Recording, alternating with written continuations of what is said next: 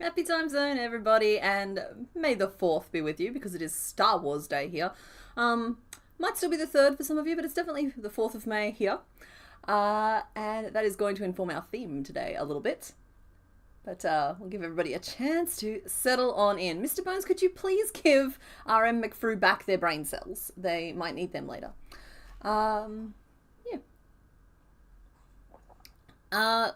Last week we were having a little bit of trouble with the microphone volume. I haven't touched anything since we kind of got it fixed. So if suddenly things are very loud or very quiet today, I would appreciate you letting me know. I won't necessarily be able to fix them straight away, but I do appreciate being informed. Hi, hello. Okay, let's get straight into it today. We'll start the first poll and then I will show you how they turned out last week. Because they're all done. Okay. Yeah, cool. All right, this is the right button. So we've made 118 Gen 1 Pokemon so far. I have 5 lined up for you today. The theme is, it's Star Wars Day. May the 4th be with you. But I feel like that needs to come with a little bit of a caveat here in that I wouldn't call myself a fan or a super fan. I'm not against it. I'm not for it. I've seen the movies when I saw the old movies when I was little, and I think I've seen maybe one of the newer ones. So I'm not making fun of the fandom. I'm just uninformed, but I wanted to pick Pokemon I thought fit the theme based on my approximate knowledge of Star Wars. So if any of them seem a bit off, feel free to blast me in the chat, okay? You are absolutely allowed to. Alright, let's open this up. There we go. That's where I keep my polls. Alright, so for anybody new here, the colours of the doors represent the colour of the Pokemon behind them, with only minor shenanigans some of the time. Trust me, guys, I know number 3 looks like a nice purple, but you don't want it, okay? I'm trying to be open and honestly communicating with you right now. I know it's pretty. But, okay, and there are 5 options on the screen, but you're only going to be able to pick between 1, 2, 3, and 4 for this first poll because YouTube only lets you have 4 options, and often we make 3 Pokemon. So it's nice to still have some options by the end. And I will tell you guys that one of the options today might be our first finished column, because we haven't finished any columns in the Pokédex yet. So let's get this poll started. There we go. And while you guys are focused on that for a second, I'm going to get my zoomy camera set up. So yeah, have your say, have a little bit of a vote, and we'll be with you shortly. We connected? We good? All right, good. Let's see. Where's the button? There's the button. Turn on the mini one so you should still be able to see it when I turn this on. Oh, she's getting good at this. All right, so last week we made, I think it was Dugong first, wasn't it? Or was it Haunter first? Well, anyway, we'll show Haunter first. Haunter got all finished. We named Haunter something appropriate for Haunter. Dang it. What are the names? Haunter was named Menace because he is the purple menace. Appearing to you guys now in high definition. And Mr. Bones made him, oh, careful, sorry, a little stand so he can loom over the top of everybody. Next up, we made Dugong, who we named Bubbles Sea Blop, and I did end up having to outline the teeth because otherwise you just could not see them. There we go. So that completes the Seal and Dugong line. Pop you there. And finally, we had Hubba Bubba the Lickitung, who I don't know if I love or not, but I did my best. I did end up having to make a separate lip, and I changed the way I was doing the head. But did my best there. There's the tail that wasn't made on stream. We made that afterwards. Got all the stripes on the belly. I got the little palm pads. Got the toenails. I don't think he had foot pads. If he does, forgive me, please. But there is our Lickitung.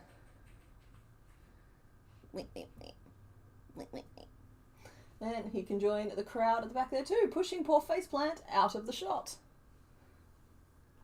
Right. And we're back. Ow. I kicked my toe. Alrighty, so hopefully you guys have had a chance to do a little vote. It's May the 3rd in the USA. Well, you'll catch up. Don't you worry about that. Such a floofy tale. They've split our vote.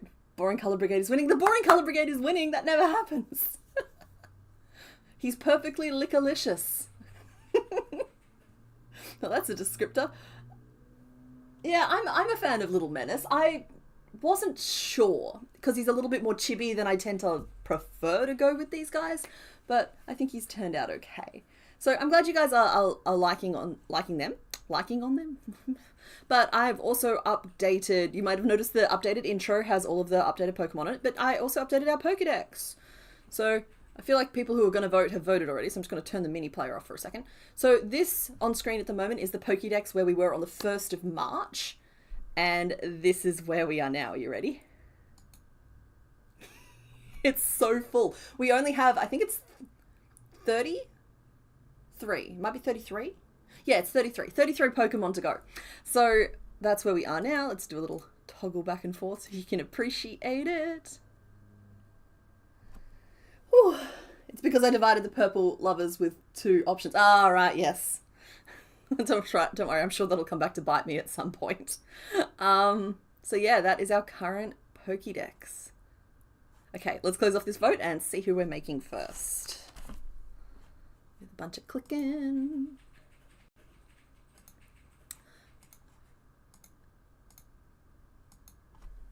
Alrighty. Oh, interesting. Okay.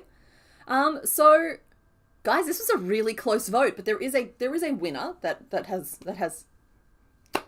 like a nice lead. So the winner was number 1 with 30% of the vote. Then came number 4 with 25% of the vote. Number 2 with 23% of the vote, and then number 3 with 21% of the vote. And I would like to point out, Purple Menaces, that I did actually split both. I didn't do this on purpose, but I seem to have split the Boring Colour Brigade over 1 and 2, and the Purple Menaces over 3 and 4. So for once it was just fair, because you both had 2 options to click on. Yes, Boring Colour Brigade wins. It doesn't happen very often. But let's go. Do you guys know? Do you guys have any guesses, with the theme being like Star Wars-y? I have to add ish or E to the end because it's not Star Wars, it's Star Wars-y. Any guesses as to who might actually be behind this door? Oh, you can't see the doors. Hold on. Sorry. There we go. That's what I'm looking at. So do you have any guesses as to who might be behind this door? Hi, Jinx.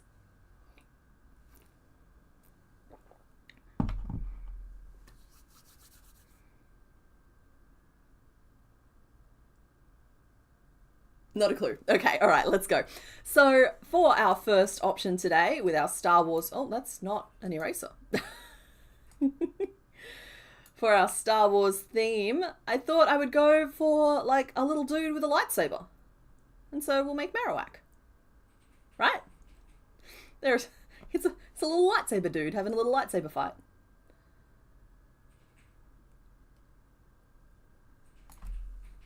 So yeah, we've already made Cubone.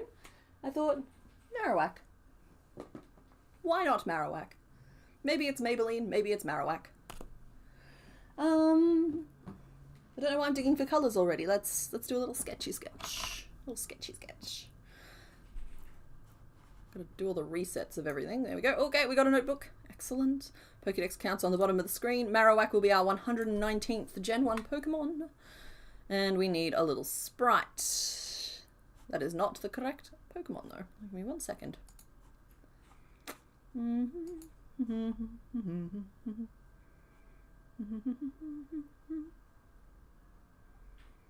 you are. You can nestle back down in that corner.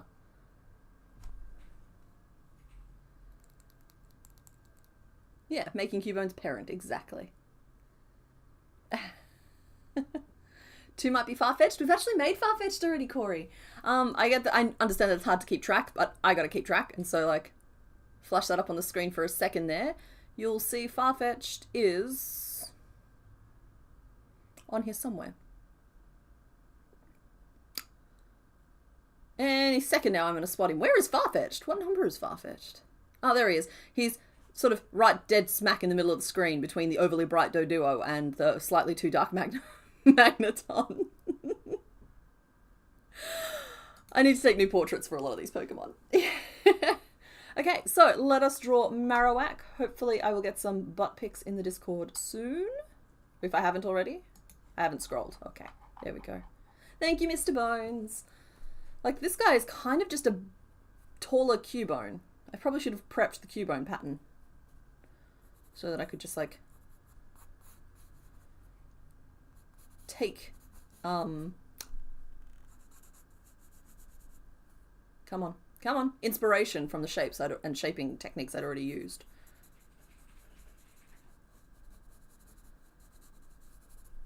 Now, given that we know that Cubone gets its skull from its mother, right? I'm pretty sure that's canon.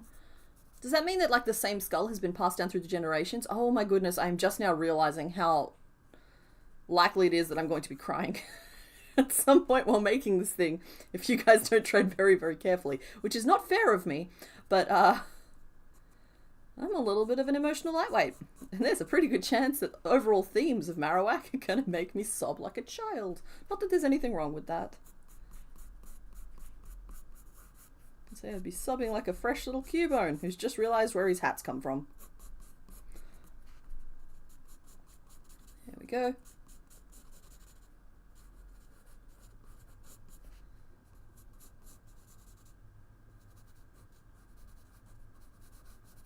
And got some belly. Now, the sprite has like arms, like, bah! But, like, I don't think we necessarily have to do that as long as we've got the bone, you know?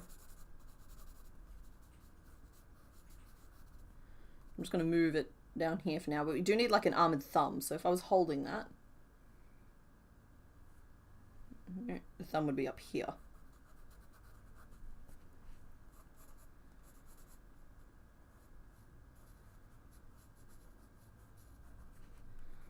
In case any of you were wondering, if the skull comes from the Marowak, where does the bone come from? Well, that's easy. Marowak's enemies. Well, some little stripy action going on down the belly. Then we have this other arm, which we might just, like... They've already done me the service of removing all fingers. And it's just like a little mitten hand, which is good. We like ourselves a little mitten hand. Mr. Bones, that last reference image is really fun. Okay, so the biggest struggle today is honestly not even a struggle because it's kind of just an illusion. So with Cubone, we had to make it look distinctly like there was a skull over the top of an existing head. For Marowak, it's just a head. So we just need to make it in white. It's got a few, like, shapes to it. These Pokemon and their insistence on being shapes. But in general, I think we're going to be okay. And courtesy of Loot, thank you, Loot. No tricky bits. Do we have foot pads? Does anyone know if we have toe beans or foot pads? I know that he's got a toenail. Oh, hang on, there we go. Mr. Bones has already provided me proof of no toe beans. Excuse me. So, good. I will ink this one up and we will go. No toe beans, just the nail. Excellent.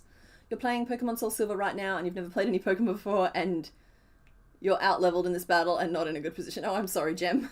That's rough. As long as you're not playing a Nuzlocke, you should be fine. The whole point is you can come back later and try it again once you've done a little bit more grinding. Goodness knows I do it.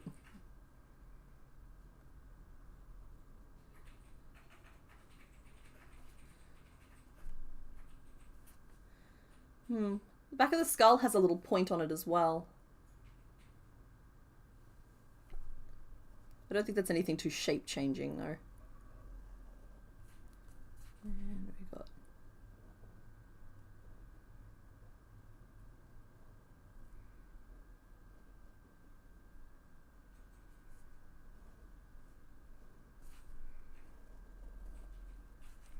Marowak joins the family.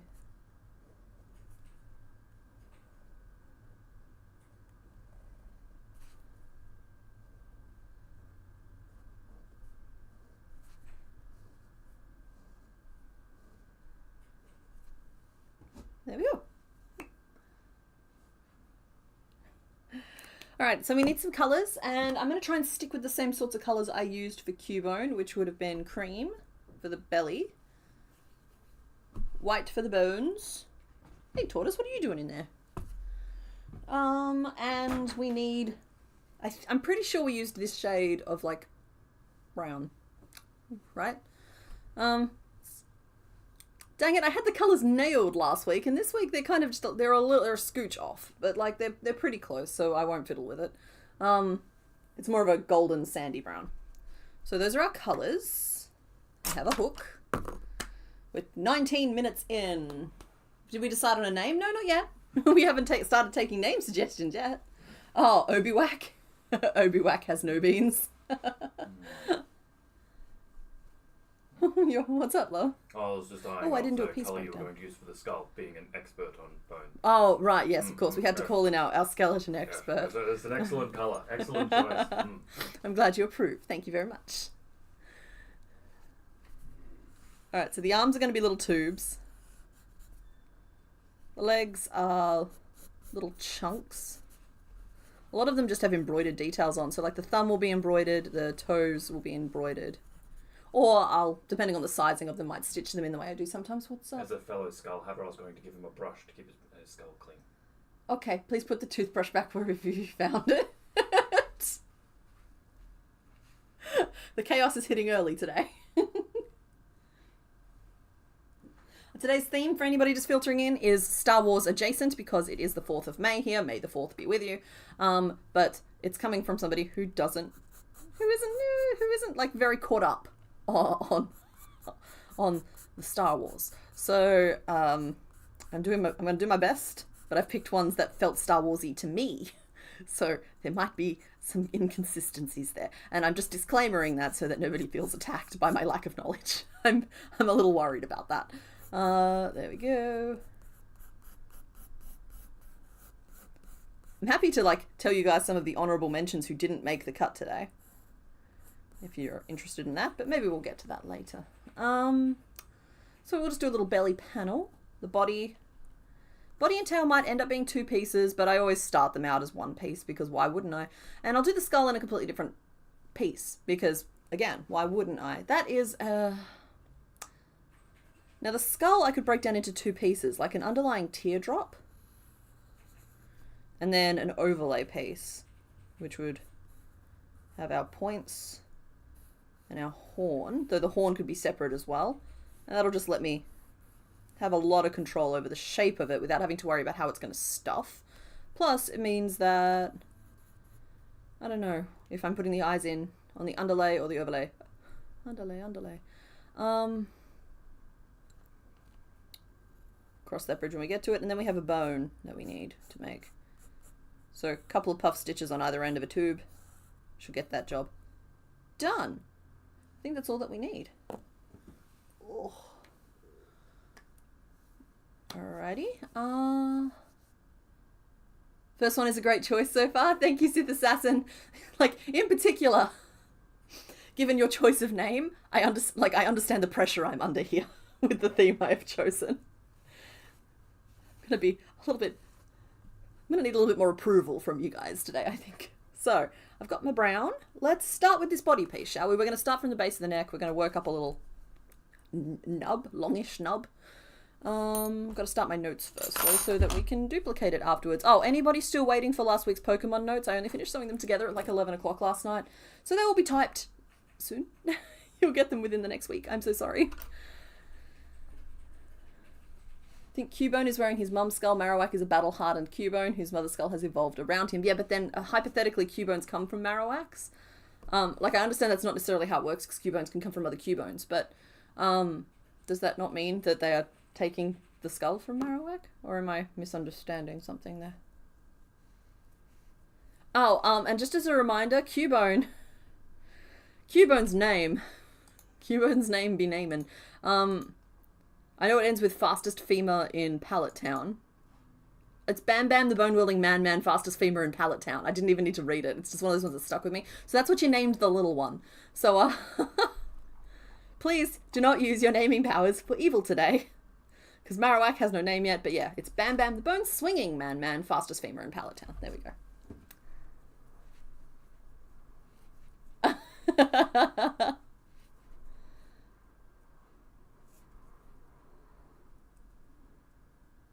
One, two, three, four.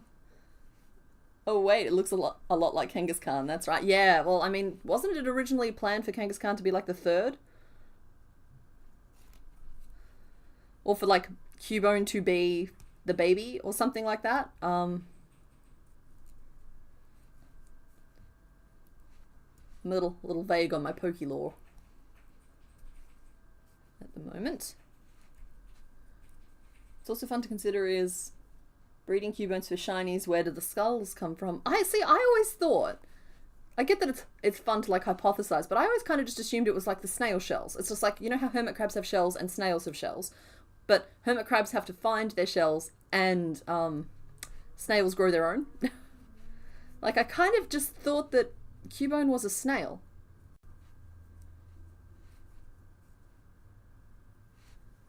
If that one is Bam Bam, then Waka Waka would match. He's wearing the skull of his father, maybe.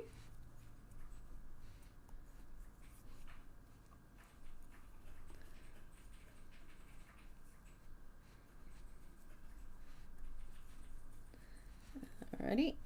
I haven't been counting. 1, 2, 3, 4, 7, 8, 9, 10, 11, 12. Oh. So I'm 12 around. At most, I'm going up to 18. We are not mega podding this thing. Even now, I already feel the urge. My ancestors quietly whispering in my ears, "Stop. Stop, you're making it too big." I never really was a very good listener. I'll tell you what, we won't go up to 18, we'll go up to 15, and then the belly can be 18 around. And be slightly less ridiculous. So that's 2 single crochet and an increase. No, it's 3 single crochet and an increase. Up to 15. Oh, that's a nice juicy ball point. There's fewer. There's like it's one of the pure joys of life. To just have like a really juicy pen when you're writing or drawing. Like, I really like this pen at the moment, because of the just juicy lines it puts down. But like this pen, this budget 50-cent something Anko Kmart pen is juicy and it's making me happy right now. Your frog shirt came in? Oh, yay! I had Mr. Bones all decked out in his Everybody Frog shirt yesterday. We went parading about town. Still my skull, I like to have a spare. It's just like, okay, Cubone, honey, you can have a skull, but as long as you don't ask any follow-up questions. Presents 17 pristine Marowak skulls and gets Cubone to pick. Ooh, skull whacker? That just sounds like hard yakka. Hard yakka. Mm.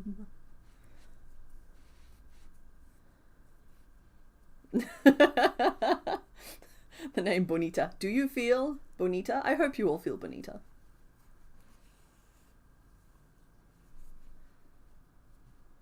Alright, so it's 15 around, and now I will do some rows of 15 just to build us up a torso.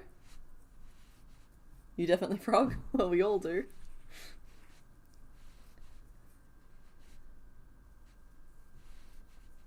I'm working on a tote bag that's the shape of Magikarp and it has been super mega podded. Yeah. See, like, the urge to megapod things runs thick in my veins, but I just also have the limitations of being a fragile flesh creature. And so I have to repress that urge as much as I can and let it out in quick short bursts, like with Chonk, who's behind me on the shelf, crammed on into that cube with Mr. Bones, who is not wearing a bathing suit or a diaper, by the way. It is a book. I saw the rhetoric on the Discord over the week as to what Mr. Bones is wearing. He's holding a book.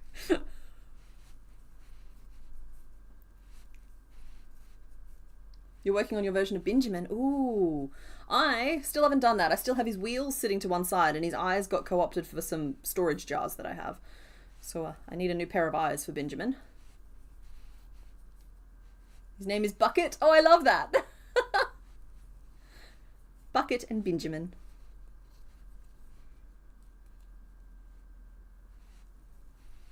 Your hand is burning. Do you have something between... Oh no, I should not give out medical advice, but don't put ice directly on your skin, please. Use a thicker yarn and bigger hook to give the illusion of megapod. Oh yeah, and then you just like double or triple strand it as well. Well, see, I did that. I doubled the pattern for Chonk, and I used, was it a double strand? I think it was a double strand, which basically effectively tripled the original pattern. It's still not as big as I want it to be, but I also, like, it's one of those things where, like, I want to make a huge, like, beanbag version of something, or a giant body pillow of something, but, like, there's already not enough space for me and Mr. Bones in this apartment as it is. It's like the last thing I need to be doing is producing things that I just don't have room for.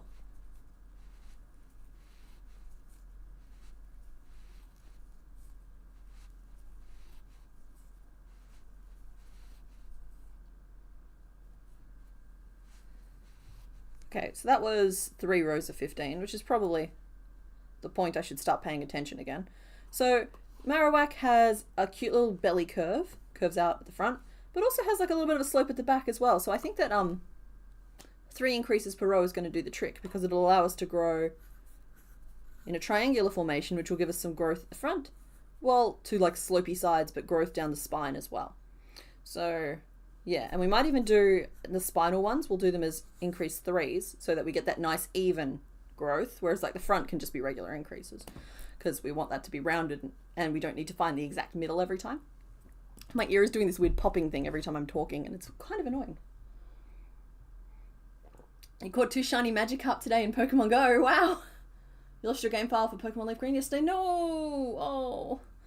The Pokeverse giveth and the Pokeverse taketh away.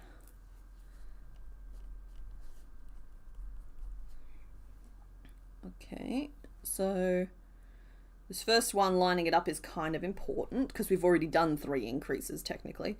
They were at the ends of the rows. So let's make this one the spine. Cool. So we'll go 2 repeats of an increase and 4 single crochet, and then an increase 3 and 4 single crochet. This means that we are abandoning our multiples of 3, but we'll find our way back. We always do.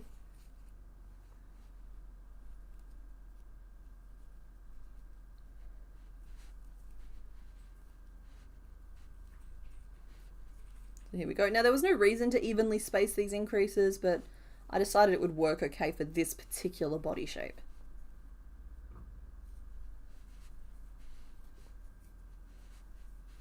Oh, it might be a little too warm for the sweater I've chosen today.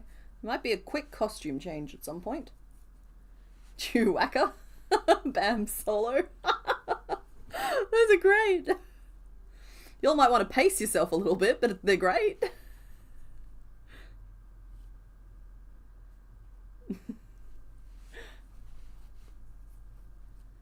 Do I have to write down assembly instructions, like where I sew and which part to wear or stuff, or do you just have it as it is? Okay, I have multiple thoughts on this.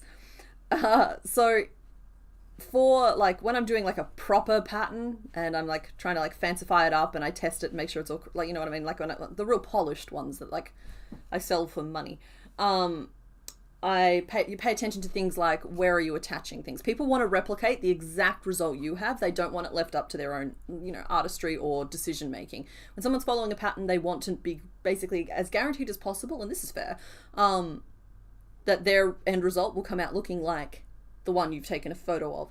So things like, which rows are things sewn to, how many stitches across is it, you know, exactly like instructions on how to line pieces up and where they go, tend to be very appreciated by people.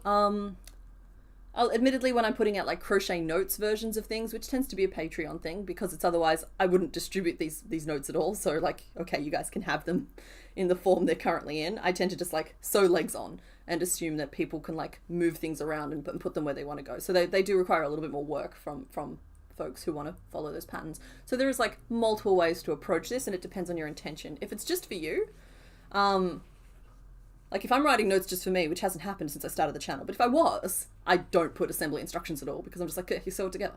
But that's easy for me to say because I'm the one who worked it out in the first place, and I have the original in front of me to look at and use it as an example, which is an unfair advantage in all cases.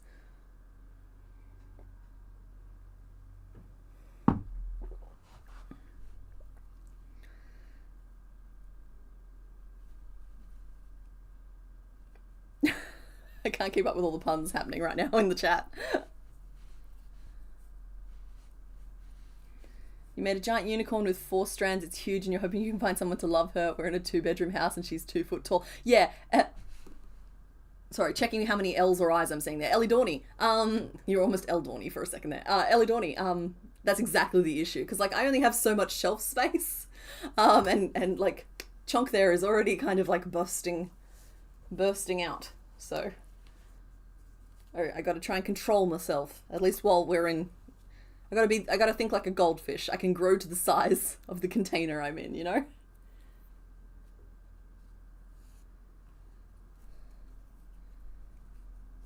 When you do when you do patterns for you, no one else can understand them. It's like your own secret language. Yeah, same. I write them down in a different code than what ends up in the actual official formatted typed notes. Because I have different shorthand that I use, and then I translate it so that you guys can understand it a little better. Yeah, that's all right, Jem. Sorry, it took me a second to like translate it, but I think I got your meaning. Okay, so we flared a little bit. I kind of want to make her slightly chunkier than she is, if that makes sense. So we're going to go straight away into another batch of increases. But it's already going to get messy because I want to put my increases on the inside of the previous increases so I can no longer just do even repeats of things. So we'll do single crochet increase and 4 and then an increase and then it's 5, 6 and an increase 3 and 5 across, which will bring us up to 23. And now I can see that the row in long form can absolutely be simplified down, but I couldn't just repeat this row and update this number here while having my increases sit in the right spot. My notes look very neat at the moment, but here's a good example of what they end up as. Like, they have a tendency to, like, crawl all over the page if I let them. What was that I just showed you? Okay, that's fine. It's like, ah! That was just the shoe bill from last week. Who I'm very pleased with, actually.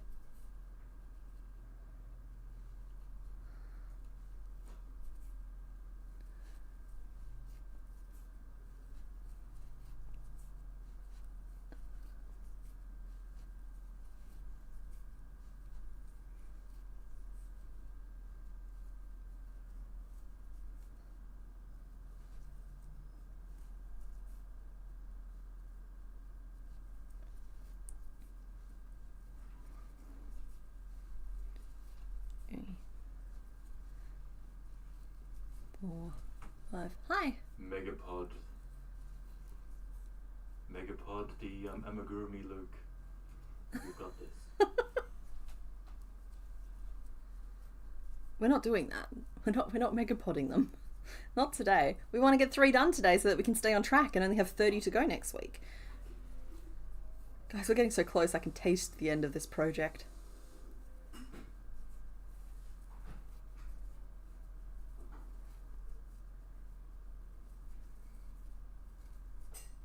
I think that's the end of the row. Did I only do a regular increase there?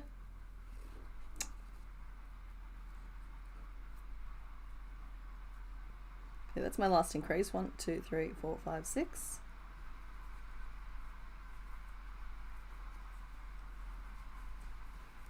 Please excuse Mr. Bones' caffeination. That's the noise you're hearing. Currently, it'll be over in a second. Yeah, it's going to be Star Wars-ish today because it is the 4th of May. May the 4th be with you.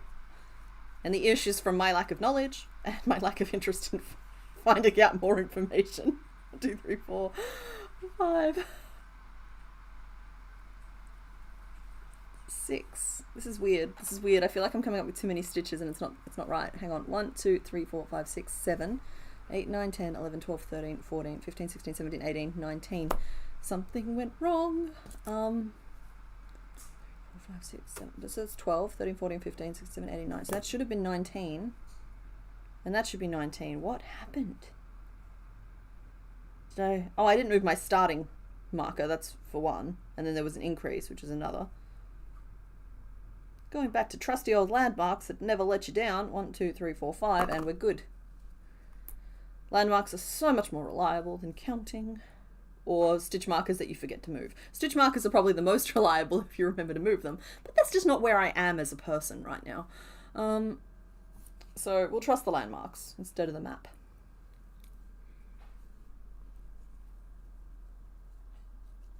Darth Whack.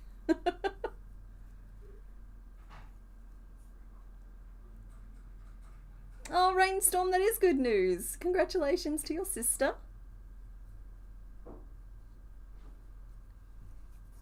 And for the person, and also congratulations to the person smart enough to ask your sister, for recognizing value when they saw it. Craft dragon skulls are the emblem of the Mandalorians. Mandalorians are the ones with the helmets and the baby Yodas, yeah? And also with you. Amy Liz, I'm sensing somebody else ran the gambit of a Catholic upbringing.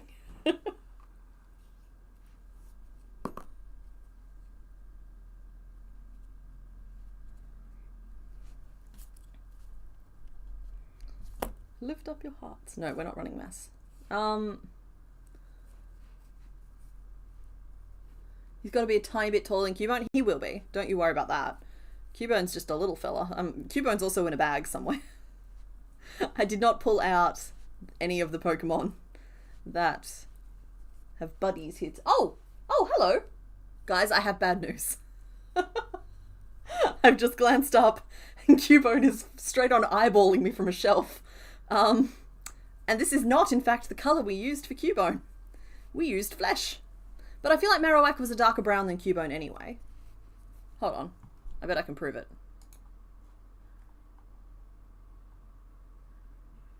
I only have Marowak on this screen. Cubone isn't here for some reason. I must have deleted him because I decided I didn't need him anymore. Anyway, I'm pretty sure that Marowak is a darker brown, right?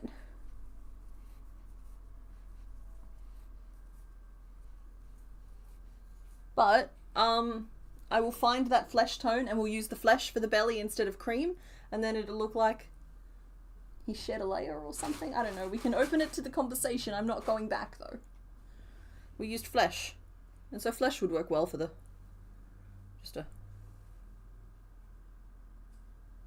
That would work. Let me grab the baby. Oh, easy you two. Muck and Geodude had a problem with me grabbing the baby. Here is the baby. He was very, very chubby. And he is bigger than I thought he was.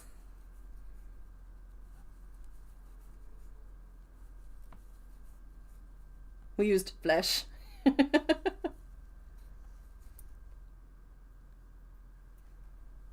He's right next to you, isn't he? Yeah, he is, Breeze.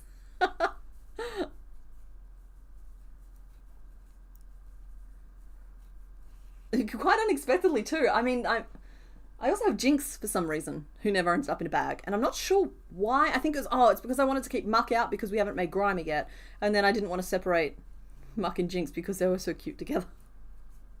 I'm a little bit of a softie when it comes to these things.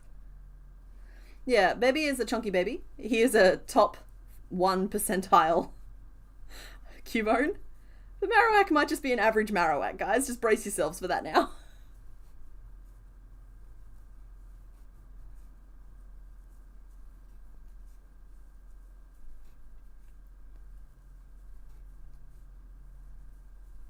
Whose flesh are we using? Whoever's flesh is available? Yeah, he's chunky. He is a solid. He's been eating his potatoes. What can I say?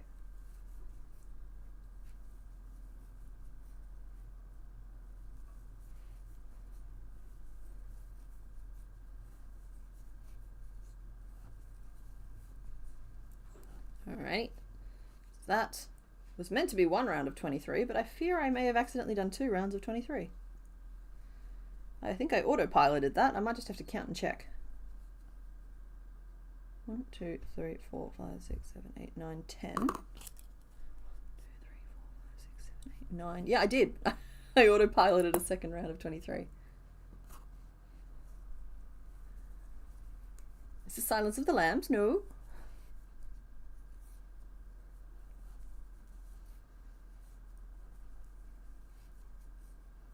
With Cubone so round, I imagine it'll be easier to make Marowak seem less baby. You'd think so. But then every so often something like what happened with Haunter happens and it just becomes the babiest of babies. They are. All Pokemon are babies.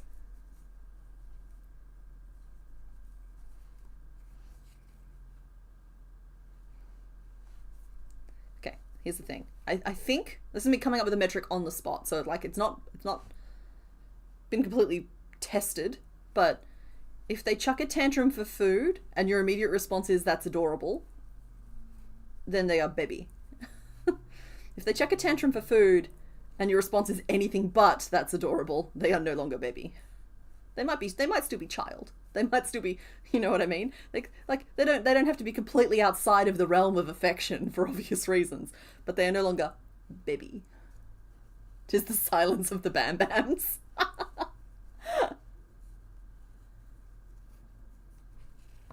It's a white person's flesh color. That's true. Sorry. My flesh is what I refer to as a flesh tone is relative to my own flesh. I do try to stay aware of that.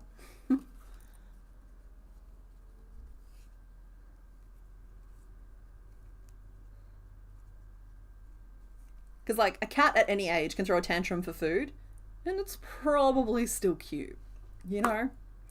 But like, I feel like the older humans get, the less adorable it gets.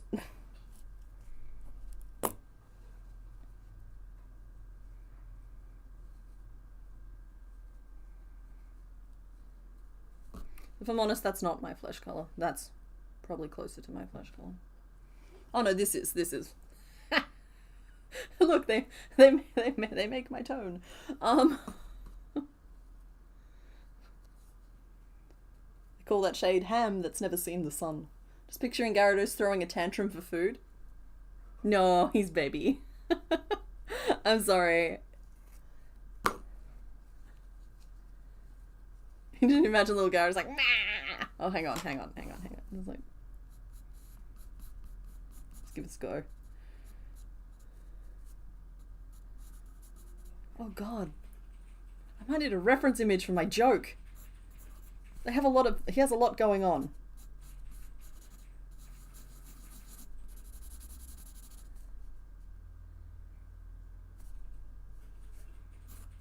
Anyway, long story short, big waterfall tears. He's got like fins and whiskers and just all sorts of stuff going on. I regret picking up a pencil for this joke.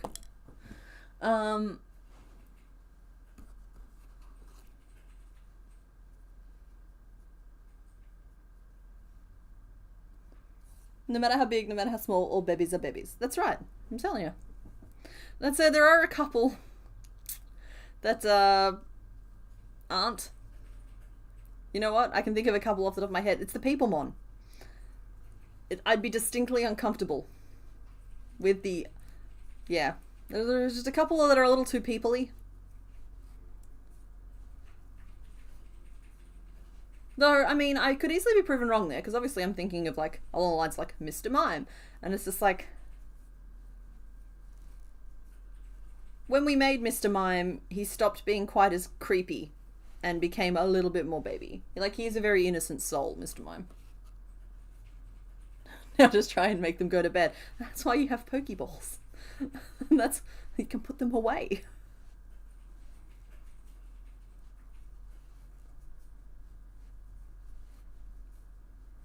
The baby Pokemon on your team who will always be a baby is Pi a Togepi. Aww.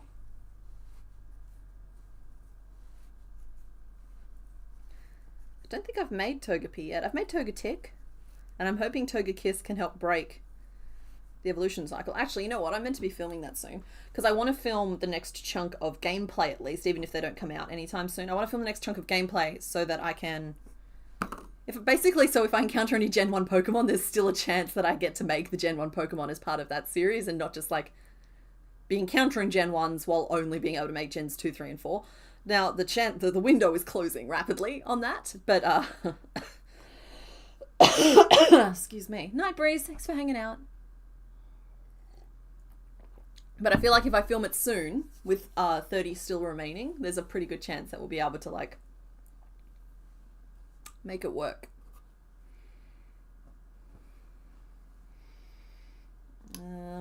So this is where we currently are. Keeping in mind that there will be a head. I think this is the back, which I've accidentally curved out way too much and might become the front.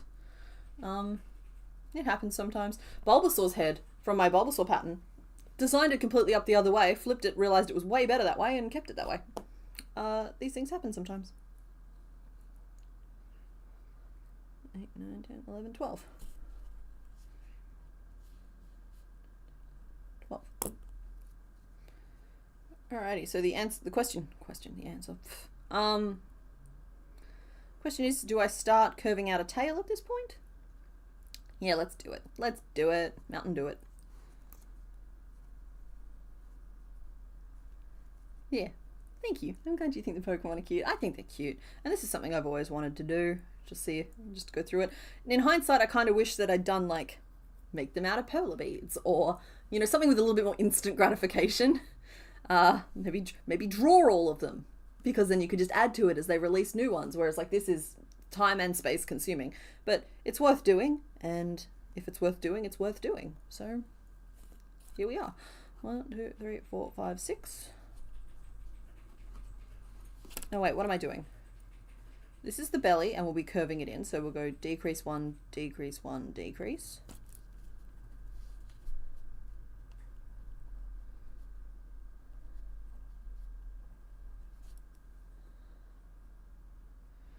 And that should leave, let's see, that's using up 1, 2, 3, 4, 5, 6, 7, 8 stitches, which should leave us with 15. And then at the polar opposite end of that, we want to do our increasing. So we'll do an increase 3. Maybe an increase on either side, because we do want quite a distinct, like the tail does protrude out the back.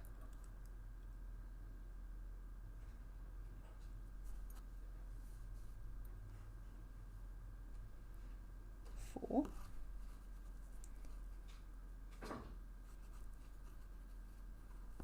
So I go 4, and then there's my 3 increases, and then 1, 2, 3, 4.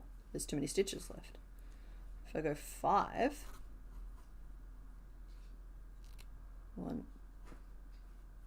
1, 2, 3, 4, 5. Then we go decrease 1, decrease 1, decrease. Still 2 stitches left. We have to go 6.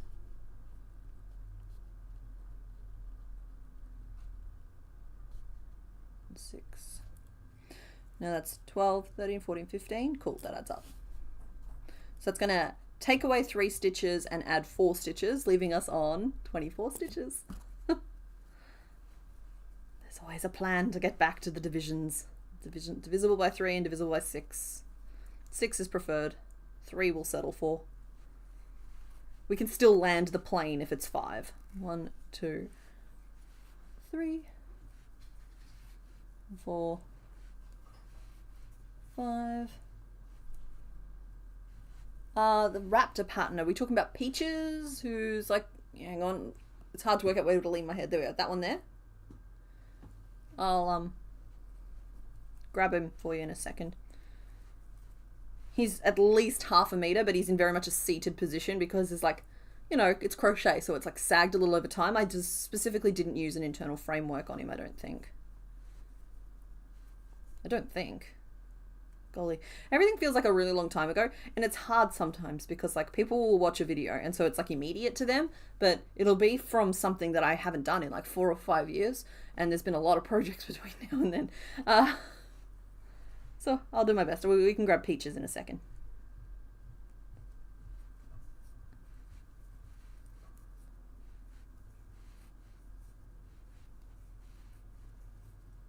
Oh, congrats at winning first at your science fair.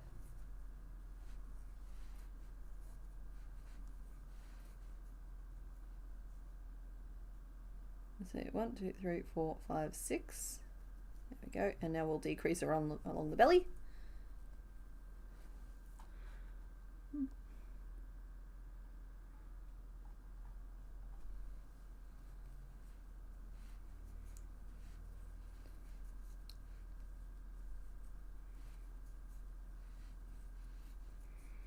And back to the start.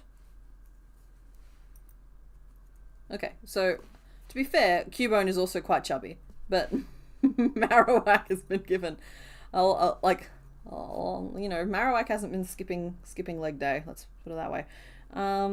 Okay, let's flare that tail out again in the next row and close off the front again in the next row. So how we do that is 6, 7, 8. So it's now 8 single crochet around to our little increase progression pattern.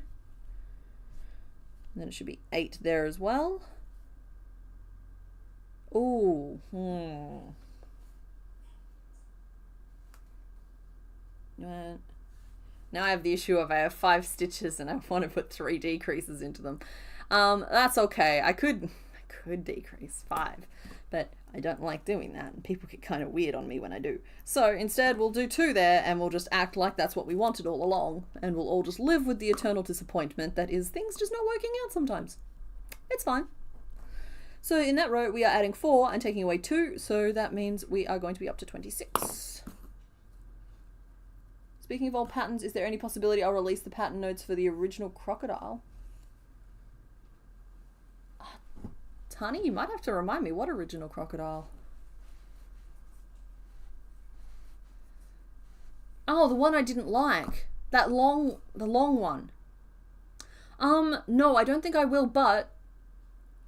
Oh, wow, this is an incredibly loaded thing to say. I don't mean it the way this sounded. I didn't like the way my crocodile was turning out when it was based along the long straight lines. However, I think Skein Spider has one that is along similar shaping lines, but turned out way better. How's that? I don't want to be like, oh no, I hated that one, but there's one similar that's done by this person. Like, no, that's not what I meant. So if you're looking for like a long crocodile like that, I'm pretty sure I've seen one on her channel.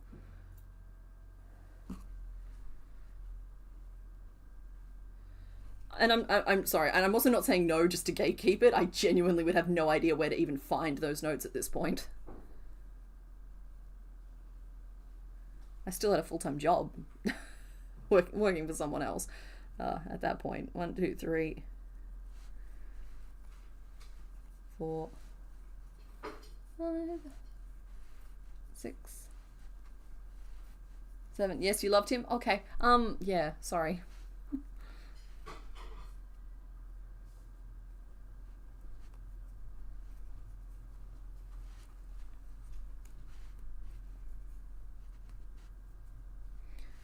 Go. We probably won't flare out much more than this for the tail.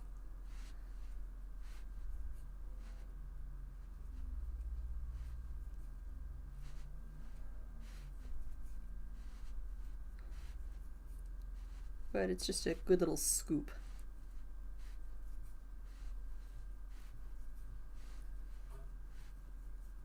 Let's say, maybe... Okay, if Marowak is the mum, maybe Cubone's dad is Kangaskhan or Rhyhorn, you know?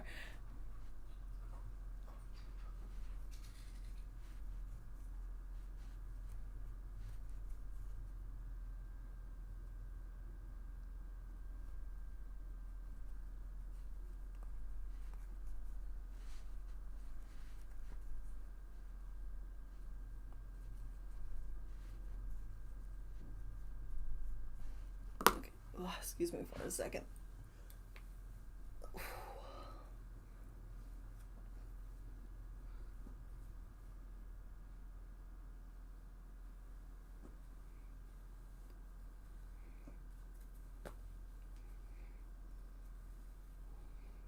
Oh my goodness, it's so much better. It's like instantly 5 degrees cooler in here. Oh, okay. So, yeah, I don't think we'll curve that tail out much more. We'll keep closing in at the front. In fact, we'll up that up a little bit because we have quite a round belly there. And we have to put a layer of the paler colour down the front.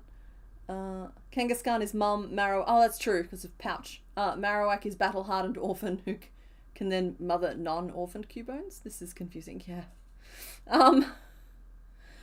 All I meant was maybe Cubone got their overall size from the alternate parent.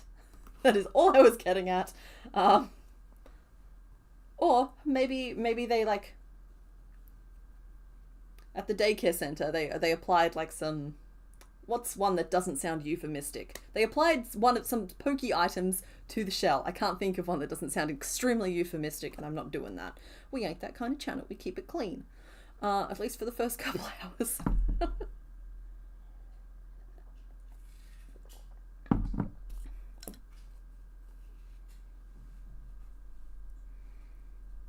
Alrighty, so now we're going to decrease. Now we're going to decrease. Then at the other end we'll have to do 2 decreases and a single crochet 3 together. And then it's just stitches in between. So that will use up 1, 2, 3, 4, 5, 6, 7, 8, 9, 10, 11 of our stitches, leaving us with 15. 15 single crochet in the middle. 6, leaving us with 20 overall.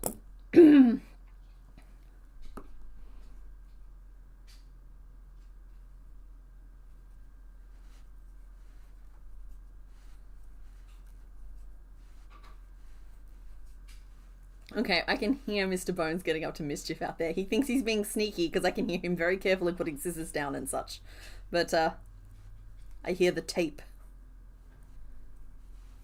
Nothing like crashing the party. Like, you're not crashing, you're invited. That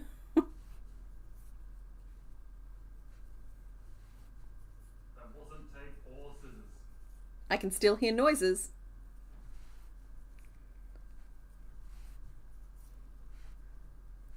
Sorry, Kangaskhan are all female. Yeah, pouch. Sorry. Just an oversight on my part. But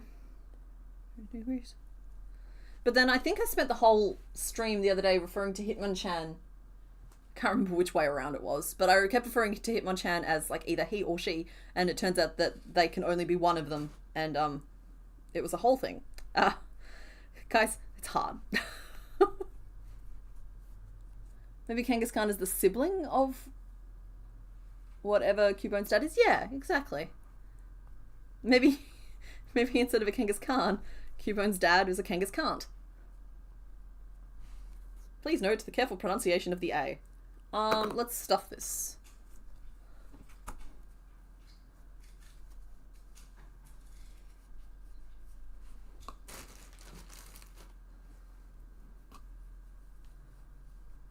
Legit, they swipe the skulls from the Marowak graveyard. How many Marowaks are dying, though, for there to need that many skulls?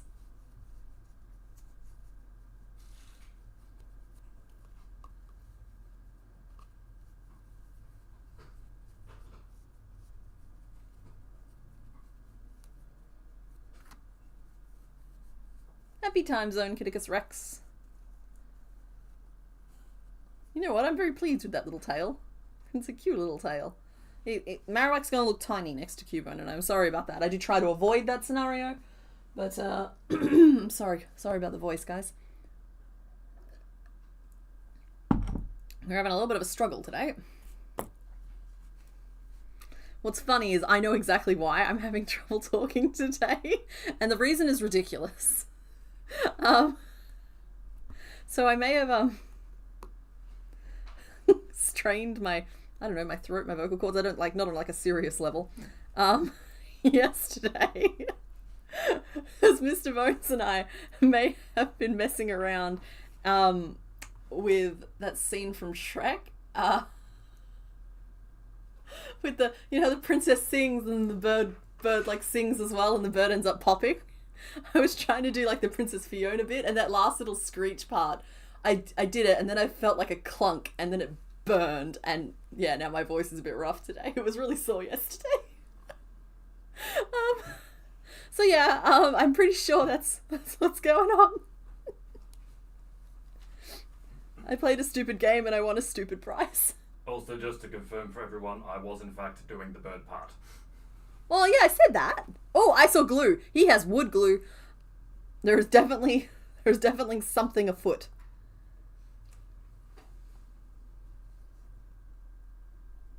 Bonesian mischief.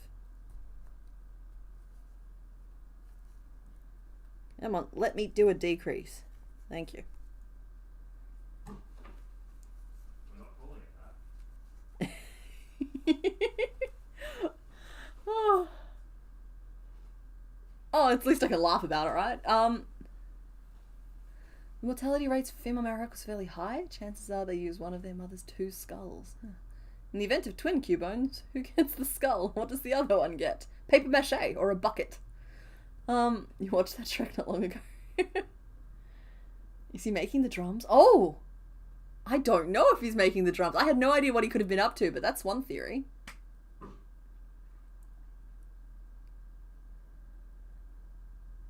Ooh, okay. Is this the first one? Yes, it is the first one.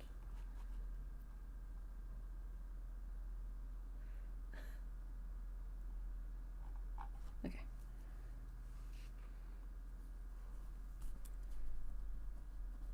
There we go. 2 decreases, and then we'll do 2 decreases on the other side as well. I don't know if it's time to close off the tip of that tail, actually.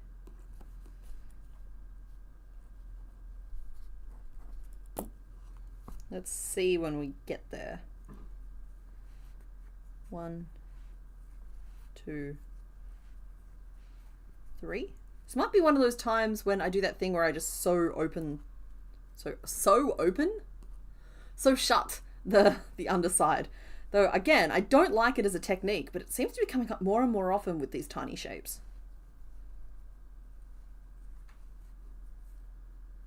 So that was decrease, decrease, 1, 2, 3, 4, and this would be where I would put my single crochet 3 together. And 1, 2, 3, 4, and then I'll see. Then there's 5. Maybe we can just do a little decrease, decrease here as well.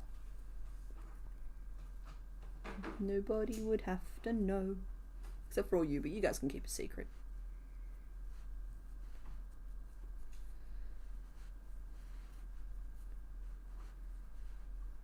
You know what? I actually think we go back a row and sew it shut at that point, because that's looking very blunt.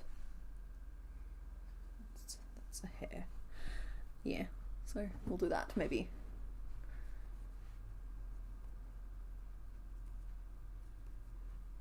Yeah, 1, 2, 3, 4.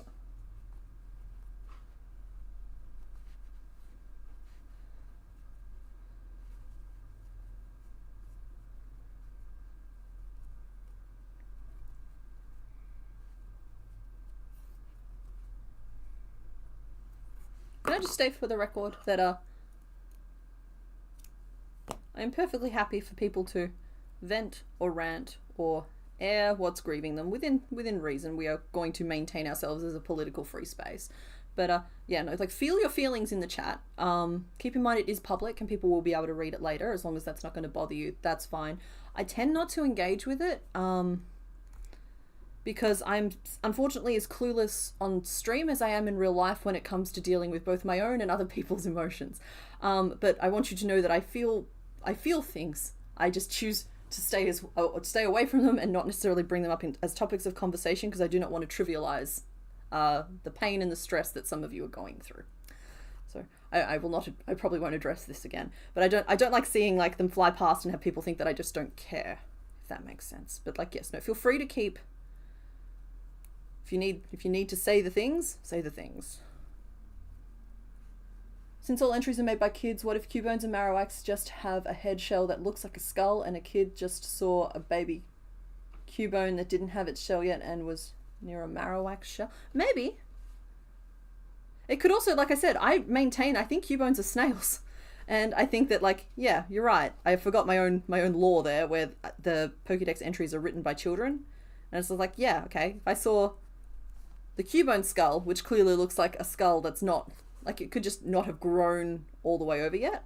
And then I saw a Marowak skull, which does look like it's grown all the way over. I could easily be like, oh, lol, they get their skulls from their parents. But it actually could just be like, what's an example? Like, I got my head shape from my dad. Like, it doesn't mean I've got his literal physical skull.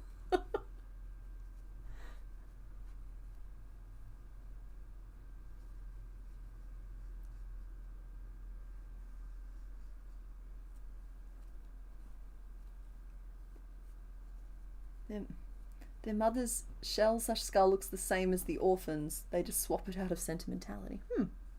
Oh, okay, yeah. So like they grow their own until Marowak is gone, and then they swap it out. Okay. I mean, it seems like a lot of effort of keeping track of parents, but I can see that. I mean, I'm a collector of sentimental items. There we are. So I didn't bother sewing it. I just weaved the end in. It gets you a nice like smooth join in your stitches if you do it that way. Which makes me feel slightly more legit than if I just sewed them together. It's also like I don't like making just a round ball and then like using stitches to sculpt it into a shape. It's a perfectly legitimate technique, but for me the challenge is crafting the shape itself.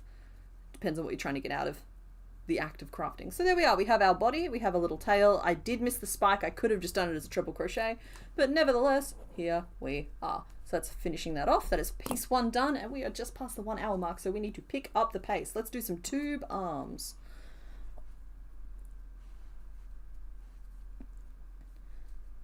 Wouldn't that make them more the lizard versions of hermit crabs? Yeah, see, Bottega Channel, that's kind of what the conversation is whether or not they are hermit crabs or snails. Because like hermit crabs find shells and snails crawl on into them.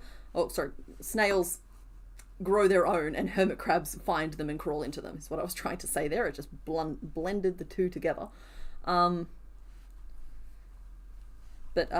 I believe that cubones might be snails, not hermit crabs. I do love the idea of all the cubones though lining up based on size. Just each trying a skull on and passing it down the line. Oh, yeah, this one's good, this one's good. That way everybody gets a home. But I also love that meme of like whenever humans interfere because we find like little sea creatures like octopuses or octopodes or hermit crabs with like plastic cups or pipes or something as their shells. And so like through a series of an eldritch being appears and through a series of tiny forced communications communicates that they think your hat sucks. Because we forced them to change it out for a shell, you know? That's always just tickled me a little bit.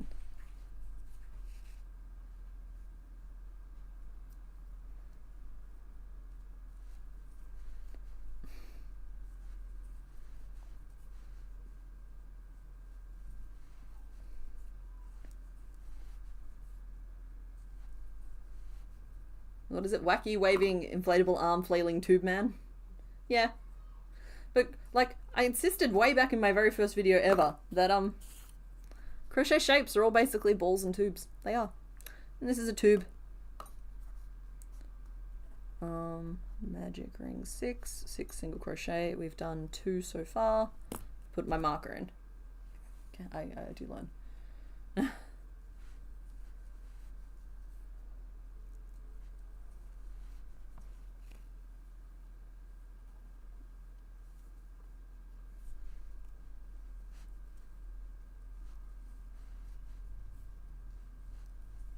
My theory holds true, then there are some kids who like writing about dark or weird things, but then like I'm not just talking about like 7 or 8 year olds, and I'm sorry, there are some creepy 7 and 8 year olds out there. It's just the things are only creepy through an adult lens. I don't know, depends on which corner of the internet you live in, I suppose.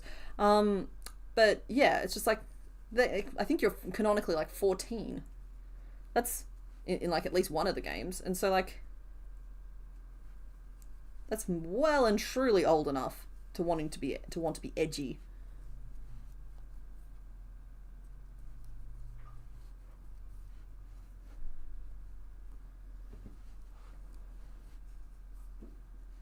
It is all potatoes. That's true. It is all potatoes.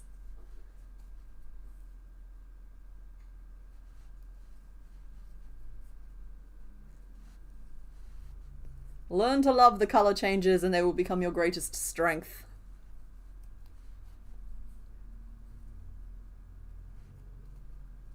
It's been a while since I've tortured you guys with a bunch of color changes. I know that some people might think that the raccoon pattern counts, but I think they've forgotten the era of the rainbow frog.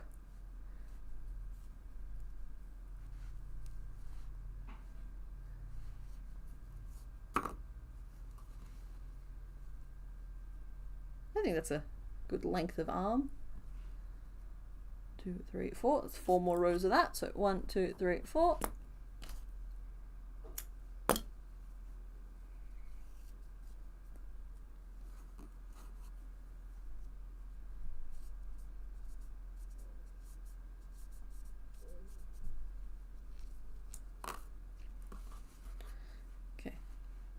That's good.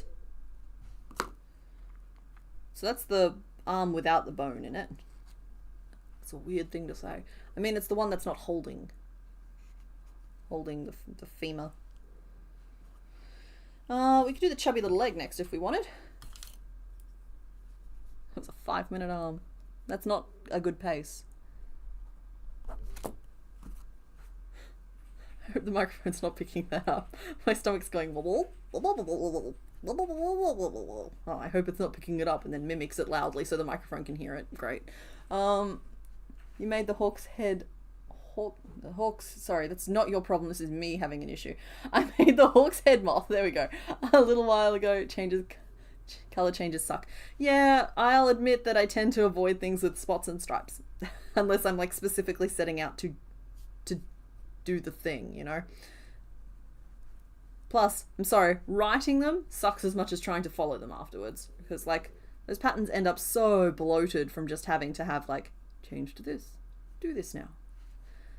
Now we're going to do a stitch in pink, and then 3 in yellow, and then 1 in pink again. And then the next row, you'll think you're starting in pink, but you're actually starting in white. So that adds a whole other line to the pattern where you have to tell them to change back to white. It's like... You don't like sewing and weaving in ends? Yeah, sewing is something that can kind of come and go with me.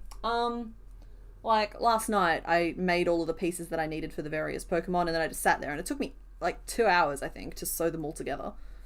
But like, it's fine. You kind of can get into a rhythm with it.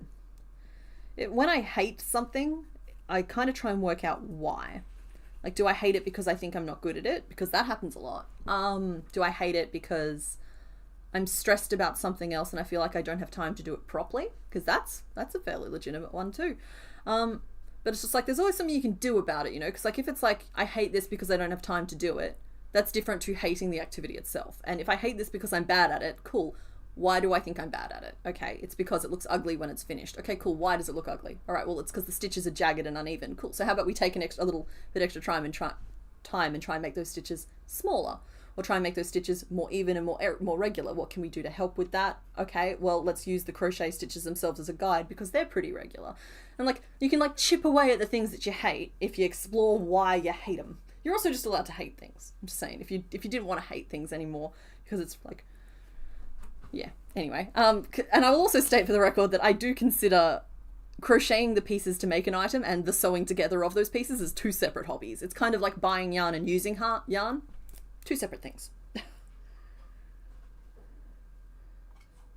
You just made the first 12 days of crochet snake and you don't think it's a mini? What happened, Nibbledrake? Because that's not a big snake. I think I've gifted mine already to someone, but... You have emotional beef with raccoons, but you have to admit that they're cute. Look, raccoons live. Look, somewhere along the line they developed hands and they're determined to use them for the ultimate chaos. I've been reading stories recently about all of the stuff that raccoons are getting up to at like campsites and stuff, and how they'll just like 4, 5, 6, 7, 8, 9, 10, 11, 12, counting break. It's like Sesame Street. How they'll like pull up tent pegs and stuff just because they can, or they'll like break into cabins just to like touch the people and then scamper off. And there's just something so endlessly amusing to me about that.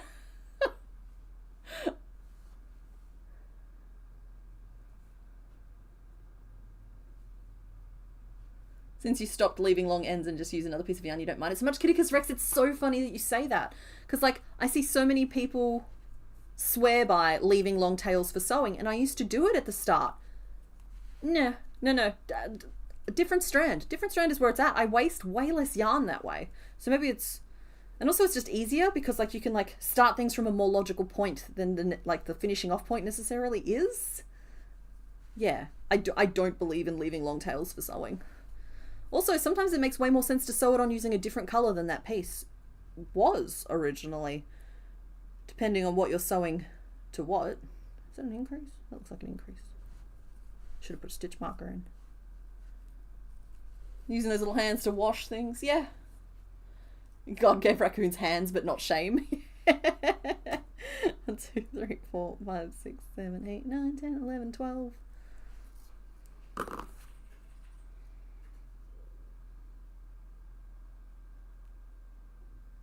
cool.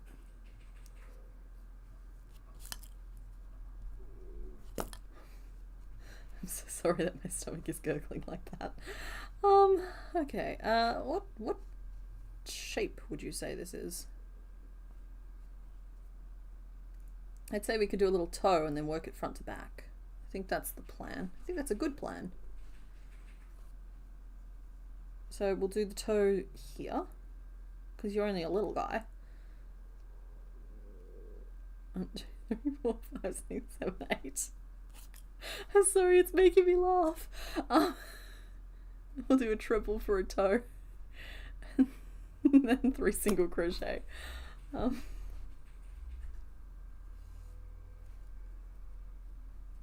still have to make a bunch of art, but you enjoy art, so not really a task. Yeah, that's fair.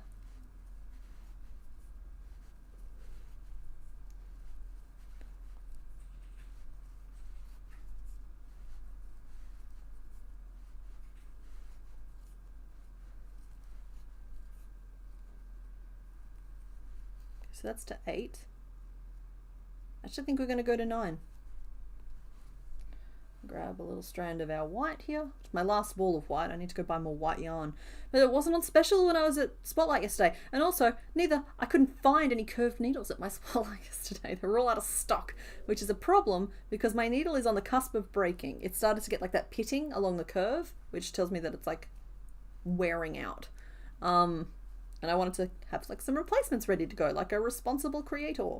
And that didn't work out for me because somebody bought them all already.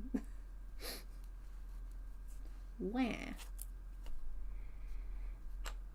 It's good. It means people have discovered the joy of curved needles.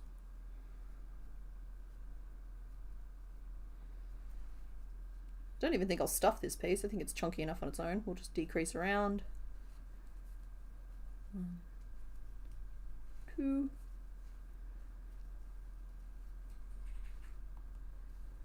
3,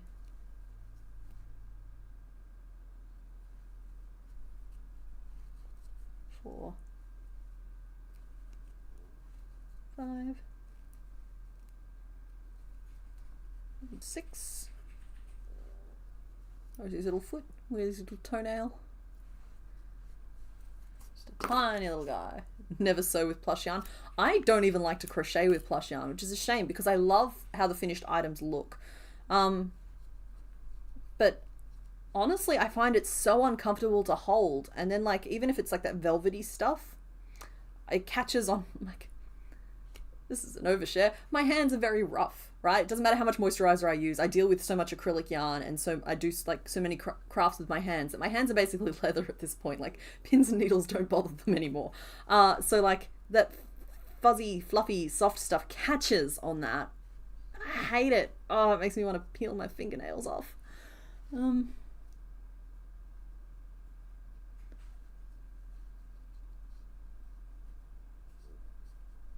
Yeah, curved needles are the best for sewing together tiny pieces. It's the best. Plus, if like, you can be so much more precise with them once you mentally adjust to the angle that they are on, or at least I can be. Because you don't have to like flip backwards and forwards, so you can hold something really still, which also makes them better for filming. But that was just like a fringe benefit that I literally worked out like 2 weeks ago, not an original intention. But I also worked out something the other day. Actually, I worked it out while working on Licky Tongue, even if it didn't make it into the final Licky Tongue. And that is how to crochet backwards along a row so your stitches still end up facing the same way. After all of these like journeys and whatever, it's not something I will ever... I'm never going to turn it into like a textural element on a pattern. I'm just always going to tell people to crochet along the line after turning. But yeah, it's a nifty little thing that I discovered that I will probably show you today as we make Marowak's belly, actually. So, guys, pull up a chair. I'm going to show you something that y'all all probably already knew, but it's the hazards of being self-taught. You end up with gaps in your knowledge, and someone has definitely said this to me before, but it didn't really, like, register what it was they were talking about. So feel free to claim credit if it was you who's told me this over the years. Let's make a little belly. Do we want to... Okay, so here's the 2 schools of thought here regarding the colour of the belly. I could use the same colour that I used for Cubone for the belly on Marowak. That would work. But I also think that using the same colour I used for Cubone's belly on Marowak would also work and make them look like the same species, just that the flesh has darkened over time. Isn't single crochet backwards crab stitch? Possibly! Who knows? As a window cleaner who crafts when not working, anything fuzzy is great until you try to work with it, then it's yuck. So yeah, you're not alone in the ick. Thank you, I'm glad I'm not alone in the ick. For the record, I love the feel of cotton. I just think that acrylic and it's how rough it is holds together way better when you're doing like specific shaping. Cotton, I feel like ends up with a sag a lot faster. It doesn't hold itself tightly together. In my experience. That's just me. Color 1, the flesh. You guys want the flesh? I don't know how I feel about the flesh. It's as accurate as those colors will ever be. Yeah. My camera's actually playing ball today.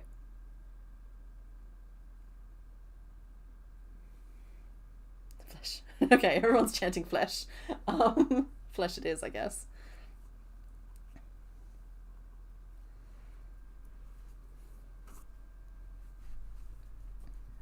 So we're just going to work up a little straight panel. And you all can tell me if I'm doing crab stitch. Okay, so it's pretty narrow at the top and gets slightly wider. So we might just start it slightly wider and widen it some more when the time comes. 4, 5, 6. Turn.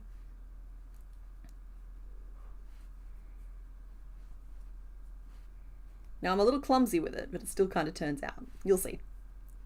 3, 4, 5, 6. So those are regular single crochet, and then I'm turning, and then I'm just working it from the back instead of the front. As mentioned, a little clumsy with it, because I only figured it out last night.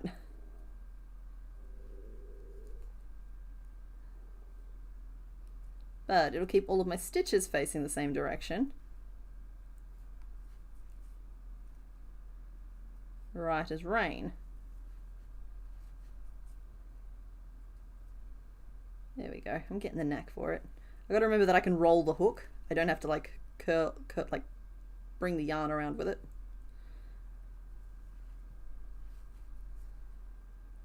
Yeah. From the outside in, and that could be done just using regular single crochet as well from the correct side. And chain 1 and turn, and we're back to the right side, and those stitches are facing the same way, and I can just do regular single crochet again, which I'm faster with.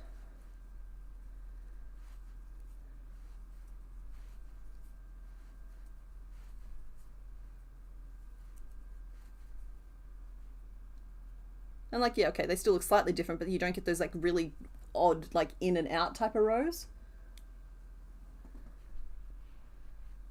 Same belly as Cubone, but they're different. Cubone has a little round belly and Marowak has a long stripe. Oh, you're saying colors. I understand. Well, look, I'll make it today in the flesh as requested. But if I choose to make it different before I sew it together, that's between me and the yarn. I'll see which one I like better when I've got it all pinned together. It happens all the time.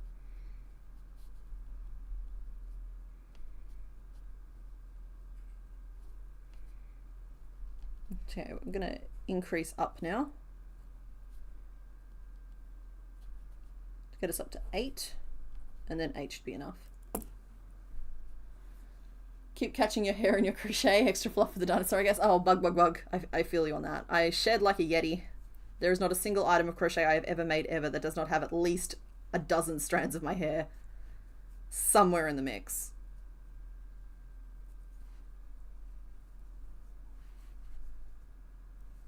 Okay, dropped a loop on my yarn. The yarn has betrayed us. Okay, I want to try and do an increase here, so that's 1. So yeah, is this crab stitch? I can look that up later. Because I thought crab stitch was different to this. The last time I did it was a very long time ago, or last time I attempted it. I don't think I was doing it right. It was a very long time ago, and I remember you leaving loops that felt different, like less convenient to use on top. Whereas like this leaves perfectly normal loops on top. It's literally just, instead of inserting my hook from the front, I'm inserting my hook from the back.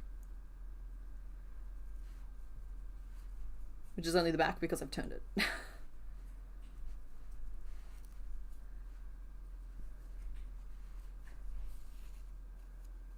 You also have a lot of cat hair in them, yeah. That's why I think it's a thing with some stores to like be like, this item is from a smoke and pet free home, which is a big thing for people with allergies. Because like, yeah, the hair absolutely gets in.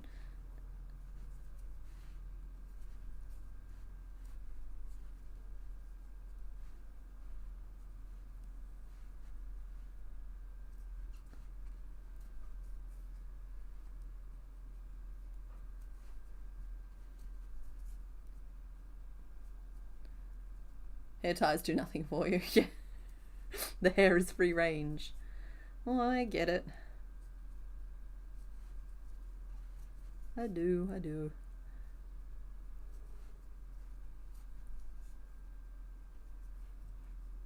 Yeah, dog hair's the same. Ferret hair. The hair is the hair is the hair. I gotta say, I do wish my hair would pick a texture. Because, like, I like that it's large and fluffy, but it's just... It'd be nice if my hair would pick a texture.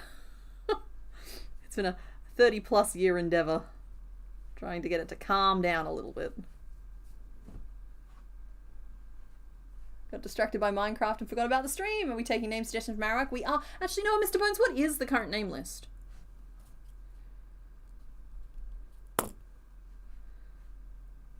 You know what's really obnoxious? I think my backward stitches are nicer and neater than my front stitches, which I should be better at.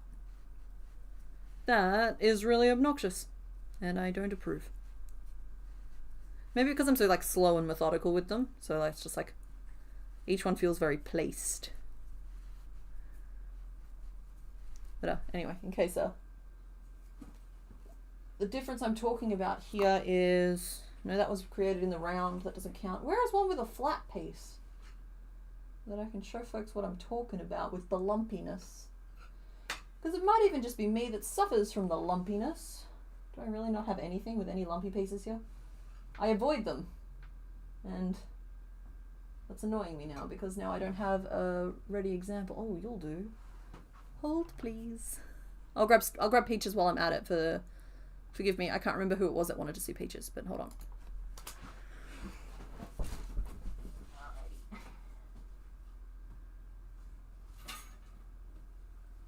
Okay, I have Peaches. Peaches has been secured. Now, where is anything that has the backward stitching that I'm talking about? Still providing audio entertainment. Wow, I really avoid that technique. I feel like I use it all the time. That's so weird. Alright, Peaches has come to say hello. Peaches is not small. Come here, Dratini. You'll do. Alright, I'm back. I never really left, but I am back now. Just sit here with me, lady.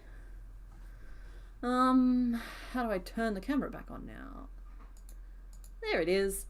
Okay, cool. So what I'm talking what I'm talking about here is, see how this is kind of like lumpy and you can tell the difference between like this row and then the next row, and then like you can tell there's two different types of stitches going on. Well, this you can kind of, but it's not as obvious and it looks a lot neater and nicer. Cubone's name is Bam Bam the Bone Wielding Man, fastest femur in Pallet Town. Y'all did that to Cubone. This is Peaches. So that's how tall Peaches is. I don't have a banana for reference, but I would estimate, yeah, okay. It's about 1/2 meter from butt to the top of head, but that's ignoring tail. That said, I think tail is a separate piece, so you could sew it on at whatever angle you wanted. And if it was standing up with a proper framework, it'd be a bit taller again. Peaches is on the large side. I wish I could do more like Peaches, but honestly the paperwork afterwards is too much effort. There's definitely no internal framework in Peaches. Want to sit here and keep us company, buddy? Peaches has sagged a little over time. So we prop Peaches up. There we go. You can be the gem guardian. There we go. Oh, I left that light on. There we go.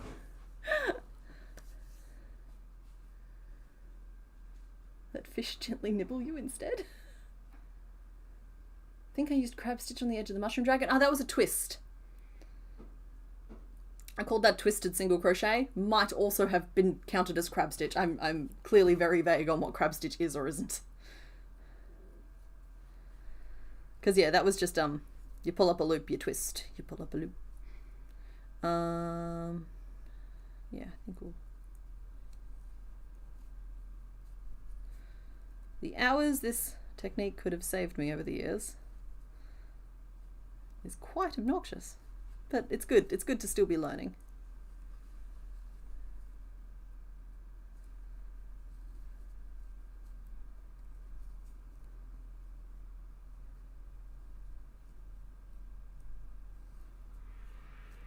There we go.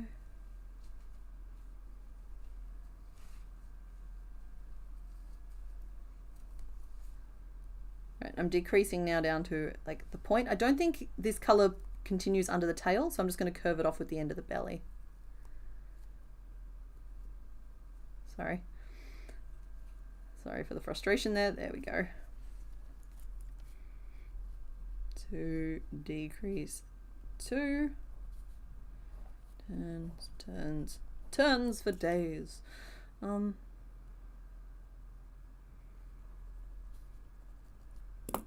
Been here since Cerberus, but since most of the channels I watch don't post anymore, I didn't. You would post, but then I saw the other video and the Peaches video and I got really hyper. Oh, okay. I think pebbles would be ironically cute. Are the stripes on Peaches made with paint? Yes. I have painted those stripes on. Don't get me wrong, they stiffen the fabric a little bit. I would suggest using fabric paint. I just used straight up acrylic, but it hasn't crumbled off or anything. The comment section was very divided on that, but I am happy. I got the exact outcome that I wanted, using the exact technique I thought would work. It did exactly what I thought it would do. Some people get a little caught up in the correct way to do things sometimes. I was making a dinosaur for me, and I wanted to put stripes on it using acrylic paint, so I did, and it was fine. It absolutely would have crumbled off, though, with play or manipulation. It's just I knew what my purpose was for the dinosaur. Everything is crab. Everything tends towards crab.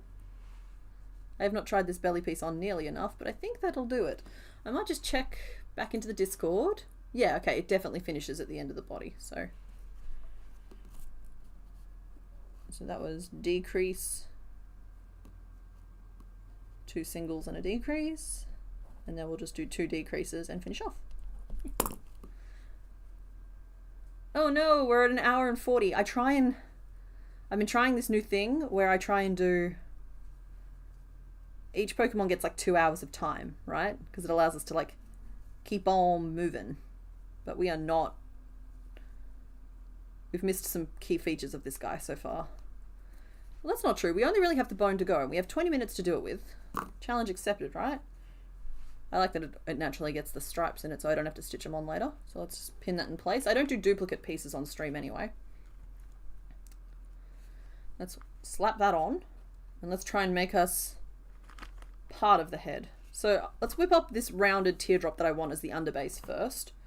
Because it's going to be mostly covered, I can work it from either end, but we'll work it from the nose back. And I'm going to try and focus and not chat too much, because we're 20 minutes to get it done. Let's get it done.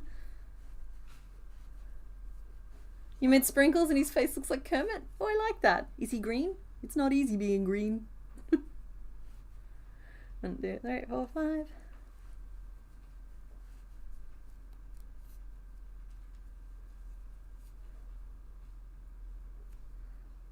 There we go. So we'll go around again.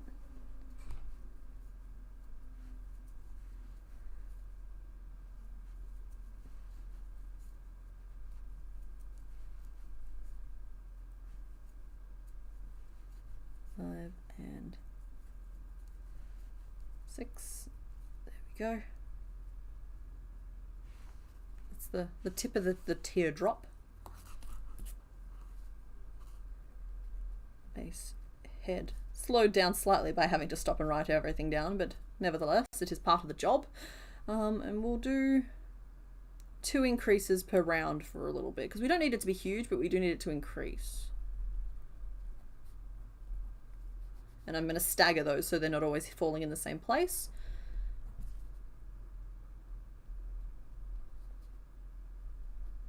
That'll get us up to 10, and we'll try to stop at that point. Happy time zone, Evergreen Galaxy. Hey, the theme today, it's Star Wars, and your name says Galaxy in it.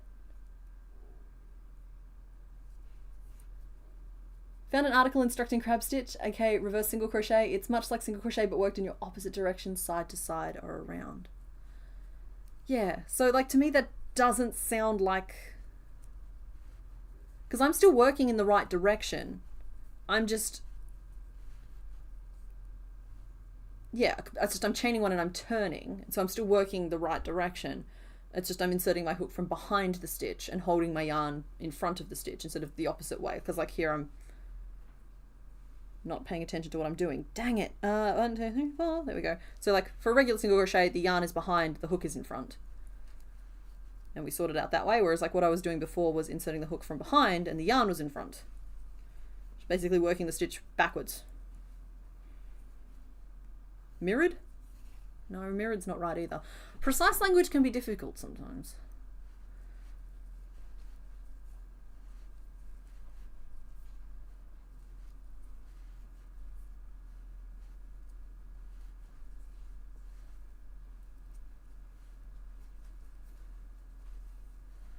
There we go. My twisted crochet is imitation crab stitch according to a couple. Okay, cool. There we go. So the twisted single crochet that I did around the edge of the mushroom dragon is imitation crab stitch. Now I got the twisted single crochet and I'm pretty sure the name of it from, I think it was Twisted Hatter, who does these fabulous, amazing hats. Forgive me if I've misremembered that. I'm just trying to give credit where credit is due, and hopefully I haven't just accidentally credited the wrong person. But I'm pretty sure that I picked up that stitch from just like a short or something I saw while scrolling. I saw them doing this like twisted thing. I'm just like, that's really cool. And that's a really cool way to get a nice little edge stitch that doesn't have the loops. Because like, I don't think the loops bother non-crocheters, but the loops bother me as a crocheter when I see them because they look unfinished. And we like to finish our stuff here. Cool, this is working very nicely. 2 single crochet and increase. I'm going to continue this progression. That'll get us up to 12. And I'll write the next row as well so that it can save time. And that'll get us up to 14. Now, for anyone wondering, because they missed the original explanation, I am doing a very smooth white teardrop as an underbase for the skull, and then I'm going to do a facial like overlay piece that will add the details, and the ear spiky bits might end up being a separate piece, or they might end up incorporated in that overlay piece. I have not yet decided, but if you think this skull is ending up a little bit plain and a little bit boring, that's kind of why it's supposed to be. It's a base piece, and it's going to provide the it means that when I'm doing like the fancier shaping bits, I don't have to worry so much about internal structure and making sure that there's a way to hide the stuffing and making sure that there's a way to put stuffing in there and that it's stuffing to the correct dimensions, because it's going over a piece that's already taking care of those things for me.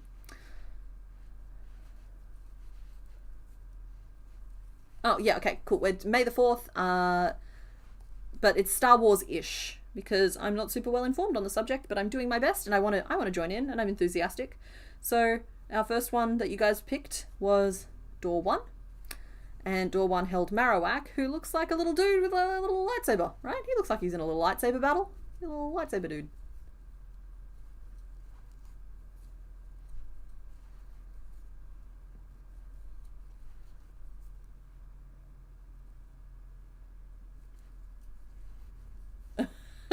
It's already been approved.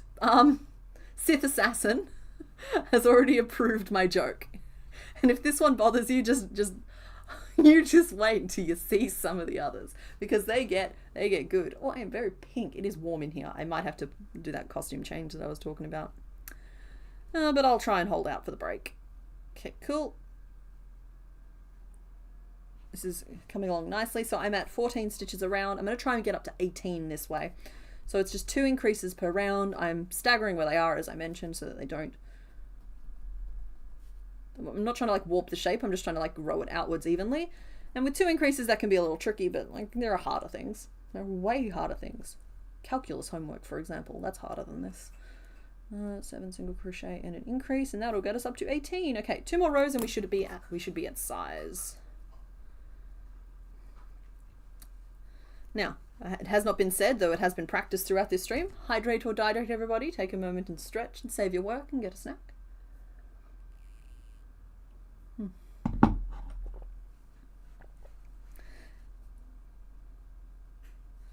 I should start putting the theme on the screen, maybe. I don't know, what do you guys think?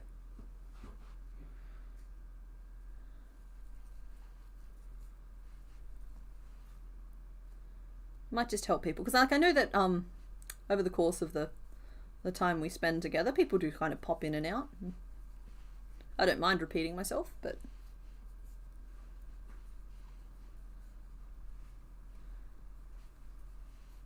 oh, night, Rena, and good luck with everything. I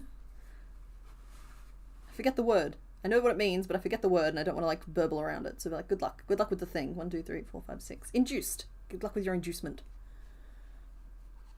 Hi. I reckon you shouldn't put it on the screen. Okay. Because then it gives people, when they join the stream, something to say. Okay. People can come in and be like, hey, what's the theme? And like, even if they know the theme, they can say, hey, what's the theme? And it's a way to say like, hello, for us, the socially awkward people. Oh, okay. Yeah, I too am one of these things. I can't have conversations with people, so I stream so I can have a conversation with myself for 6 hours.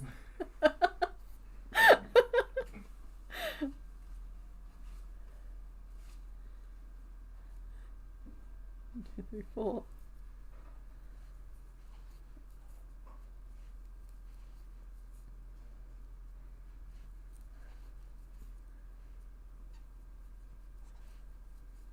Not sure why you're picking single crochet for the outside of bucket, but his lid is white with no plan to stuff it. Ah. Interesting. I didn't stuff my trash can lid. It's just a big round circle. That said, this isn't Benjamin. That's the raccoon bin. Which is currently still occupied by Pidgeot. Pidgeot's very comfortable in there.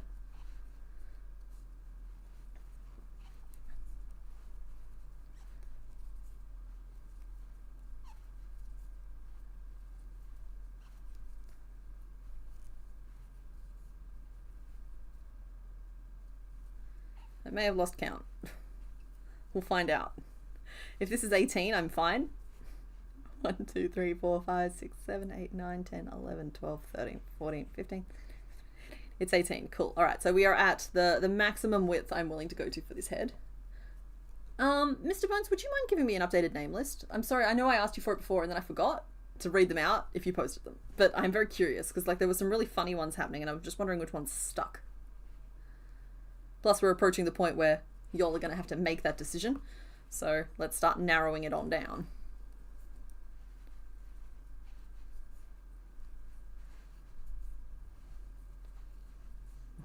Whack marrow. Okay, so as a reminder, Cubone was Bam Bam the Bone-Wielding Man, Fastest Femur in Pallet Town. All one name. Current name list for Marowak is Obiwak, Luke Skullwhacker. Is that really it? I thought there was way more than that. Okay, cool. That's fine. Mr. Bones picks the ones that you guys line up behind and pass his, like, filter of appropriateness. There might be, but I was bending wire and stuff. That's okay, honey. You're alright. I'm sure that they'll come up again now if you need to. If they're popular. Chewwhacker. I just think that one's really funny. Please note, they don't have to be Star Wars themed names, but I understand exactly why you might want to do that today. And like, I'm going to be a little bit more like okay with drawing upon like names like that today because of the theme. It's appropriate. It makes sense. If like we were making Marowak any other day and you guys were like, call it Chewwhacker, I'd be like, no, why did we do that? Anakin Skywhacker. I believe there's a way to pin a post at the top of chat, so maybe I can pin the theme. Yeah, it's an option, but like it's also, that's kind of the same thing as what we were saying about how, come on, get the sentence out. It gives some people something to ask.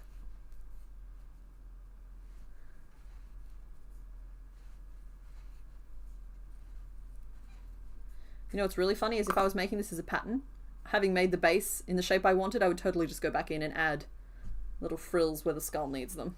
Might still do that. Because the more I work on this piece, the less it feels like it needs a whole underlay piece. But I will continue for now. So that's doing rows of 18 at the moment for the record, just in case anyone's trying to keep track. We're at 150. It has to be 151, BC Butterfly.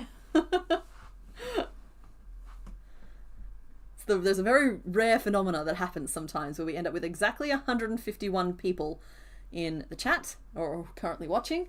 And in that moment, when we hit 151, you guys get to claim one of the Gen 1 Pokemon for yourselves. Like, you got to get in there first. Every person can only pick one. No duplicates. We try and see if we can name all 151.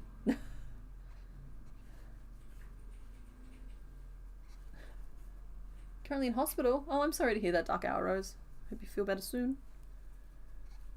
Name suggestion, patella. Me, a pun of Padme and patella, the term for kneecap. Okay, Obi-Wack, Luke Skullwacker, Chewwacker, and Pebbles. Why do I feel like we already have a Pebbles? Let me check the list.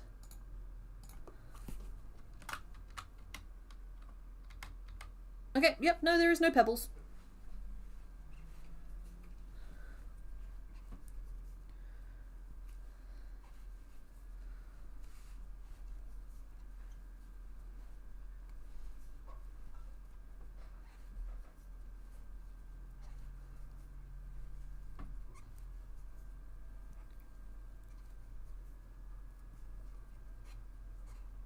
You weren't sure what was happening when you voted today. Yeah, that's fair. Maybe for the first vote, while everyone's sort of getting settled in. Maybe I could even put it on the thing. You know, the thing? Maybe I could put it like across the top of the thing.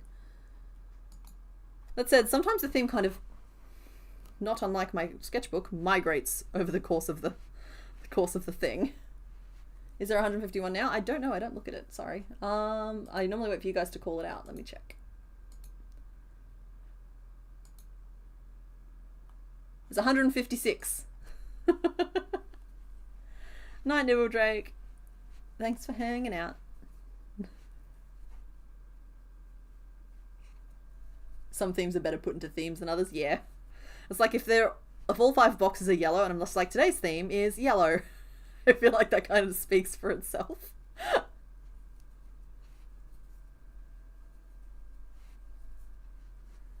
Okay, so we're nearly finished this piece here. We're coming up on 1 hour 52 minutes, which gives me 8 minutes to wrap this up. So I'll put the name list into a poll before I start the final skull piece.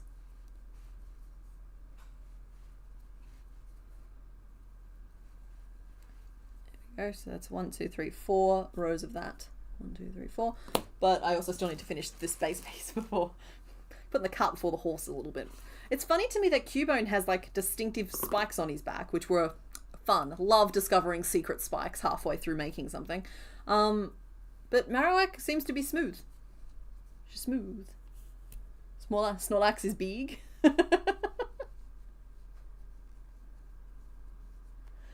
Tani, they're looking for when chat hits exactly 151 people, or when the viewers hits exactly 151,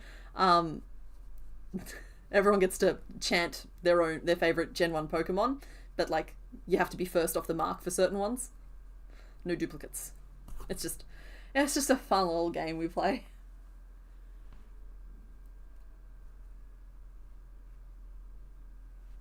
And we close this off.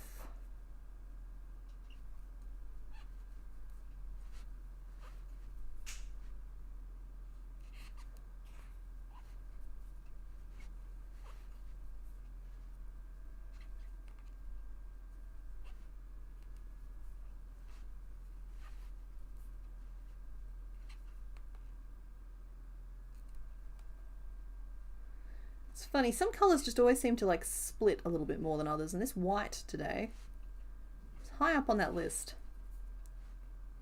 Just putting up a little bit more of a fight than I'm strictly comfortable with.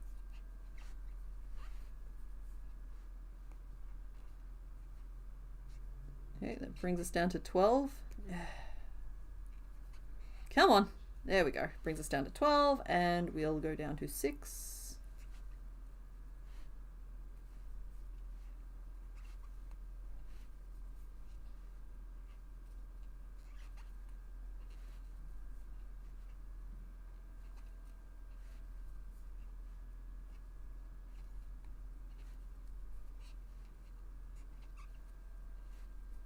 There we go, and finish off.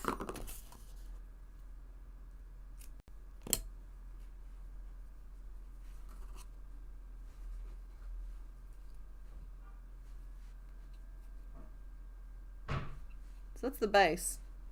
I didn't insert any eyes through it. Whoops. I'm sure it's fine.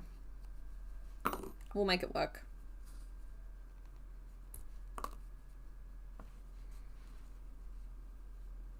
Oh, she's cute though. Look at the inquisitive little expression on her face. I know she doesn't have a face. I know that's such a strange thing to say. Hopefully you guys can see what I'm talking about. She's like, oh, okay. Okay, that's a drill. Honey? You're freaking me out.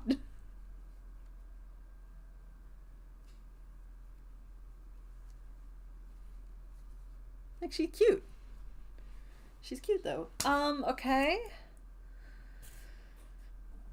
Single crochet decrease and 6 decreases. Finish off. So that's the head, the base of it anyway. So we have overlay and we have bone. Bone only needs to be real little, which is going to cause problems. I didn't really think that through, because if the arm itself is only 6 stitches around, the bone can't be 6 stitches around, and I'm not doing a tube of 3 or 4. I don't do that to myself anymore. Maybe I do like a single strand. What did I do on you? Okay, yeah, that's just a chain. Just a little chain type bone. So maybe I just do that, but with a double end. Buddies. There was a very weird optical illusion then with the end of my yarn.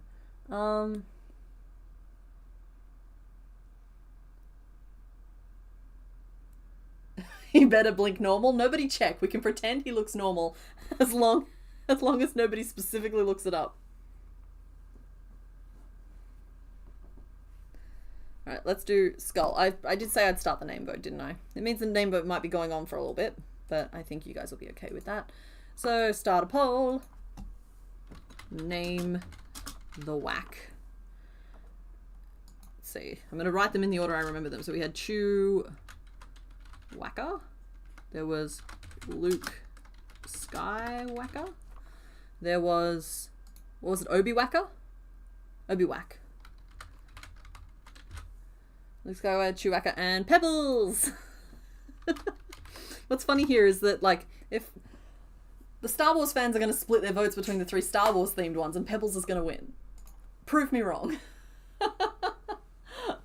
There we go. Poll is up. Name the whack. You've got plenty of time, so feel free to like stop and discuss amongst yourselves, because this skull is going to take a few minutes to make, and that's just my way of distracting you from the fact that it's going to take me a few minutes to make this skull piece.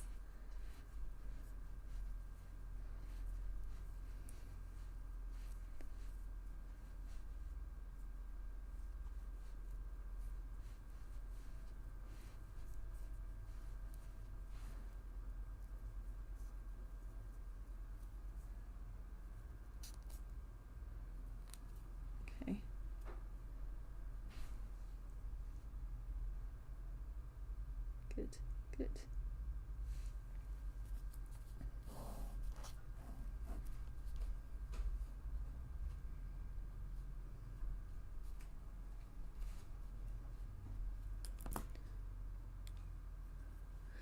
Yeah. Okay. Normal blink, we're safe. Okay, cool. We have confirmed Marowak has a normal blink. Everyone resume your activities.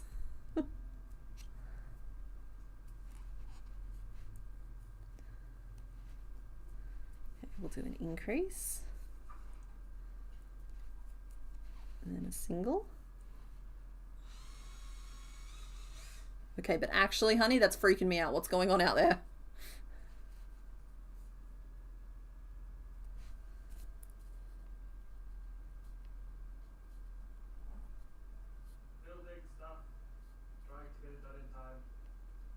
You have time.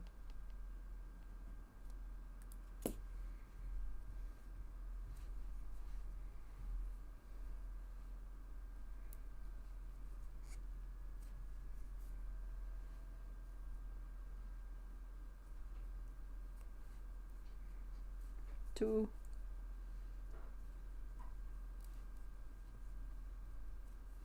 Three. And 4. Come on. Might just hold it sideways. Might be easier. It's me just practicing a new technique in real time. Then we need to do a little increase here.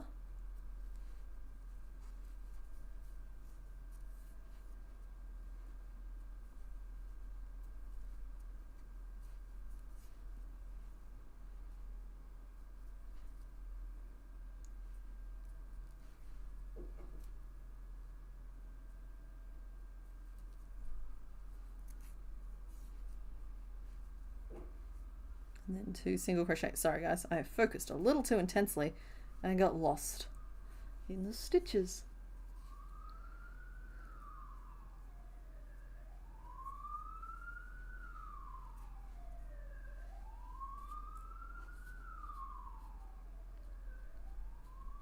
Ink, 2 single crochet and turn.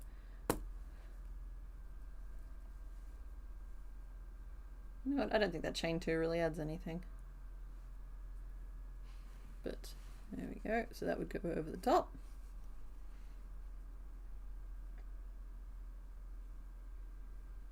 We could maybe do just 1 row backwards and forwards.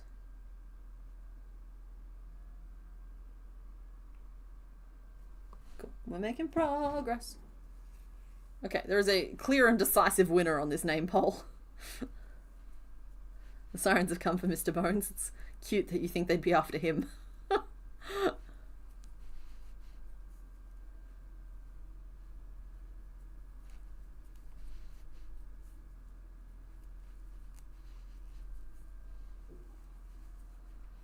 5, 6, 7,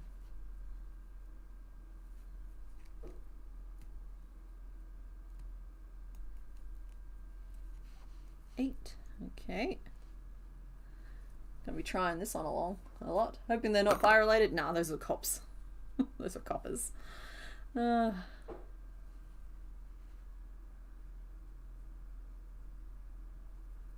Oh, that's the sort of the nose of the skull. Good, good. So around 2 rows, we need to add. Sorry, I should write that row down. Actually, hold on. Oh, hi. Oh my goodness. Do you have tiny drumsticks? Those are very fancy, honey. Those are very fancy. I could get 2 earbuds, but like he's already got the bone. He will have a bone. Okay. Ah! I'm sorry, I broke it immediately. So just pick up other wire. He's made a little drum kit, right? That is very sturdy. And he's got the little top hats as well. Like these. And like these. And our little man is going to be able to sit behind him and wail on those drums. Could use bobby pins if we need. Yeah, those are really cool, but best when viewed from the side, not the top. So I'll pop them over here and you can have a good look at them in a second.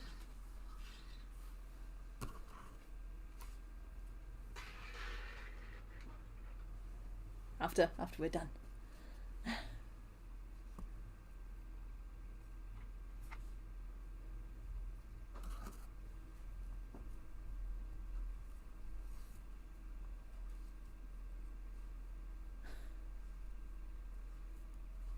'90s, did anyone else get into 5, 6? Well, yeah, but he's not a boot scooting baby. And this isn't a tragedy. I'm covered in fluff. Okay, so yeah, in about 2 rows we'll need to add the first little spike and then the second one at the back of it. I'm thinking about just making a panel and doing this around the edge of said panel.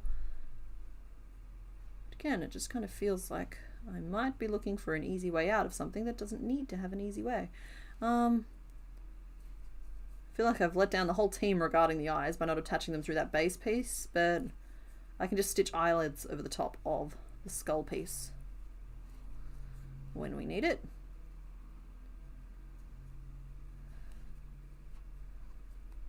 Okay, we are at 2 hours and 5 minutes, guys, so even though we are not, clearly not, finished this piece, this Pokemon, we'll be popping him to a side in just a minute and moving on to our next one, and you'll see how he turns out at the end of the next thing.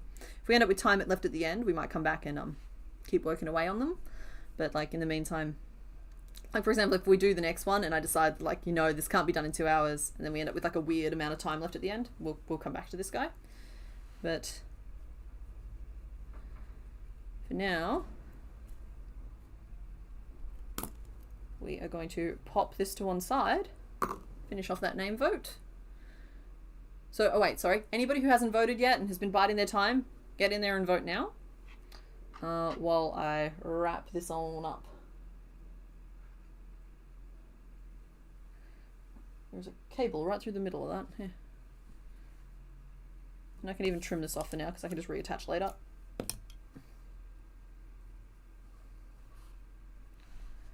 This is good. It's good to take a little breather from it as well, because like I'm not convinced that I'm loving how the skull is turning out. Just a few things that might need adjusting. Okay, there we go. Alrighty, closing off the vote now.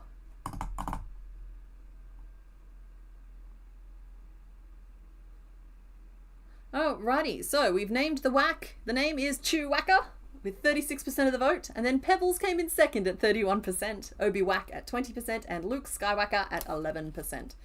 So, welcome to the team Chewwhacker. Oh, alrighty, let us go back to the voting screen. The time has come for me to take a little break. Probably not a very long break, but a very little break, but we start the vote first. So today's theme is Star Wars-ish, because May the 4th be with you. It's the 4th of May today, and it's loose. It's very loose. I'm not super versed on Star Wars lore, but I'm doing my best. And the first one, well, he looked like a little dude with like a little lightsaber. So I'm just like, okay, cool, let's do the little dude with a little lightsaber. So next up, start a poll. Again, I will warn you, you think you want number 3 because it's a nice purple. You don't want number 3. Just, I'm not trying to like manipulate you guys. He was too good for the theme for me not to include him. You don't want him. And that's all I'll say on that. The choice is with you guys. So your options here are 2, 3, 4, and 5, and the jokes just get worse from here. I'm going to start this poll and then I'm going to go on break. So I'll see you guys in like 5 to 10 minutes. But enjoy. Yeah. This one. I updated the break screen too.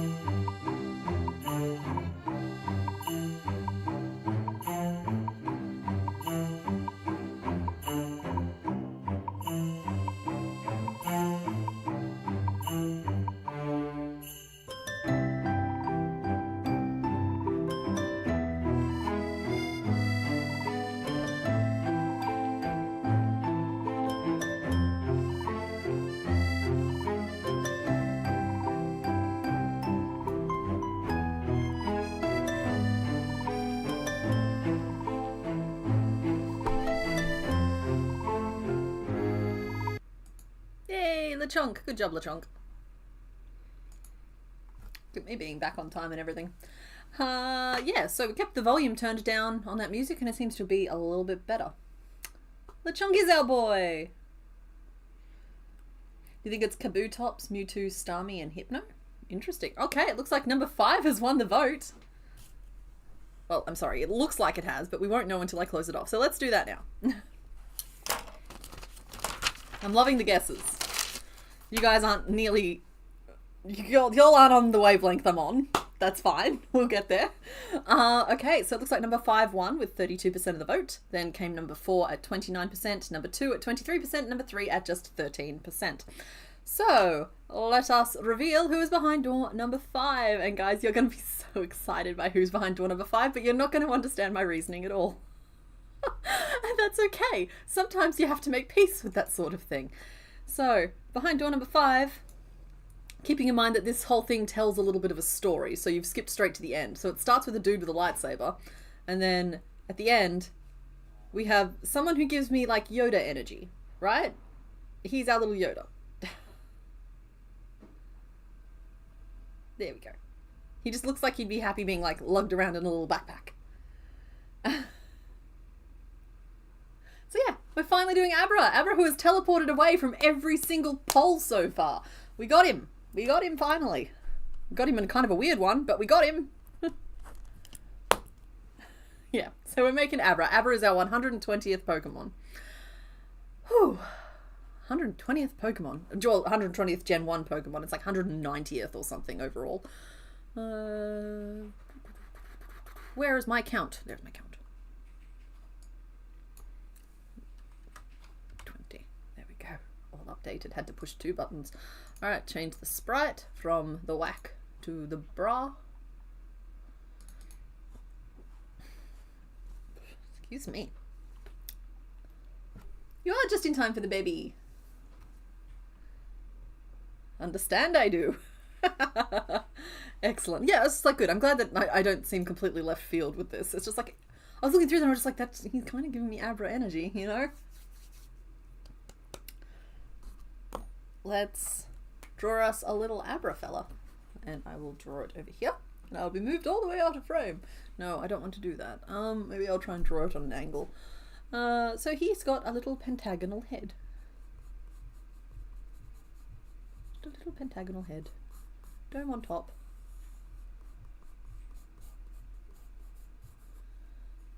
No eyes. It's convenient.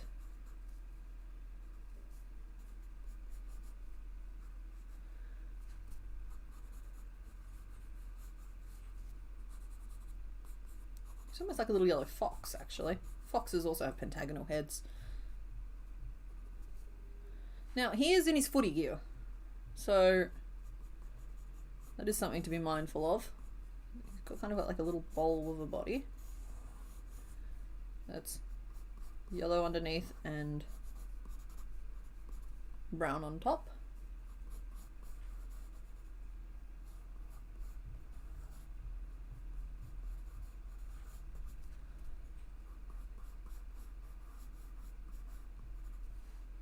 So it's really hard to understand what his arms look like from this sprite, but his legs are very disjointed. He has like multiple pieces to them. He's like a triangular piece, and he's almost like wearing knee-high boots with like scrabbly crab claws. Abra is pretty close to Crabra.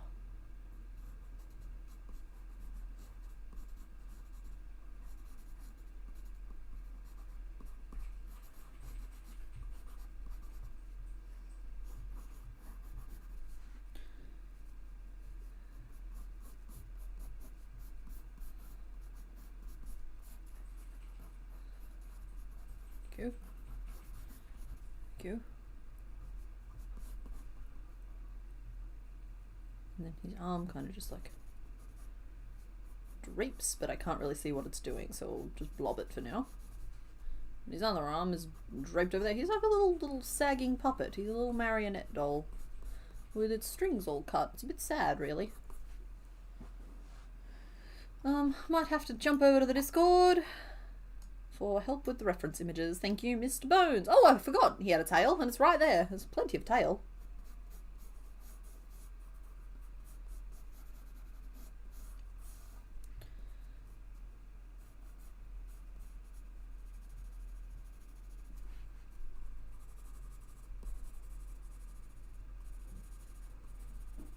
Now, I will note that I'm seeing that there is like some high contrast here between like the lighter browns on the outside and the darker black on the inside, but I'm going to be using the same brown for all of it, just because like I'll be treating the darker areas as just like shadowed areas. What's up, love? I'm looking at his model. Okay. Yeah, his model's too chunky, this model, but like I can still... I think it's accurate, but I think he's an insect. He's got like the ball socket joints for like the hips, and he's got like the hard pieces of carapace. I think he's an insect. He might be an insect. Which is very strange. But he's very crab. Like, it's like crab is basically just insect of the sea. Yeah, 100%. But he definitely has an exoskeleton. An exoskeleton. Which is very strange. We have not made any of this line, Andy. This is a brand new line for us. There's only 3 lines that we haven't touched on yet. There's this one here. There's Rhyhorn and Rhydon, and there is Kabuto and Kabutops. That said, we've got plenty of like singles out there, like Taurus, Pinsir we haven't done, but like I'm not counting those as like lines we haven't started, because those aren't lines, those are dots. You've got really good references, you're just finding them. Okay, thank you. I appreciate you, and I appreciate you, Lou. You're always on it. Oh, those are creepy little hands. We can put those things back where we found them. Okay, so piece breakdown is going to be really important here, because he's a strange little bean. There's nothing wrong with him. Oh, he wants cuddles. Okay.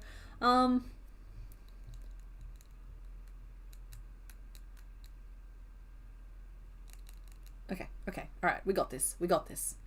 Thank you to everybody providing references in the Discord. It's actually super helpful. Okay, so in terms of the hands, I will go back and ink this in a second, but the hands are kind of just like putting them through a crochet lens. They're a blob with 3 points sticking out. And that's like the takeaway we need to make here. And we've got like a short little noodle arm leading up into the shoulder. So that's what the arms and hands will look like. Just give me 1 second. Now I know that there is a slightly paler yellow patch at the very tip of the snoot in the original. In a lot of these, I don't know if we're going to be doing that. I'll do it if we can make it look organic, but I don't want to force that kind of level of detail. I've talked about before about how sometimes leaving details out can more accurately represent what's actually going on with the Pokemon. And we learned our lesson with Paragon about overdoing unnecessary details. And cursing forever a Pokemon to be a Silobite. Here we go. Oh. Another crab people foot. We have an arm there. The other arm is hidden behind the back leg. And he has quite a banana-y tail. There's lots of tail. So there's our little fellow. He's either I'm sitting at, oh yeah, no, it's me. I'm sitting at an angle that makes him look correct, whereas he's looking very squished on screen there. I wonder if I can hold that up at an angle that makes it make slightly more sense. There we are. That's the angle I'm seeing it from. I love how that happens sometimes. Abra, I think his shirt is actually 2 tones of brown. Oh, I see what you mean. It looks like it's got like a holster type pattern.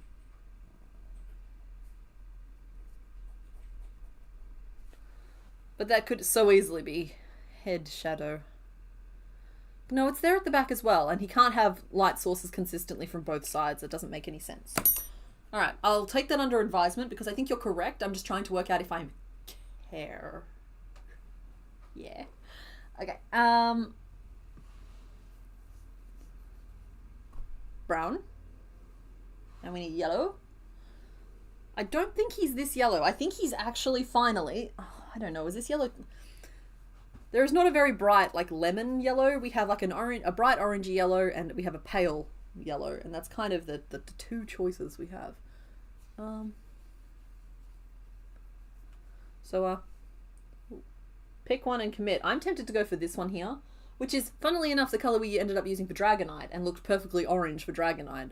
But I do think that the Abra, Kadabra, Alakazam line deserves to be like a nice bright yellow. We could potentially use this for the tip of the snoot, though there is a lot of contrast there. In terms of other browns, I'm just rummaging. I'm rummaging. I have not got... Oh, cool. You can see my shoulder. You can still see me. I'm here. I also have... I know this looks grey, but it is brown. It's brown marble. So when paired with certain colours, like yellows, they warm them up and it warms them up and it makes them look a little bit more brown. But when paired with, like... I think it's cool tones, it ends up looking grey. Yeah, like if I was... Sometimes it looks grey, sometimes it looks brown. It's just the nature of that particular colour. If I was doing this colour yellow, I'd probably go with this brown. But if I'm doing this colour yellow... Oh. The more I look at it, the more I don't like that yellow. We like the goldy yellow? I know if we could mix the 2 yellows together it would be perfect. It's always the way.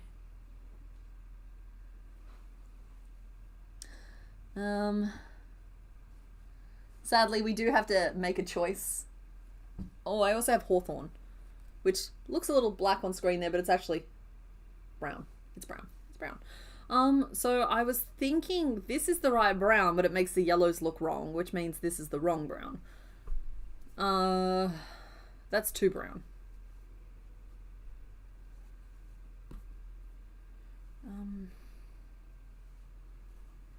We like the bright yellow.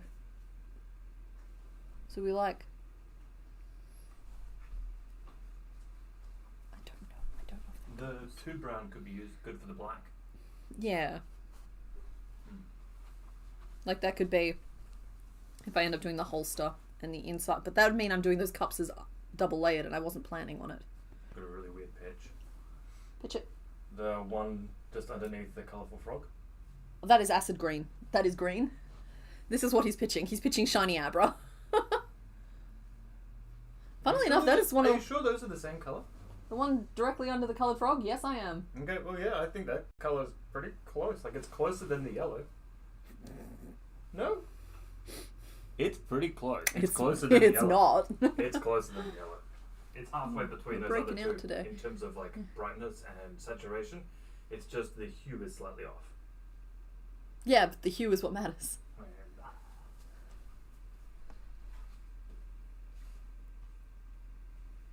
Maybe we can use both yellows. They'll be around. No green. We're not going to use green. It's okay, everybody. Don't panic. This is going to just be off to one side. It's not going away. This took a turn. I potentially would have gone with, like, left to my own devices, I probably would have picked these two, which are overexposed. There we go. Move them back. And they're not overexposed anymore. You probably can't hear me. I probably would have used those two. But the shiny isn't green? What are they even doing? What are they even doing? Okay, guys, it looks like we might have hit 151 people here. Nope, we're at 132. There was a sudden massive drop. That's fine. Alrighty, let's pop all those away. Yeah. Clearing space on the desk. So we're going to make Abra, and we'll make it... Don't know how I feel about this yellow. There's just not one that's the right lemony shade. But we'll make it work. We got to make it work. It doesn't help that... Oh, okay, wait, hang on. Pitch for a second, guys. Because I know that we've been using that pale yellow for a lot of things, but Faceplant is basically the same colour as Abra, right? We use the pale yellow for Faceplant.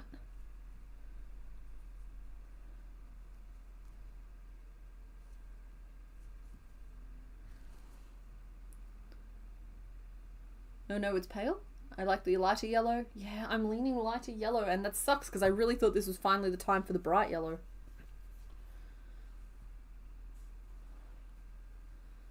I'm having a hard time with this. It's just...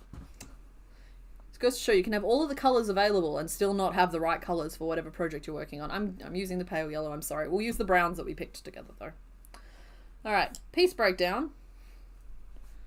As mentioned, the head is... Oh, okay, that's an interesting perspective on it from the side. I don't know how many pieces we're going to break this guy down into, but we're just going to kind of like follow our hearts a little bit as to whether or not the ears like built in or separate pieces. That's the head from the side. But from the front, it's a clear pentagonal.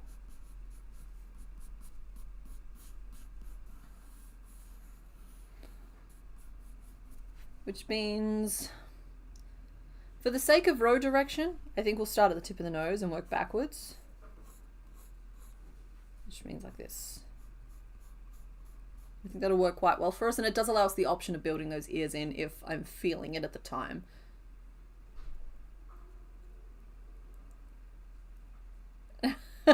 I appreciate you, Anxiety Bakes, but I don't think you'd have... We're looking for a colour that looks like these two colours mixed together. If you have one, which you probably don't, I would take it from you, but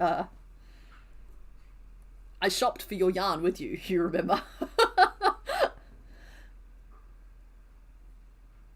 Yes, I see the chant of he has a pale yellow snout patch, but I was planning on ignoring that anyway.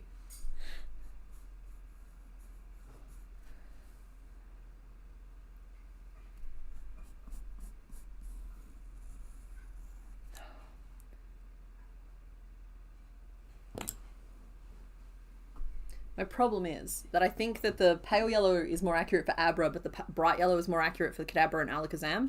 So I have to start how I mean to continue.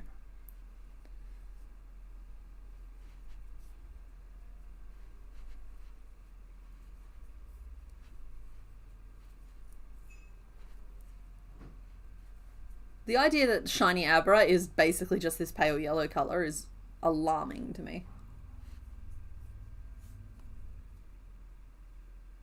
Oh, that's good, Kelsey. I'm really glad to hear that.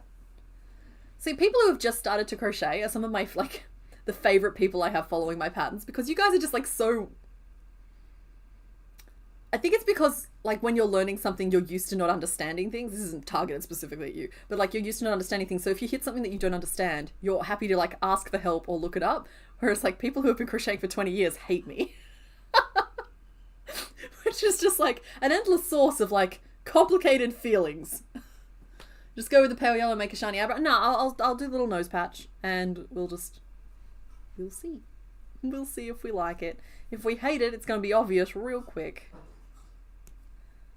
So this is a little snoot. And the next row will be this color as well, and then we'll be changing it.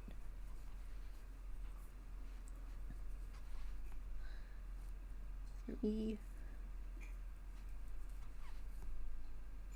4, 5, 6, but we have to start somewhere in the names of the Care Bears. Sorry, in the words of the Care Bears. Doing 6, then we did 6 single crochet, and I'll mark it as PY, and then we'll change it to BY.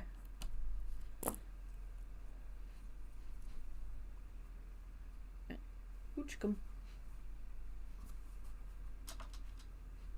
Oh, that bumped the keyboard. We're on 51. Alright, everybody, you get to pick one of the Gen 1 Pokemon. And we'll see if we can get through all of them without any duplicates. Go, go, go. Bulbasaur. I see Oddish. I see Pikachu. I see Vulpix. I see Lapras.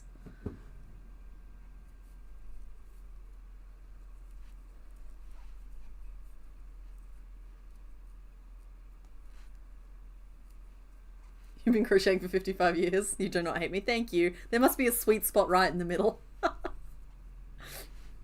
Though honestly, at this point, I've been crocheting for nearly 20 years myself. Which sounds like a lot, but then I didn't crochet for the whole lot of it. I've been crocheting solidly for the last 5 years. And then I crocheted for maybe 2 years, all added up, in the previous years. I didn't like crochet when I first tried it. I'm glad I gave it another go. It kind of changed my life. Oh, okay, wow, here we go. Lechonk. I see Abra, I see Marowak. You didn't joke and pick something boring. Onyx, Squirtle, Golduck, Growlithe, Vulpix. I think we've seen Vulpix already. Ditto, Kabuto, Charmander, Rapidash, Ninetales. I don't know what Destiny's is. I am so sorry. Psyduck. Cool. Dratini. Haunter. Excellent.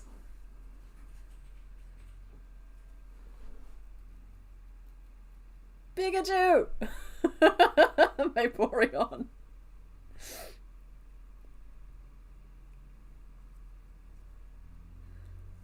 Oh, Mew. Yep, Mew counts.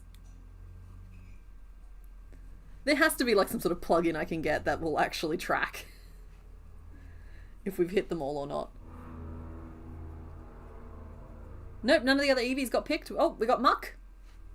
A Muck, a Muck, a Muck, a Muck, a Muck.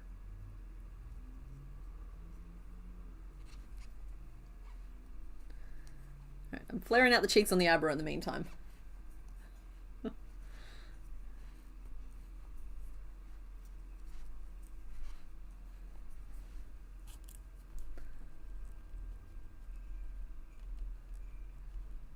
Okay, so that's going to get us to 1, 2, 3, 4, 5, 6, 7. That'll get us to 14. Oh, I see Grima. Mr. Bones, I will fight you for Pikachu. Coletti Spaghetti, be careful. Actually, that's funny. I'm surprised he picked Pikachu. That's not his favourite Pokemon, and his favourite's not been picked.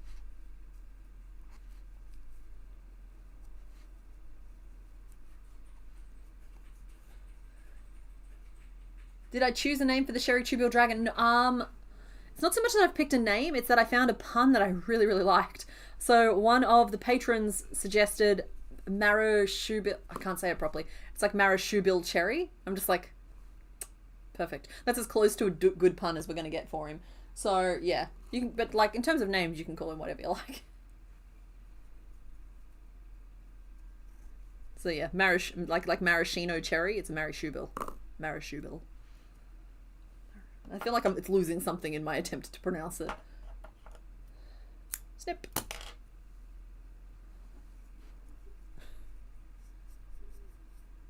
Graveler! There we go.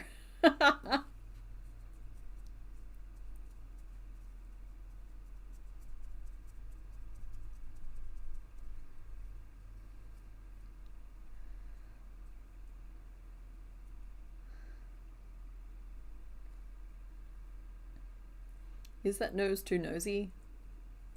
A question for the ages. 4 single crochet, 3, 2 single crochet, and we'll do it twice, bringing us up to 18. Oh, Abra's gonna be a big fellow. Oh no, and there's 2 more above him. Honestly, I'll probably use the same head size for all 3, and I'll just elongate the snout and such as needed. Honestly, I think that Kadabra would have, or even Alakazam would have been a better fit for this theme, but I really wanted to start with Abra to kind of like warm up to the shapes, because like I know that they all have the same kind of segmented bodies and the same kind of you know what I mean, like the same base shapes to them, the same kinds of clawed hands and feet, and so like Abra's a really good warm up for that. And so I wanted to make sure that I'd made Abra before them, but then Abra just sort of never got picked. So I had to force the issue, and it means that we don't have Kadabra or Alakazam in today's lineup. We also don't have Primeape, which I thought would be a good amalgam for the Ewoks, and we don't have Kabuto, because I thought if we stacked up 3 Kabuto and chucked a cape around them, they turned into a Jawa pretty nicely. So it's like, and then like in here you've got like 3 of them. Like you put it in a cape.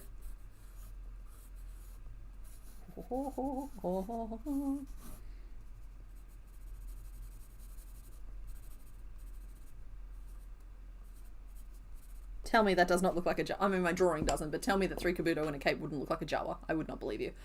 Has anyone said Sylveon? Oh, I'm so sorry. I lost track of what's going on here. Magikarp, Geodude.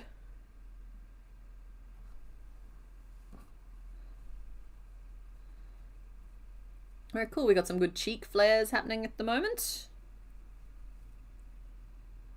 I think 1 more out. No, I think I should stop. Good. Activate that. I have enough gene. That'd be good. 18 around. 1, 2. Wow, Kadabra is fabulous. 3, 4, 5, 6, 7, 8, 9, 10.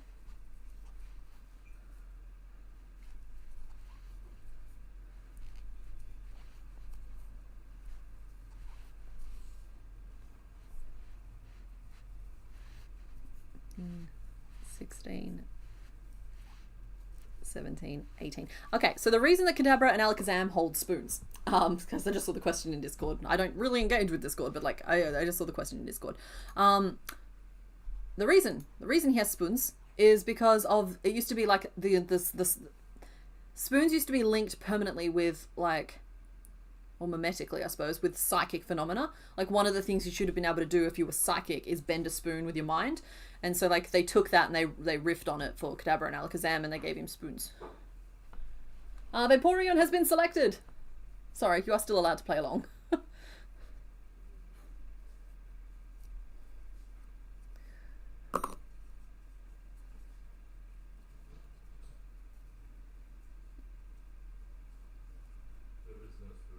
Yeah, well that's the Matrix, which is a whole other thing.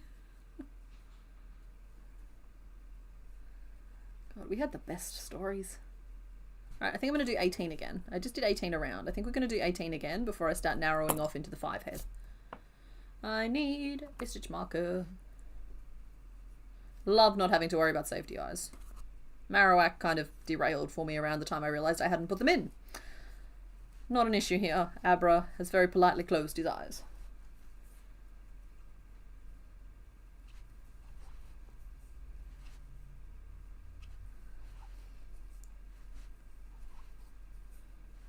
We've reached it to, yeah, Andy, I was just having that exact moment myself, like, oh golly, we need to explain the spoons. This is like explaining what the save icon means. Oh.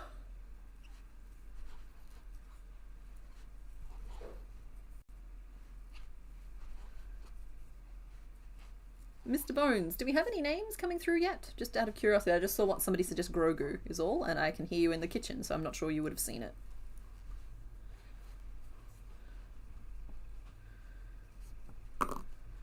If they happen, I have not been writing it down. Oh, okay. That's okay. I understand that we are 3 hours deep. Okay, it's coming together okay. You guys were right about doing the nose patch, and you were right about using the bright yellow. Yeah, R.I.P. floppy disk, exactly. You're not young, you just don't know Pokemon? No, that's fine. The spoons does seem very incongruous. Alright, so I'm going to do... We flared this out quite quickly, and we want to narrow it off a little bit more gently than that. So I'm going to just put just like a decrease on either end. I've got to position them correctly, or they'll twist the whole thing around and make my life a pain. So 2 single crochet and a decrease, then a bunch of single crochet and another decrease, and then how many back to the start? 1, 2, 3, and 4. Cool. So that will leave me with, let's see, that's 1, 2, 3, 4, 5, 6, 7, 8, 9, 10. It's 8 in the middle. Am I going to build the ears like the raccoon? I haven't decided yet. Oh, I frogged a stitch. Was distracted at a wrong moment. I frogged a stitch. I'm going to decide after I work this row. Because yeah, they are a candidate to be built in as part of the head if we wanted to. It's probably... Honestly, the raccoon head shape is pretty close to what we're looking for here. We are pointed in a slightly different direction, which you wouldn't think would make a difference, but it actually really does.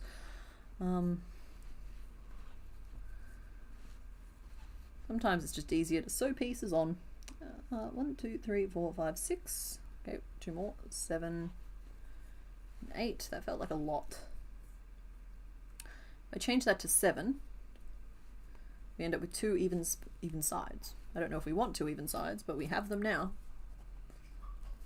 We change that to 5. No, that's 3 now. Huh? 1, 2. It's clearly 3 stitches. Okay, what happened?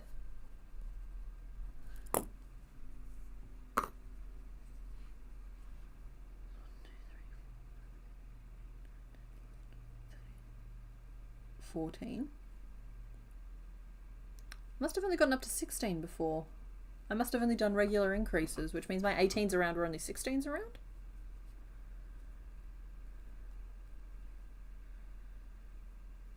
I mean, I like the shape well enough. It does mean that his nose is a little too protrudy though, so I think we got to go back.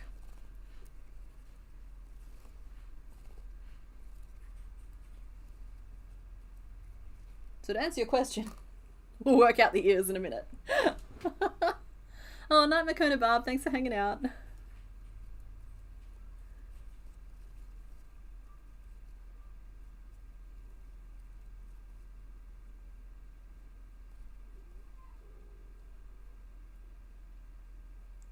Okay, cool. There we are at the end of row 1, 2, 3, 4, 5. Yeah, 5. 3, 4, 5. Hang on. 1, 2, 3. 8, 9, 10, 11, 12, 13, 14, 15, 16. Yeah, I only have 16 stitches. I must have just done... Those are 3s though. Did I only do regular increases in the previous row?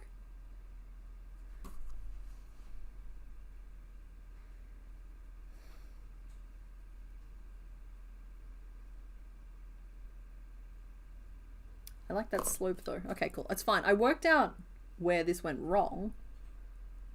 It's just weird. Oh, hang on. 1, 2, 3, 4... So that was 8. No, and then those were increased 3s, which is like... Oh, for goodness sake. Oh my gosh. Sorry, folks. 6 times 2, that was only getting us to 12.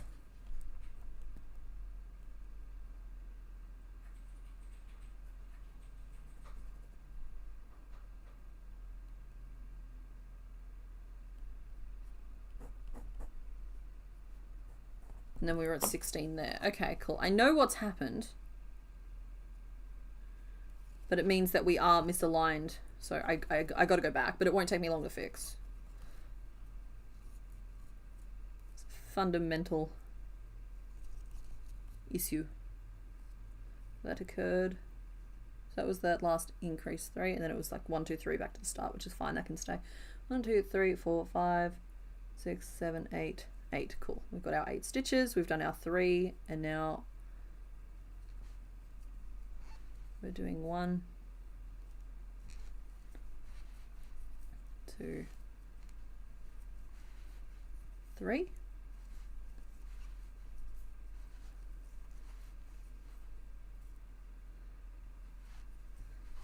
I'm sorry, you're taking little Abra and turning him into a Darth? Darth Abraeus?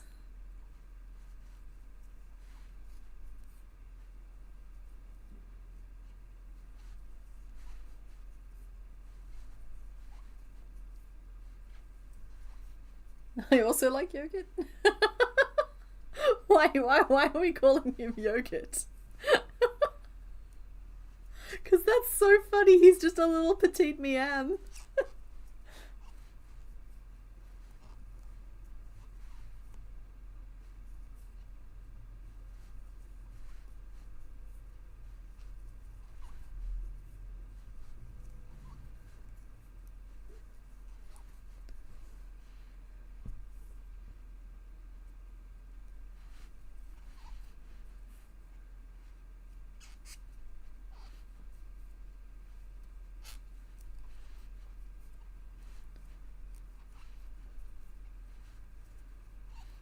Okay, there we go. All lined up. All corrected. I think I am going to do one more round of increasing to get us up to 18, just because like that left us actually only at 16, and my plan was to get up to 18 for this bit at the widest width. So let's do that as 5 single crochet, an increase, and then a single crochet times 2 to get us to 18.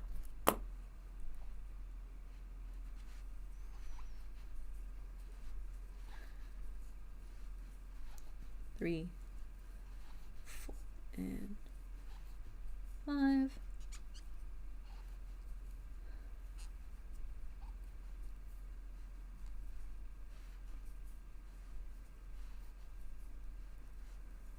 Name suggestion, booby trap. I thought that was funny. Knifey, I'm flipping what you're frying. I also understand why Mr. Bones has removed the comment.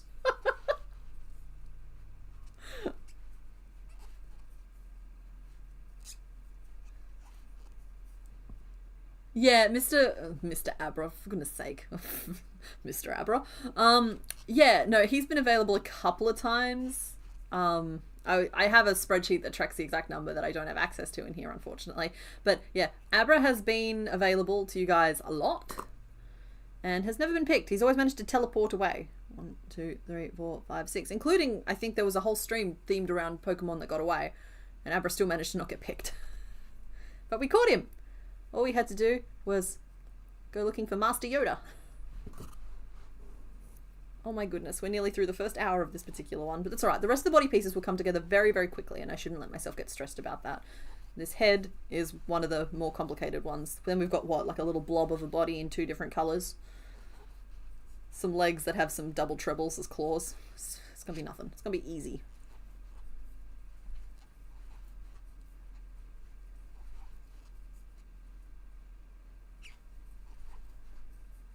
Kadabra the Abra?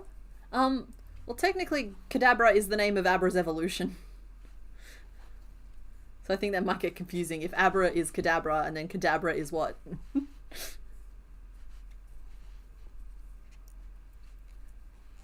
Could name him Preston, because like presto.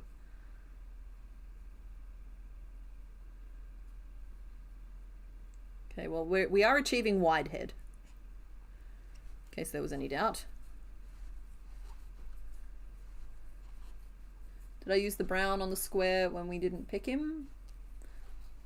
At least once. I've definitely used both the brown and the yellow. Or at least I feel like I've used the... I've definitely used the brown. I feel like I've done the yellow before though. I don't think Kadabra or Alakazam have ever been offered, but Abra has come up a few times. I can check next time I go on break if you guys want. And it's fine. You're not expected to know things. I'm just filling in the gaps when I see them.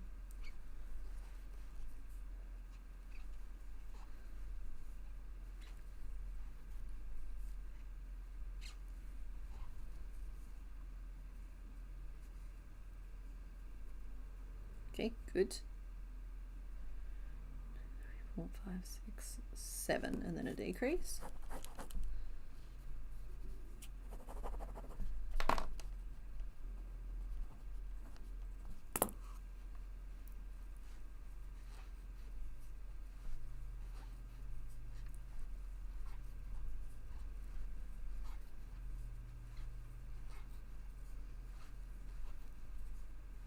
I'll tell you guys now, the angle is off for me to build the ears in as part of the head. It's subtle, but it's definitely not right.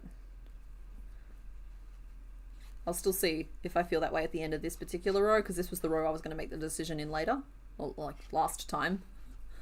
2, 3, 4, 5, 6, and 7, and a decrease.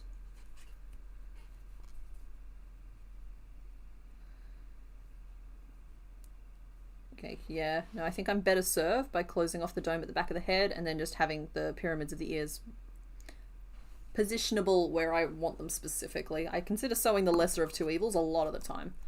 It's kind of just like with that Marowak one where I'm just like, okay, my first time through I'd make the base, and then my second time through I'd adjust the shaping. It's a kind of can turn quickly into a fool's errand to try and do all of it in one go. Sometimes I still do. Sometimes it works out. And sometimes you end up with something that looks like Glasgow. I love you, Glasgow. Wherever it is I've shoved you.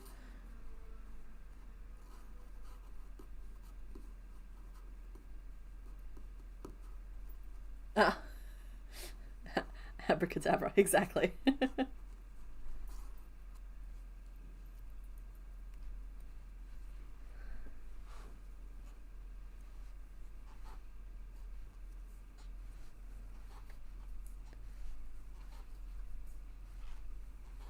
That's 4.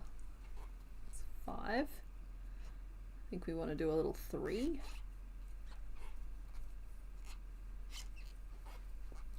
1, 2, 3, 4, 5, and then a little 3.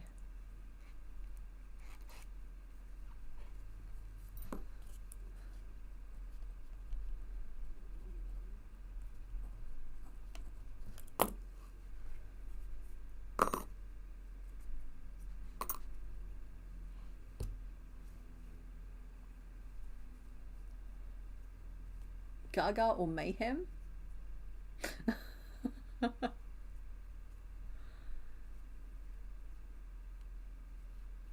Okay. So I'm just closing off the back of this head now. I should be at 12 stitches around, so I could just do, yeah, let's just do a standard close off. Let's not be fancy with it. There's no need.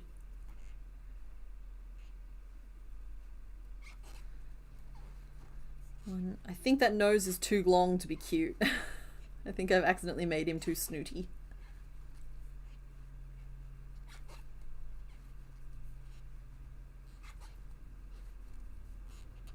I don't know. I'm a little paranoid at the moment. The shaping magic doesn't seem to be with me today. Let's see how we go.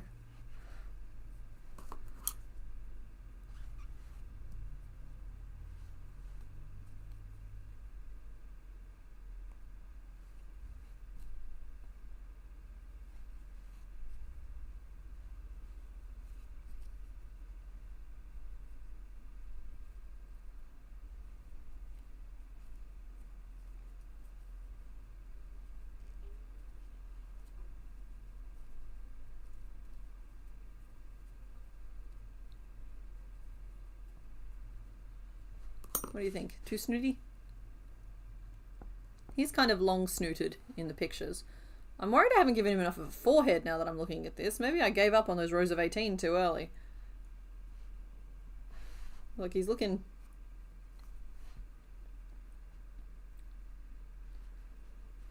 Little eyes go there. Okay, I'm just going to clock right along. Tick on, keep on ticking.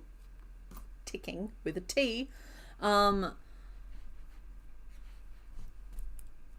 just go with it. I'm not super excited about it, but we'll go with it.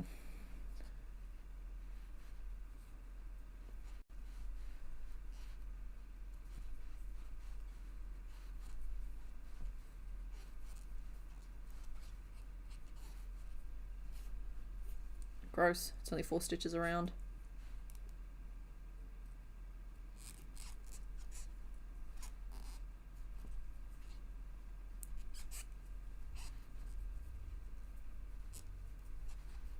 I'm just making a little earpiece real quick. And I felt obliged to start with a magic ring of 4 so that it could have a nice pointy tip to the ear.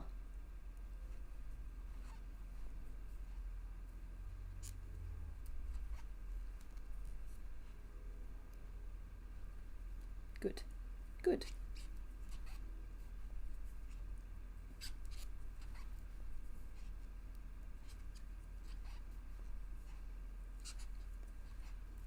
Now I do see that they, in the sprite, they have a pale yellow patch inside them, but on every other reference image that patch is not there. I'm going to just double check that now because I'm working from memory, but I swear it doesn't have it.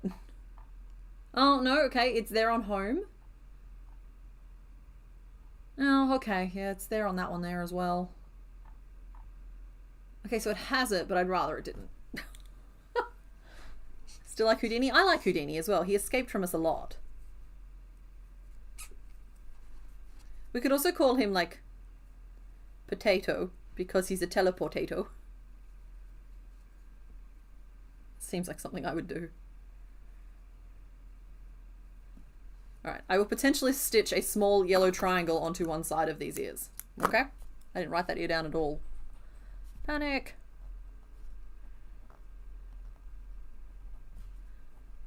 Do single crochet and an increase. I got it up to 8. I think that's all we did. 1, 2, 3. It is. Finish off.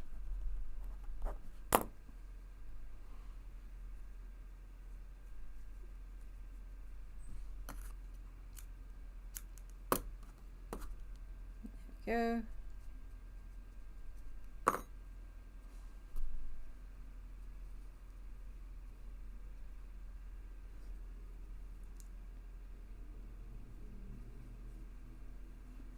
Like that.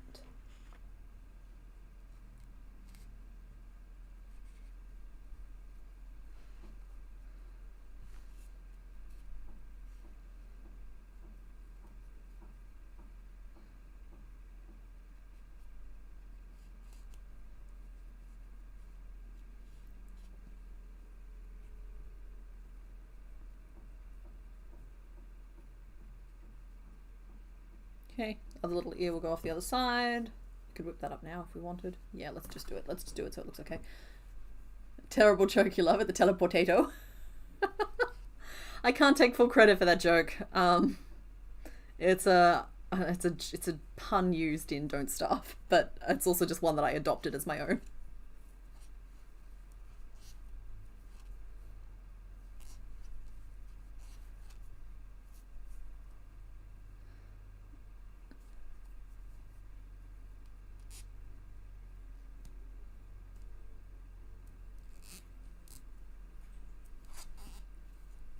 Ooh, I haven't hydrated since I got back from break, and we've been here for nearly an hour. So I will do that as soon as I'm finished making this little earpiece. Hydration is important. We are semi-aquatic. We're basically water balloons. But I can't risk losing count.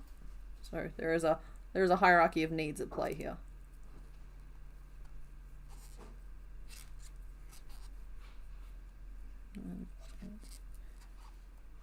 Mr. Bones, you have to put teleportato on the name list. They liked it. I'm funny. See, I gotta fight for my names too. Oh, that's very sweet of you, honey. Thank you. I'll get you to pop that back out there, though. If I drink that, I'm gonna be burping on stream, which is just gross. There you go. Well, now you're not the first. No, I'm just fascinated at the process, and you're a skeleton.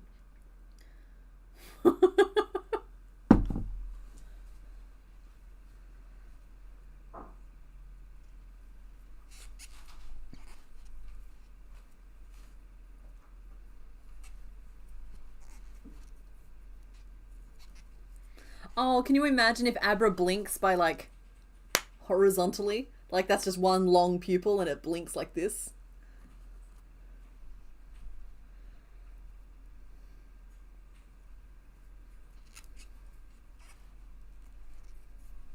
Sometimes I have to end the world to make myself drink water. Like, those who know. It's just like, it's that idea of just like, you've been traveling through like the dusty wastelands for months. How ridiculous rich do you feel if you find this is pure and safe to drink and no bacteria or anything else, and you don't have to boil it or work for it at all? I'm just like, okay, yeah, I'm grateful. Here we go. It very quickly becomes a mental shorthand of, world is over, quick, drink water.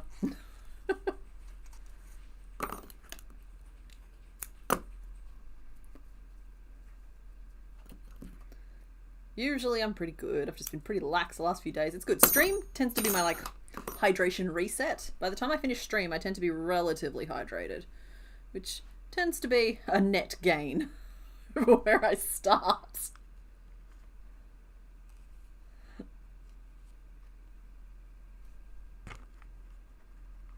No, Darcy, you have to stay. You're one of us.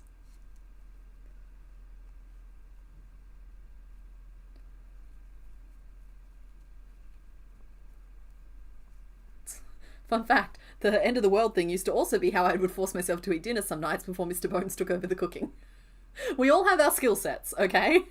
And we all have to acknowledge our weaknesses sometimes. And my strength is in leaving things in the oven too long. I am a Viking at that. There we go. Yeah, so we've got our little Abra head approximation. I feel like it's not too far off. So let's do the little body now. So the body looks different in a bunch of these pictures. They're really unflattering shapes when in the ones that have been stretched out. I kind of like his little slumped posture here. So I'm going to actually like lean towards the little slumped posture and make him like a little... I'm thinking kind of just like a little droopy teardrop with a pot belly. Just kind of steer into like saggy and cute. And we'll change to brown like here. He's not going to be wide. He's just going to have that little jelly bean curve to himself. If that makes sense. So we'll start in our brown, which is a choice we've made and we're happy with and we're sticking to, right? Now look, I know that the shirt looks like it's meant to have the two coloured tones on it. In the kind of space we're talking about, I don't think I have room for it. So I'm just going to make that call and go with our lighter brown so that I can use dark brown to stitch on any darker accents that might be needed. I don't think they will be, but they might be. And I am making that call and overruling you guys. Itty bitty tiny little face. Yeah, exactly.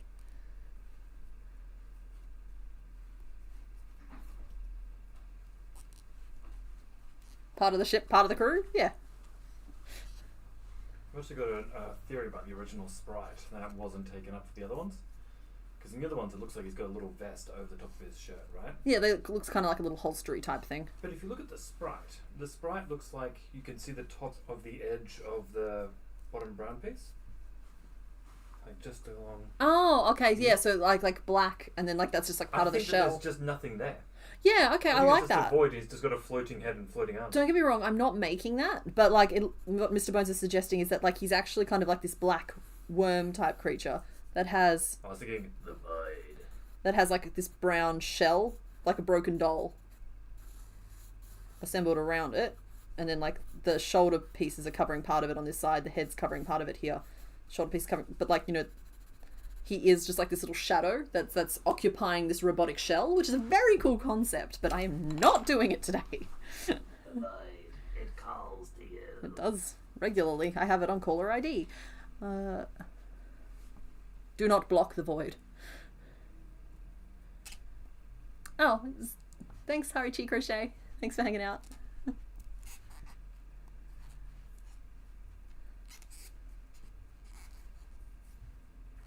Happy time zone. May the 4th be with you.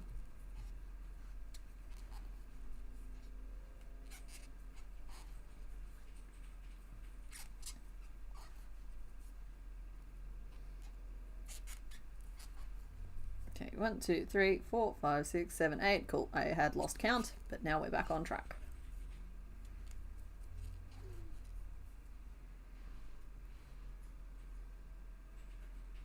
You're not a very wide bean.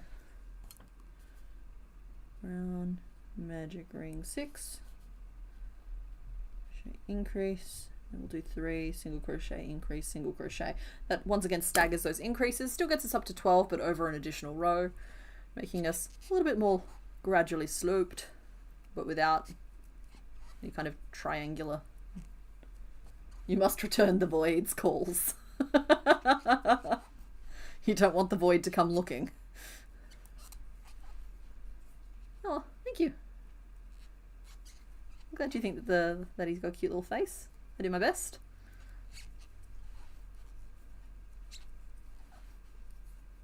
I'll admit, sometimes I think it'd be awesome to be able to make cool things, but I do think that my strengths tend to lend themselves towards cute things. I guess part of that is the fact that I'm choosing a very plush medium.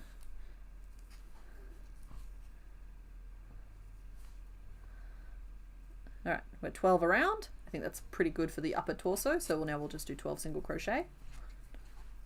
2, 3, 4, 5, 6, 7, 8, 9, 10, 11, and 12. Knifey, since you made that other joke, I've been tempted to like pitch the name Over Shoulder Boulder Holder, but I don't think that's appropriate either. And Mr. Bones is going to ban me from my own chat. Don't even know if Knifey's still here. If you cake all these yarns, you can make a frog. Haven't made any frogs yet. I can send them to a friend. That's true. Are you trying to just like convince yourself to keep going? Yeah, okay, Mr. Bones is in here glaring at me. Shoo. Fun fact, you can shoo skeletons. And once they've been shod, they go away. He's going to find a way to torture me for that. Oh, night, R.M. McFrew, I missed your farewell. Oh no, no. I'm on a 30-second delay. Did you shoo me? No, I would never. What a sign of disrespect. I'm turning off the fan. You heard it here first, folks. Mr. Bones is no longer a fan. 4, 5, 6, 7, 8, 9. 1, 2, 3, 4, 5. Okay, I just can't count. 11. Yeah, well, you shoe someone and they're shod, and then if you smite someone, they're smitten, right? That's how that works. You're gaslighting yourself into finishing these yarns. You have 5 more to do. 5 is nothing, Faith. You got this. With 5 to do, you're basically done already. All right, I think we'll do 1 more row of 12. No, that might be too much. I might actually go straight into the yellow now. I'm worried that's not enough brown. Okay, we're going to do 1 more row of 12. And then we'll change to yellow. Mr. Bones unsubscribes. No! He's not allowed. We've subscribed to each other for the rest of our lives. He's not allowed to unsubscribe.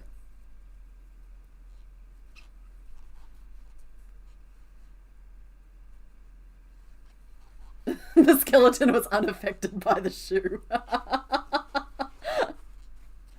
You shoo me?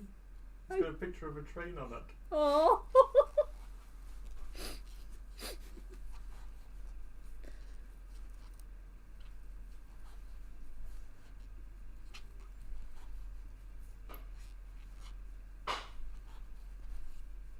Okay, cool. And we'll change to yellow, and we'll build up a little belly. And I feel like we've managed to claw back some of the time that we lost with the shape of the face. Because, like, there is a time coming when I'm going to let myself have, like, a 4-hour make. Because, we've got Venusaur and Blastoise coming up. Not today, but in general. And they're allowed to take a little longer. But, like, for these little guys, I feel like it makes way more sense to just, like, keep on pace. Oh, good. We're putting shaping in and we're not writing any of it down. I'm sure we won't regret that later. Or even made the choice to use the back loop. Again, didn't write that down. I'm sure that'll be fine. Oh, we're doing a pattern. We're not working the same pattern the whole way around, though. No, that'd be too easy. What are we doing? Stop! Ah. The pen is right there. Are you sure we can't stop and write it down? Okay, we'll just do it after this row then. I'm sure that'll be fine, right? What on earth did I just do? Whatever it was worked really nicely. 1, 2, and then an increase.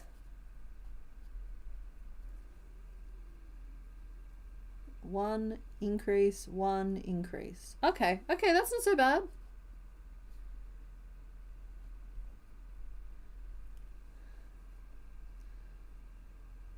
And then it was just 1, 2, 3, 4 back to the start. Does that add up? It does. It does add up. We're fine. We moved up to 15. It was fine. Night, Ravenwolf. Thanks for hanging out. Mr. Bones is a lifelong subscriber, and in the afterlife too. The shoe went through his bones like a wind howling through a ramshackle cottage. Well, he managed to burp earlier, which is a process that I was fascinated to watch. Which is not encouragement for him to come and do it again, because burping is gross. I don't even like to chew on camera. There we go.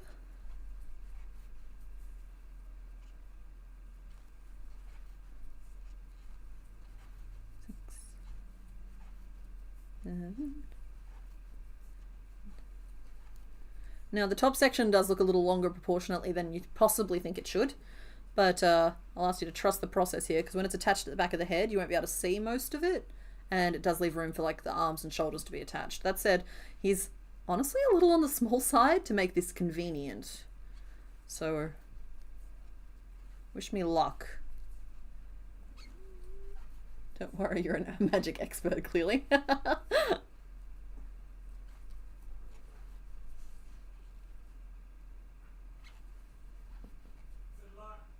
Thank you, honey.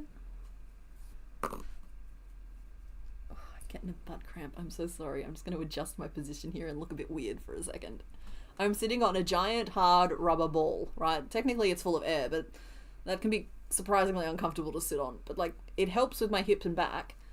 But I'm having a problem with one of my butt muscles at the moment, and it hurts. No. Your services are not required, sir. Put those away. Mr. Bones is always ready and willing to help. If you remember, in Japanese culture, burping after eating is considered a compliment. Well, I know you're supposed to slurp your noodles. I don't know if burping is. I mean, I'm not arguing with you. Burping could potentially be one. I just know slurping specifically of noodles is considered a polite thing to do. That's with udon. Oh, night, Kylie Jacobs. Thank you for hanging out, and bye to everybody else who I missed along the way. Sorry. When you glance up every so often, sometimes you miss folks.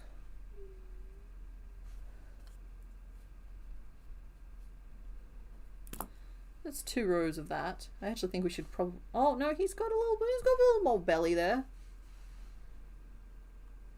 Gotta give room to attach the legs as well. So, we'll do maybe 1 more row of 15 before closing off.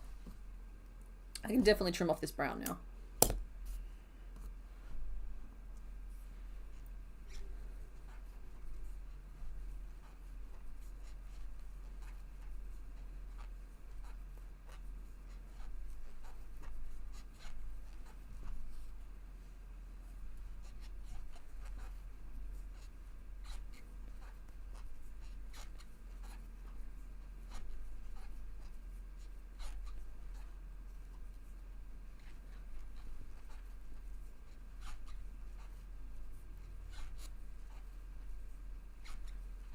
Okay, and now we finish off. So 1, 2, 3, and a decrease.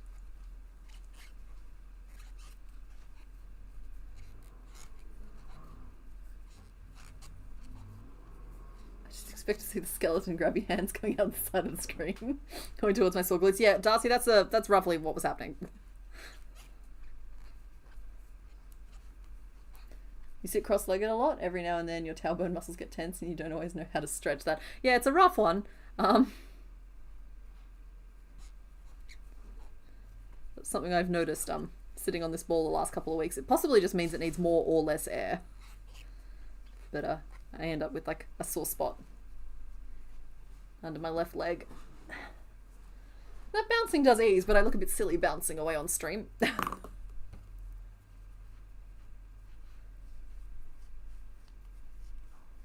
Kath, we did! We caught him! Oh, is it cheese? Sorry guys, I'll be back in a minute. Want some cheese?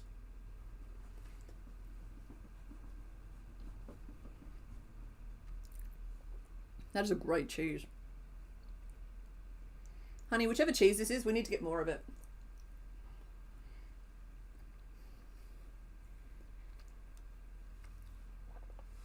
Why is the Dinaraptor in the forefront of the background? Oh, this guy. Somebody was asking how tall Peaches was. So I had to bring Peaches over to check. And then I didn't feel like getting up again. Which is exposing how messy that shelf is behind Peaches. Normally I just shove, that's normally like my work cubby, so when I'm sitting at that desk I can just like have somewhere to tuck things. And Peaches hides it all. It's strong and bitey. Oh, is that the name of the cheese?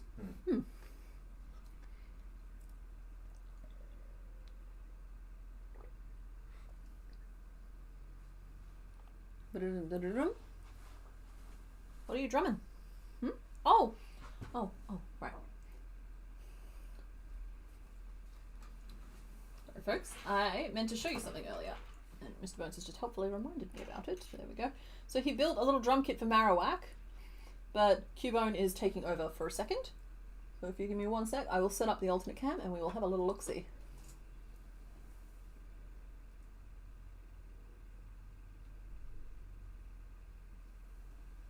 Go.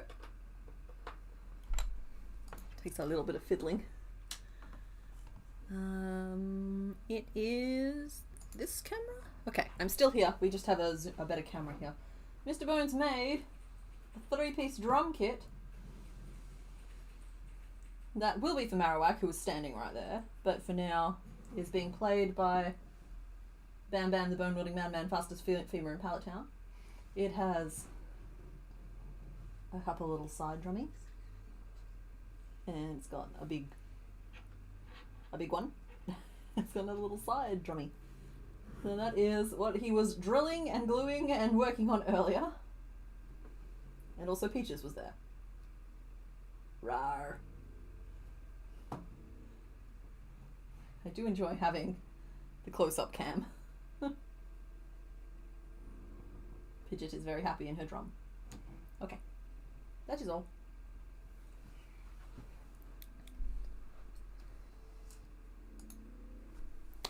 There we go.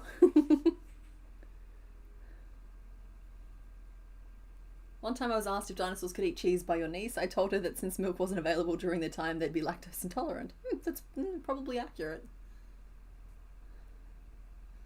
Mr. Bones really does, like, bring the perfect little props. I still have the little wire spider he made. Alright, spider warning, because I want to show it on screen, okay? I keep it up here near my webcam. He's just... I can't remember why. I think he made it when we were naming Jinx Miss Muffet. This is the spider that came down beside her. It's made out of like a 20mm safety eye and two 9mm safety eyes. I love this little thing. He's so cute. Alright, guys, spider is off the screen. I keep him up on my computer monitor. Let's just turn that off as well. There we go. Anyway, let's continue on.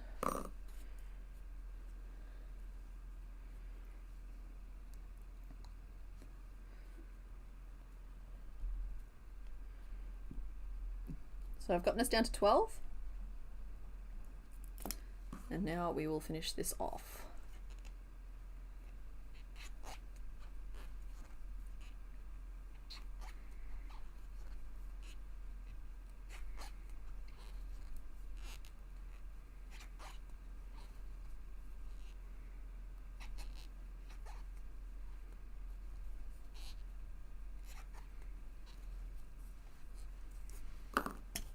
Have I shown off Flicky Tongue and Dugong? I have. I showed them on the fancy cam back at the start of stream if you wanted to go check those out. I might show all of them again at the end. Just because, like, I have 40 minutes before I want to get the next vote going. Just to keep us on time. So I want to keep ticking along with Abra a little bit. The drum set is made out of, it looks like cardboard tubing, some paper, there's some wood glue involved, there was some wire. It's a sturdy little set. I just think we're still waiting for the glue to cure a little bit, so I'm trying to be gentle with it. I hate it when I pick them up and I immediately break something because, like, I've missed some nuance. Okay, that goes there. Come here, Torty.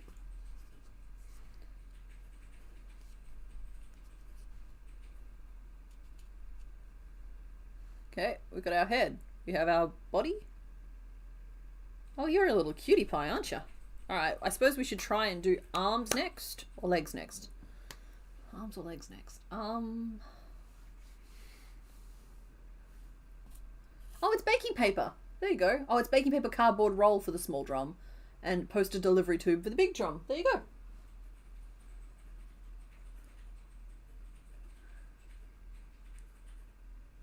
Excuse me, right back then. Oh, right, I understand. We could do arms or legs next. Let's do legs. I just want to break down the leg a little bit more. Not break the leg, break it down a little. So he has 3 claw formation, but on this guy they're only going to be like this big. So I can definitely use my stitch trick to make the 3 toes. So that's the base of the leg. And then it needs to build up into like a flared piece. And then narrow to that kind of piece. And then it's like a bulb where it attaches. Alright, cool. Head, shoulders, knees and toes. It's alright, we got this. We are on a path.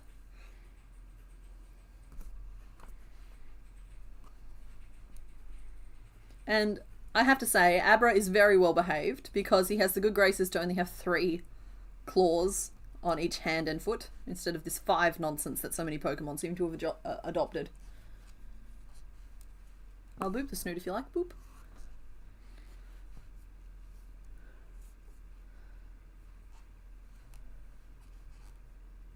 Yeah. Yeah.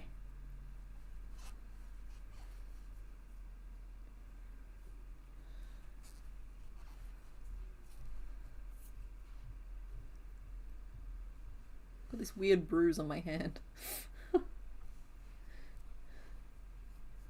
Wonder if anyone's 3D modeled an articulated ball jointed Abra. Potentially. I've seen people like KP Creates. KPia Creates? I don't actually know how to say that, I'm sorry. But she's an absolute ball of joy on YouTube, and she makes these like custom sculpture things, and she uses like these ball socket connector pieces to build armatures. I'm just like, I'm wondering if they have application here. Like, I don't think they have as much application in crochet because crochet isn't the same as clay, where clay needs a structure, but, you know, food for thought.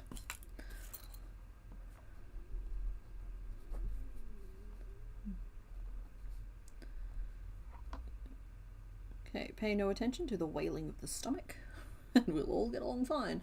Might use double trebles here. And we're going to do 3 of them, so we don't need to slip stitch. 1, 2, 3. Double treble start means you start by yarning over 3 times.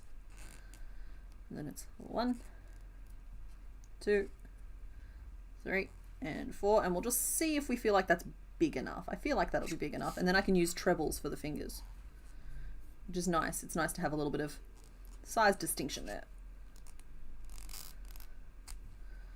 The longest one of these sorts of stitches I've ever done had 100 yarn overs at the start and worked out to be more than 1 meter long.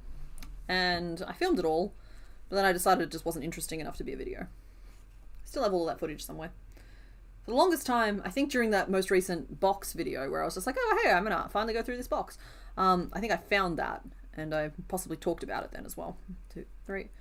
But I think I ended up frogging it and reclaiming a whole lot of yarn from it because, yeah, It's just a really long stitch. There we go. I think that looks foot adjacent. I think that looks about the right size for him too. So now we'll just try and do, let's see, what's a single?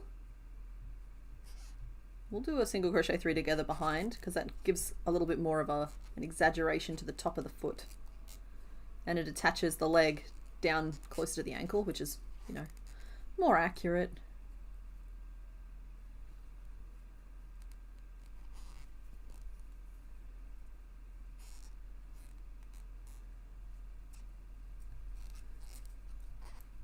One and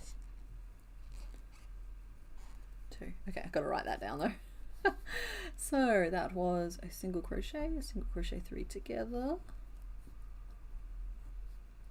Then 2 single crochet. That leaves me with only 4 stitches though, and we don't want to stay there very long. So in the next row around, we'll flare the leg back out. Only to like 5, not 6.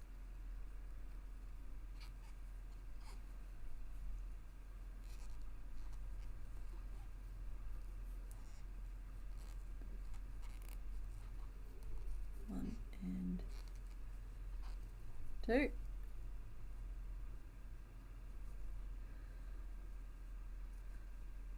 Could Abra and Alakazam technically have a gender difference? It's mustache length. Oh, okay. Loot, I will climb that hill when we get there, but good to have a little bit of forewarning. There have been several people in the Crafting Tenders Facebook group who tried these joints and they tend to not be bendy enough for much posing and they're a bit thinky. Oh, okay, good. That's good to know. Thank you, Gay Purple Dinosaur. Hi, Kim.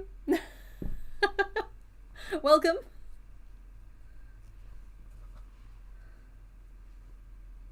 Okay, I do think that is, like, it might be a little bit on the small side, but I don't think proportionately with our fellow, I think it's going to work for us today. How much of this boot type piece is going to be possible? I'm not sure, because I'm tempted just to make this into a leg. And maybe just chuck a picot where the top of the boot would be and like let it give the impression of different pieces. I think that might actually be the go here. As I mention a lot when I'm trying to give myself outs on different things. It's like sometimes it's the details you choose to leave out that are as important as the ones you choose to leave in. And I think that trying to make separate pieces is going to make my life hell. And it's going to make, oh sorry, that's probably a worse swear word on here than it is in Australia. Difficult. Difficult, yes. It's going to make things difficult, and it's going to, come on, do the brain. Come on, brain. You got this. You got this, brain. Shh. I'm helping. Shh. Okay, it's gone. You scared it away. It's gone forever now. I helped. Wait, that wasn't the guilt. No, it wasn't. Please stop talking for a second. That's going to itch my brain for hours. It's going to make it more difficult, and it's going to twist it into like a weird little pretzel or twisty type shape, and that's not what we want either. Okay. That was the next thing I was going to say. Hi, honey. You know the ball and socket joint? Yes. I was thinking about it, and because I was thinking about it, and then it got mentioned, and then I was thinking about some more, and I've got an idea. Right? Okay. So instead of going full ball socket, right, which would no. It doesn't work with yarn because of the friction generated by friction. Yeah, there's too much friction in the joint, and it causes the stitches to warp over time. Don't think I haven't played with ball socket joints. Well, I've had another think about it while I was outside looking at cars and watching chat on my phone. So you don't think you can get away with stuff? I'm still here, but it was the idea of, you know how you did the skull with the red eyeball and like it Yes. back inside. Yes. If you did something like that, where instead of like a full ball socket, you just had like a bit of like a ripple or wrinkle bit there. Yeah, a hinge type thing. And then you had like something inside which was pulling it in, so like, you know how you had to like internal threads to pull them in, like how you pull the jaw in and that sort of stuff. Yep.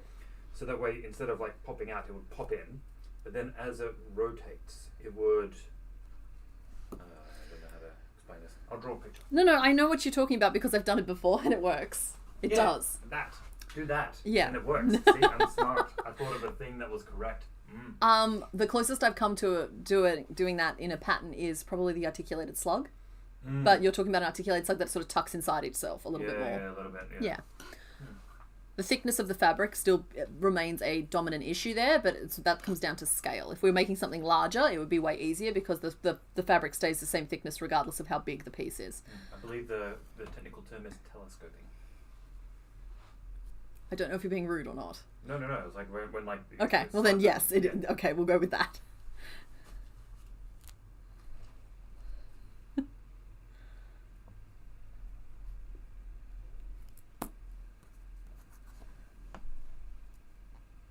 Yes, Abra finally got chosen. Sorry, guys.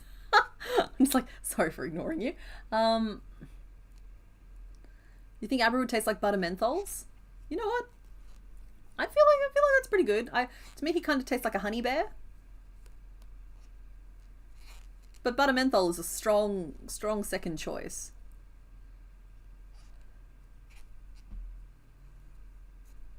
Come on, I'm going to catch this loop, whether you want it or not. You're coming with me.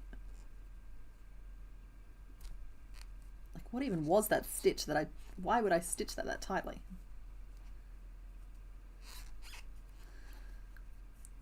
Okay, I've done back loops. I'm not excited about it. And I'm back to both loops now. Our tube is only 5 stitches around, which is very thin and obnoxious. And all of my yarn is splitting today.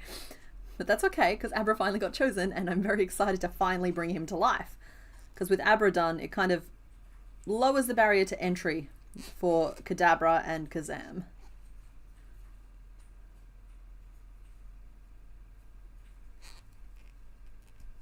What is up with my stitch tension right now? There we go, 4 and 5. Oh, current name list. Oh, is Nat here? Hi, Nat. Darth Abrius, Houdini, Grogu, Teleportato, and Butterscotch. I don't think Abra's the fluffiest, because Kadabra has like full mustache, full giant licky tongue tail.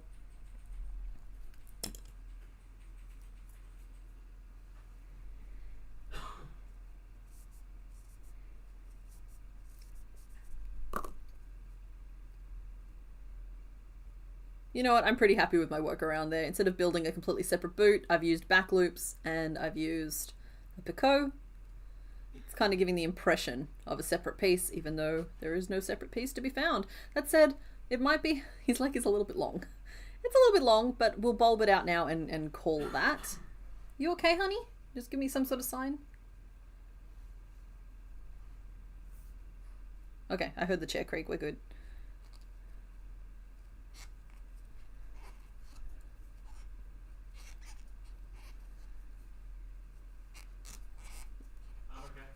Okay, thank you. Wait, what could either make or break Pokemon? What did I miss? Oh, the taste conversation, yeah.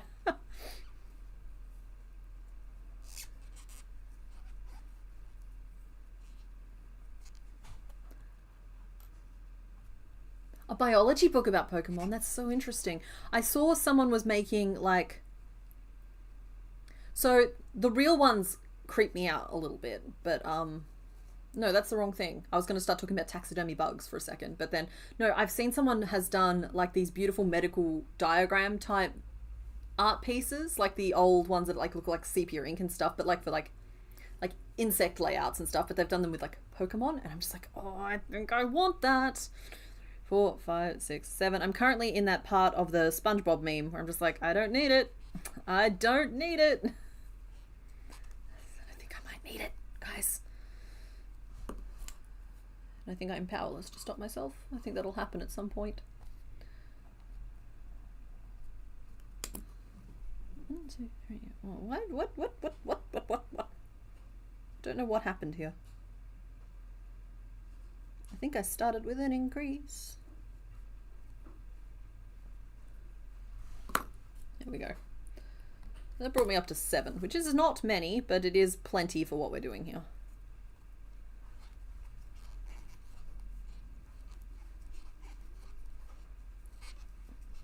Three, 4, 5, 6, and 7, and we're going to finish off there. Job done. Oh. Oh, the biology book. Yeah. That sounds really interesting. I need more stuff for walls, but then I'm not really someone who likes hanging stuff on walls. I think it's because all of my like table surfaces, a piece of fluff up my nose. Please bear with me for a second. Okay. I think I'm okay. I think I'm fine. It's tickling me, but I think we're okay. Yeah, I think it's because like there's so much stuff on every surface of my house that the only like reprieve I get from that is the space on the walls. So like I have stuff to hang. I just have not hung any of it, and it makes me hesitate before getting more, even though I like lots of things. Okay, there is our Abra drummet.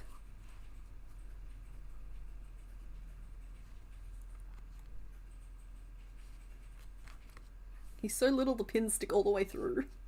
It's actually kind of upsetting. We're doing pretty well on time.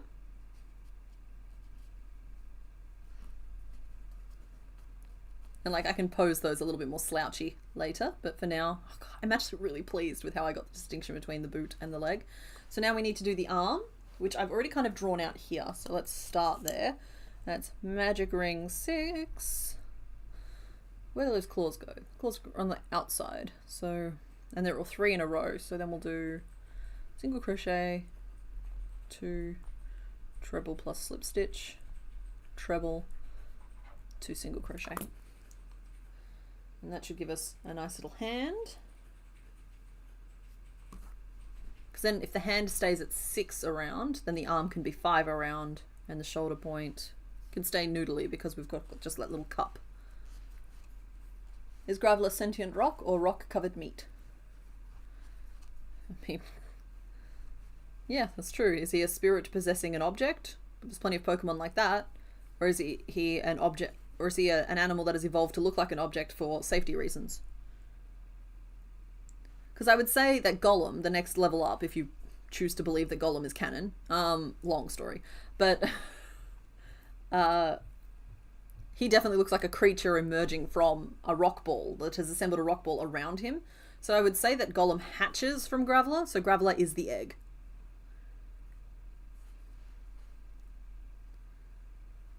I guess the book would answer these kinds of questions. Nat, by mentioning the book, you've accidentally labelled yourself the expert on this subject and now must provide all of the answers.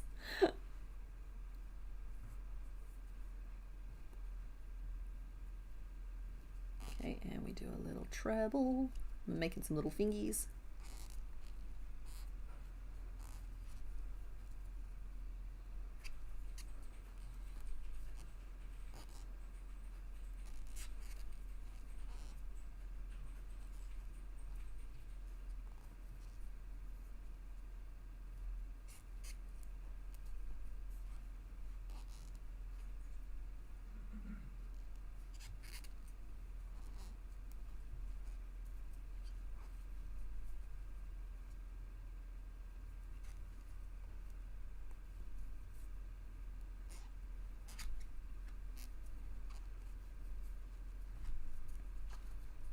Cool.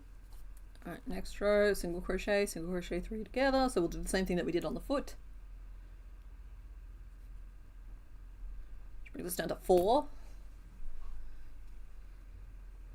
Trubbish is a precious baby angel, and I will not hear a word against him.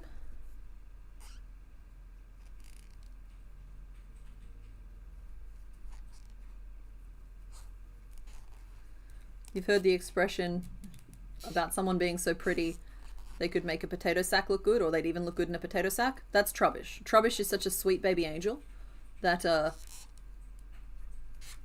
they didn't need to make him adorable because his purity shines through.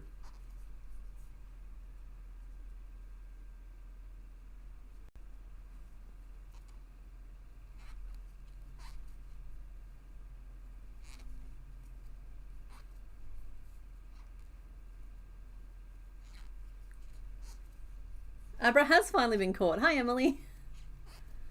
Feels way later in the day than it is because, like, you folks are the end of stream people. Dagobah? Yoda.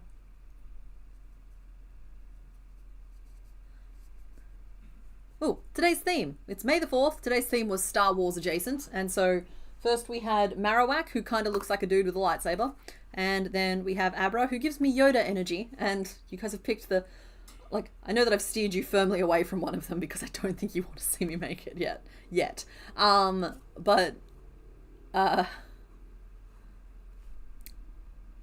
Yeah, come on, brain. Come on. Please. There's some genuinely funny punchlines in the mix that are going to make you guys groan and tell me off and unsubscribe. Name list. Darth Abrius, Houdini, Grogu, Teleportato, and Butterscotch. That's 5 names. We're going to need to get that list down to 4. I do like the Teleportato.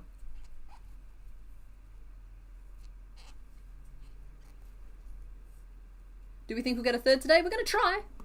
I got 20 minutes to finish an arm and a tail. So like, there's a pretty good chance we'll get to 20. 20. We'll start a third.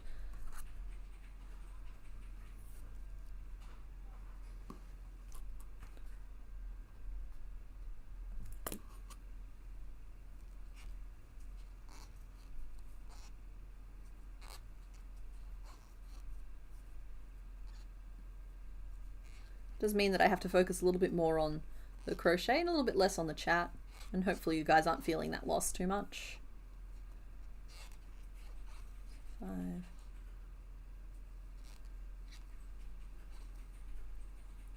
6, and then we'll do a decrease straight away. Get us down to 5.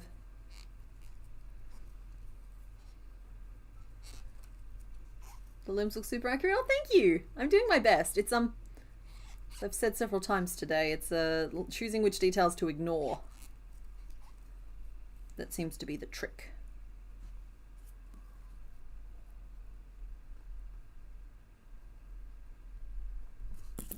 Alright, how long does this arm have to be? Because it has to reach the shoulder, so maybe like 1, 2, 3 more rows? You got this, buddy. Hold on.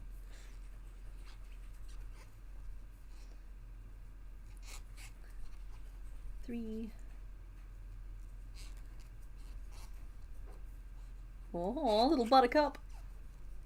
5, 6, 7, 8, 9,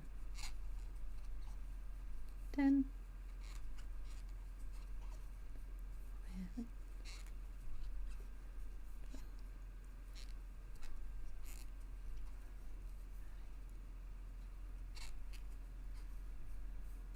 Okay, that's the 3rd row. We'll stop there. This is a very Muppet arm.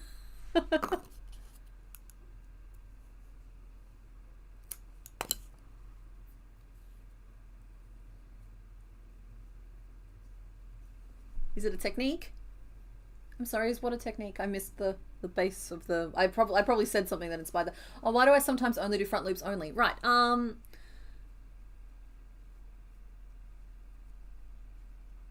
well, just then I was doing back loops only, if that's what you're referencing. If I'm doing front loops only, it tends to be because I'm working, like, there's always a reason for it. Sometimes it's to leave the back loops free for shaping reasons. Sometimes it's because I want to leave, like, something visible somewhere. And, you know, there tends to be either it tends to fall into 2 buckets. Either it's a structural reason because I need the back loops for something, or I want the front loops to hinge because that can also act like a hinge, or it's because of a decorative reason, which tends to mean I'm working on both sides of a piece and the front tends to fall at the back at the end.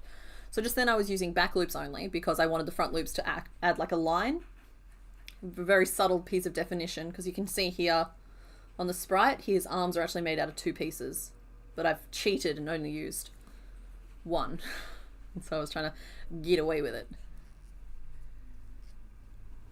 Oh, there goes that muscle again. I'm just going to lean forward for a bit while I make this shoulder pad. 4, 5, 6. I'm just going to make a little round piece.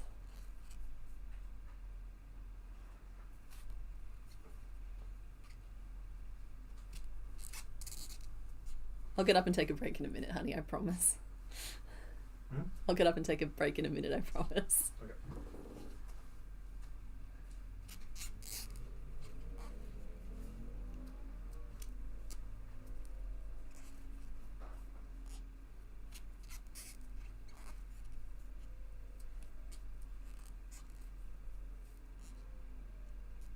Yeah, it can help with crisp edges.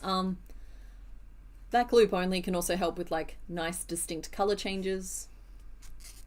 I also use front post I use front post I think more often than I use front loop.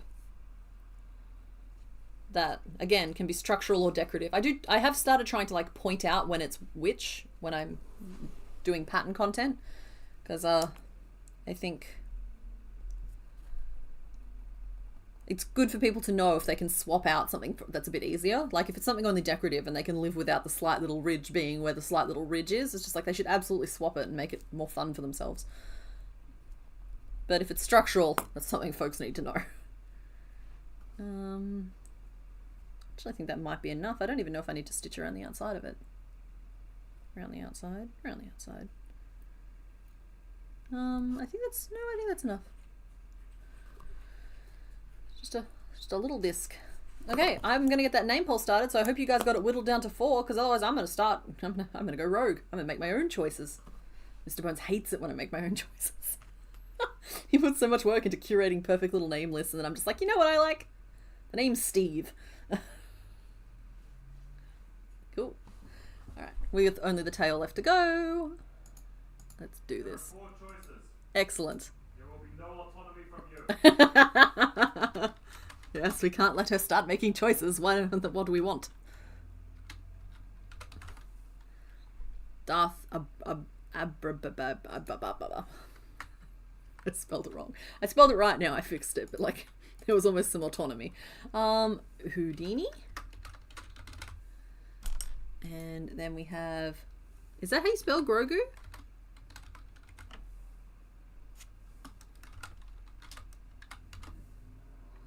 I thought it didn't have the first U. And teleportato, right? Yeah, teleportato. Okay. Name the little Abra while I... This camera is definitely getting greener as the day goes on. Yeah, okay. Name him while I make his tail. Magic ring 5.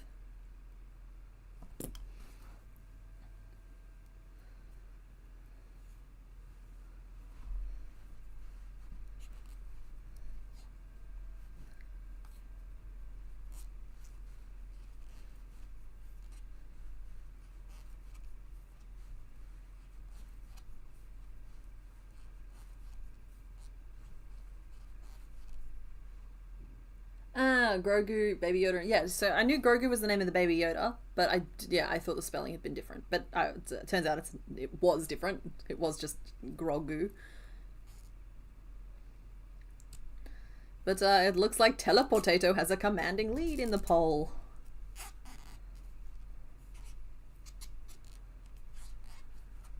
Two. 3.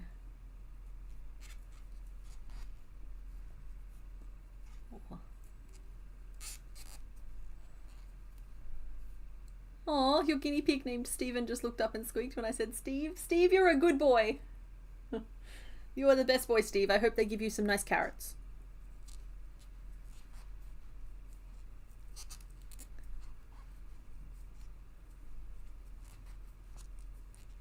Hi, Midnight Star. Happy time zone.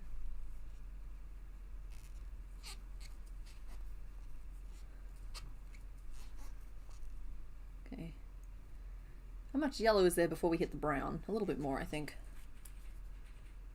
Single crochet times 2, and then we're going to do an increase.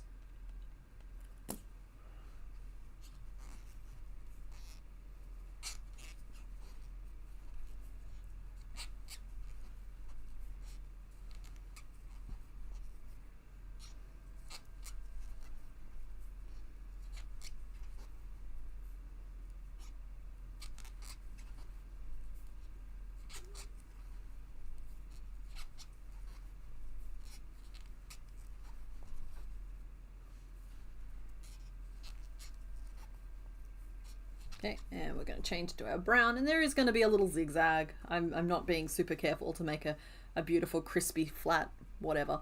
It's fine. I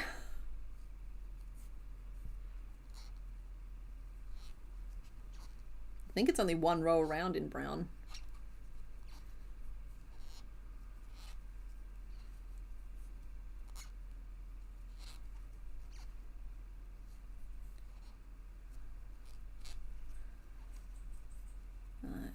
And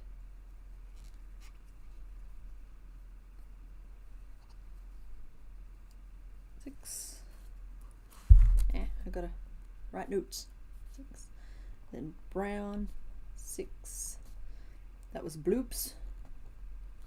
We'll change back to yellow, and we'll do 6 bloops.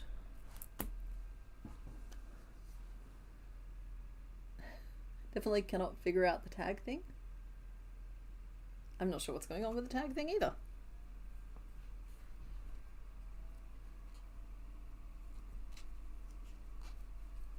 Go. Doop.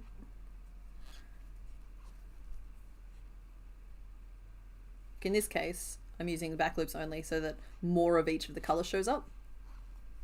Because if I work through both loops, you'd only see a tiny little like sip of the colour, and I want a little bit more of the colour to be visible. So back loops means that you can see a little bit more of the colour. Shaping's not ideal, but we'll live with it, I think. It's getting kind of a pinch point because of the colour change. It happens sometimes.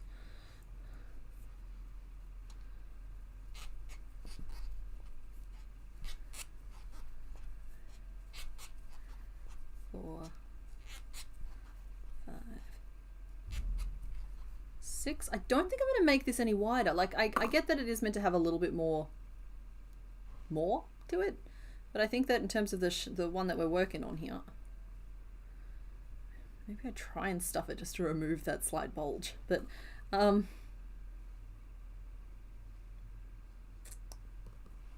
don't know. I don't know.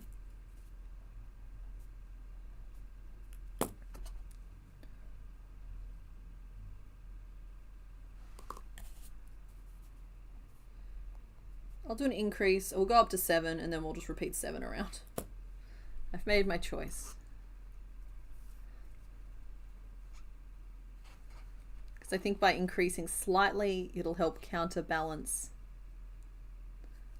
just that weird pinch point a little bit.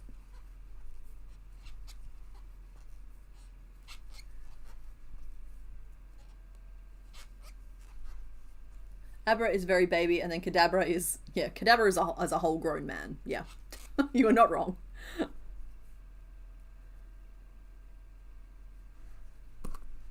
Okay, you'll just need to sit through like, what, 10 rows maybe? 5 rows? We'll start with 5 rows. 5 rows of 7 stitches. Ready? It's just 35 stitches all up.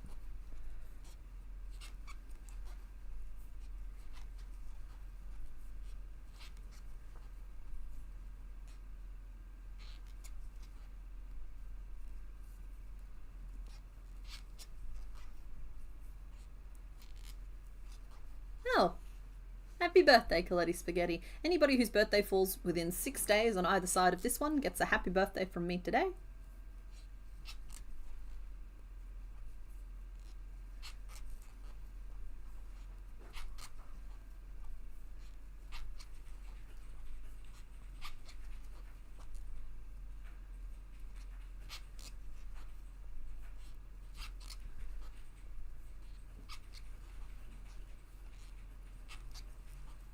Hi, Mark.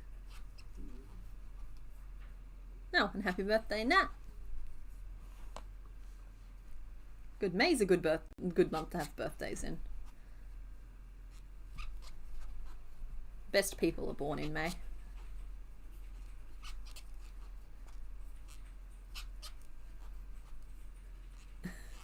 Honey, I don't think that happy birthday is copyright anymore. I don't want to risk it, but the reason that TV shows and stuff all sing and like restaurants and things sing like very strange custom versions of the happy birthday song is because somebody owns the legal rights to happy birthday, but I think that might have expired recently.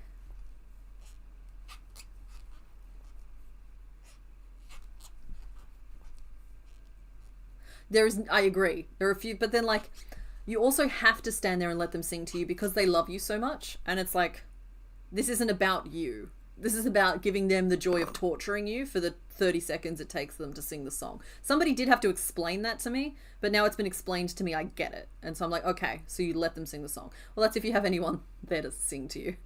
It tends to just take the form of me and Mr. Bones caterwailing at each other on various days.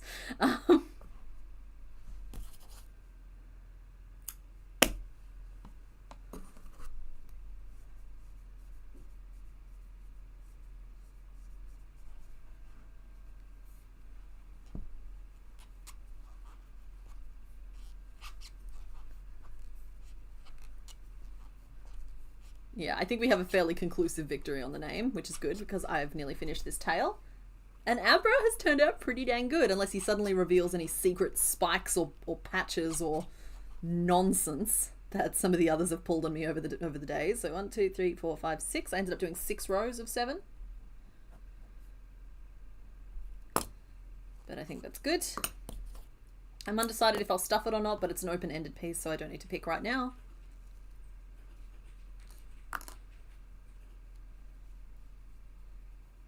The happy birthday song was copyrighted. I am not sure if it still is, but we're not going to be the ones to test it out. There we go. Oh my goodness, guys, we did it with 4 minutes to spare. I get that I've only made one of each piece, but like I try to set myself 2 hours for these little guys. So there are the base pieces for our little Abra, whose name will officially be set in a few seconds. There we are. Teleportato, 54%. So you guys have excellent taste. Second was Houdini at 25%, then Darth Abrius at 12%, and Grogu at 8%. So thank you to everybody who voted. There is our little Teleportato.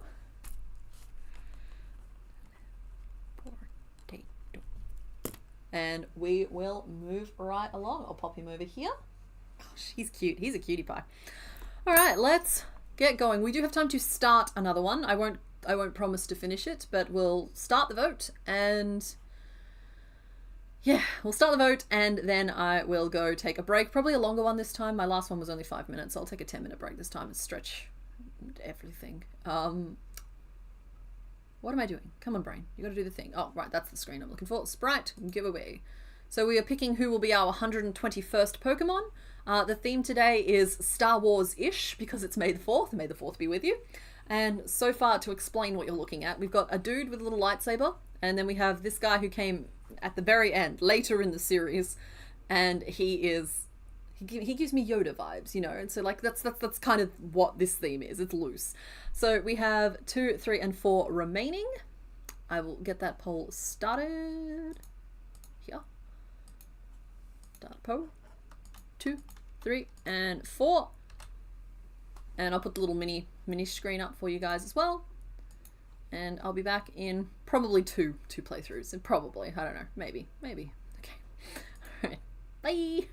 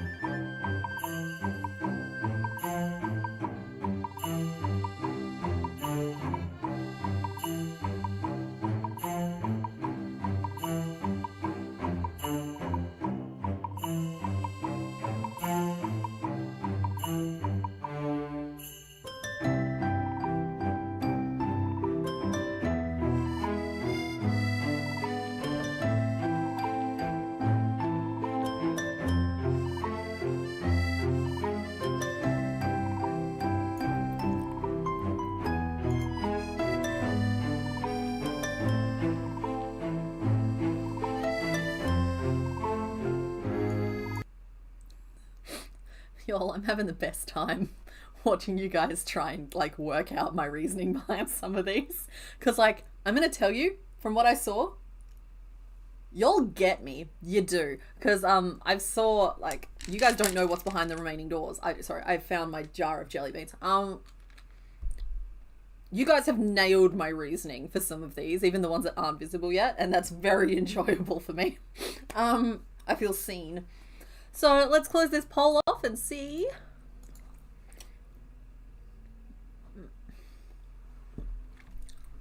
Y'all have chosen very wisely. You have chosen door number 2.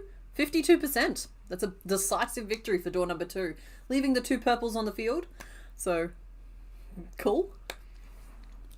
I've got to stop eating jelly beans. Sorry, I have a massive jar of them. And I'm a bit of a fiend when it comes to them. So yeah, you guys picked door number 2. Let's reveal who is behind door number 2 and the explanation that goes with it. Yeah, so here we go.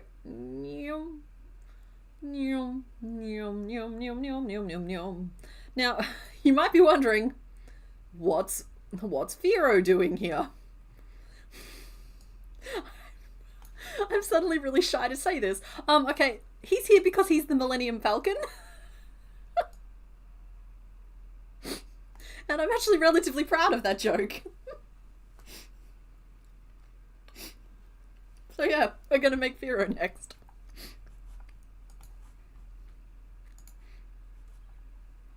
It's so stupid.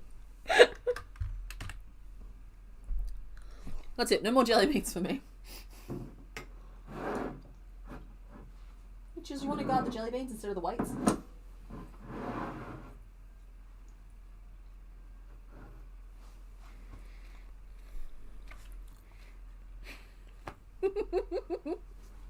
I'm glad you like it. I'm glad that I didn't just see like a sudden massive drop.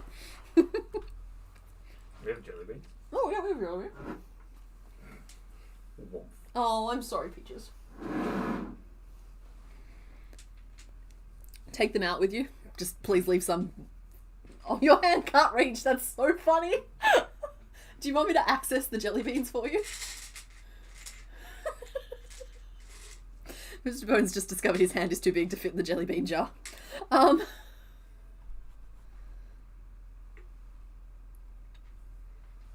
Yeah. Okay, good. That's all right. We got that sorted. All right. So Firo will be our 121st Gen 1 Pokemon. Let's turn on a sprite, but not that one. This one. Caca. So it's good timing for this fellow because I've literally just made that shoe bill thing and I feel like I can just use the same wings, frankly. So, look, if it works, it's not stupid. The Millennium Falcon, yeah.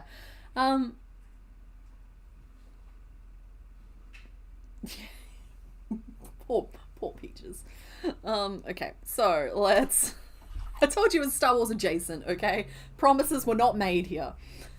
The thing I'm actually most scared about for this pattern is actually that beak. I don't know how I'm going to pull off a beak that's that long and spindly. And it's depicted as open there, but even if I close it, it doesn't give me a whole lot to work with. I've got like tiny head. I can do tiny head. I can just stitch on an eye. He's got head tuft. Again, tuft is fine though. I can work with tuft because it's tuft on a solid base. I've not left myself much room here. He's got a vulture-y bulb of a body. And he's got giant, massive wings.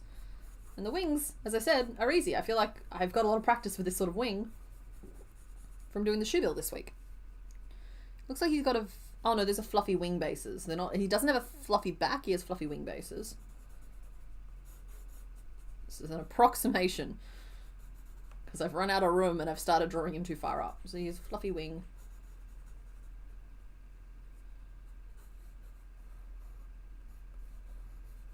Like, all this is easy except for this beak. The beak is going to mean that the scale of this creature is way bigger than we want it to be.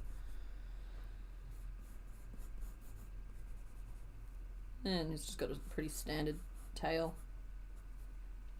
And some pretty standard feet.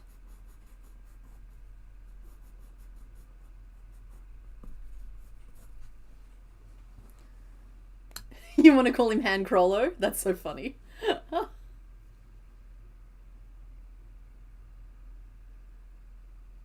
you very much, Sith Assassin. You should just wait to see who the final two were. Because I actually think that I nailed it. I put a lot of thought into this. And there were, now that we've found the 3 that we're actually going to be making today, I'm happy to reveal that there was... Oh, no, I've already said that, like, I thought Kabuto could make a decent Jawa. And I thought, like, Java stand-in, because of the glowing eyes. And I thought that Primeape could be an interesting... Could like, be the Ewok stand-in. We went in a different direction. Sorry, grabbing yarn. There we go. Fun fact, the thing on his head is probably like a chicken's comb for cooling his head when flying in hot environments. Well, thank you, Mr. Bones, for these fun facts. If it was Skarmory, it'd be an aluminium falcon. Yeah, that's true. Oh.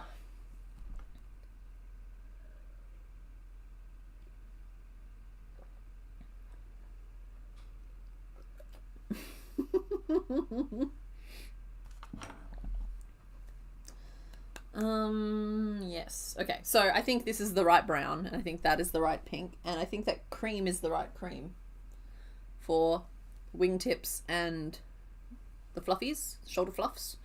And I think the only colour I'm missing is that head ruff, which is this very strange red, orange, pink. I'm thinking this. Like, it's a little on the orange side, but I think that it just enhances the pinkness of the pink, which I think will help with the beak and the feet. So that was easy, except it's a little bit tangled. There we go. I freed it. I am a hero. So let's pop those 2 into the bucket for later. And this is our palette. Yes. Everything about this bird is normal until you reach the neck area. Then it looks like the poor critter has not been fed in forever. Yeah, it kind of looks like somebody took a regular sized chicken and just grabbed its head and pulled. So like, here we go. Wait, this will look so much better than my actual official drawing. So like, you just had, like, you know, we had a regular chicken. It's just a happy little bird. Chilling as chickens can. But then somebody like grabs it and pulls, and it's like, whoop, whoop. And like, I'd be angry too. And then like, grew beak out of rage. Like, that is what's happening here right now. Just like that, I've made a roosting Firo that I actually adore.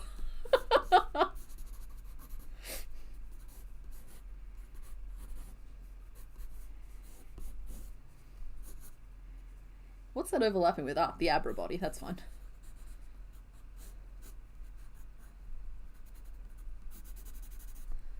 Yeah, Firo at rest. Savvy Banani, I am not saying that, but you can feel free to. What about that flesh for the wing feathers? No, the flesh colour is the wrong tone to meld nicely with that brown, and also I used the very last bit of it for Marowak. So, new. But I could be convinced to find a beige if you feel strongly that the cream is the wrong colour, but I feel pretty strongly that the cream is the right colour, so we would be arguing backwards and forwards a little bit. I can't find any. It's fine. This is fine. This is good. I might have to start with the beak, just because it is the deciding piece here.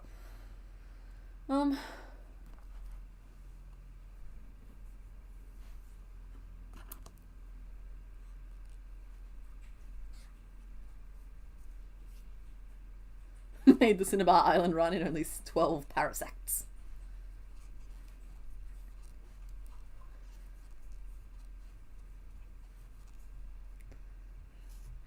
You want him to sing Bye Bye Birdie?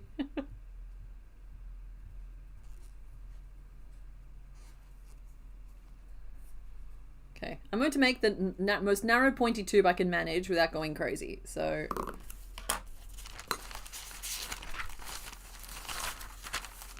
We're going to make notes. There'll be notes. The notes will be labeled as Firo, because that is what this one is. Beak. Magic ring 5, 5 single crochet, a bunch of... Oh, we'll do that back loops only, so... No, we'll do that... Yeah, back loops only. Loops. Then we'll do 5 single crochet until we can't take it anymore. Then we'll do decrease, and we'll do 3 single crochet to get us down to 4. And we'll do 4 single crochet until we really can't take it anymore. That's the plan.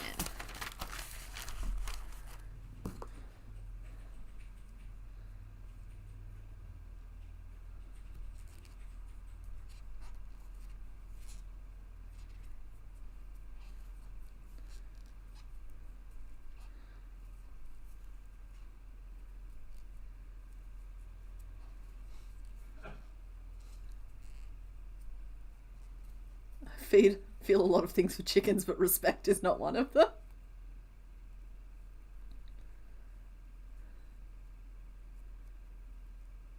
Ah, yes, the terrifying Firo. A majestic bird, making his terrifying call of bark, bark, bark, bark. Ooh, honey soy garlic chicken sounds good. Honestly, at this end of the stream, I usually am just hungry. It's like 10 minutes is like a perfectly acceptable level of break, but it's just not a lot of time to scoff lunch. You can name him whatever you guys vote for.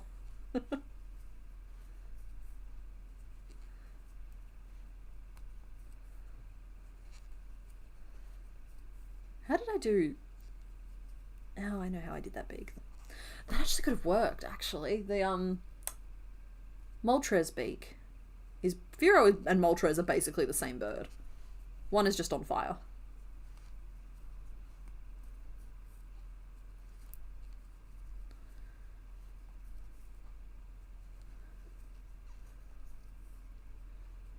It doesn't make it angy, it makes it sticky.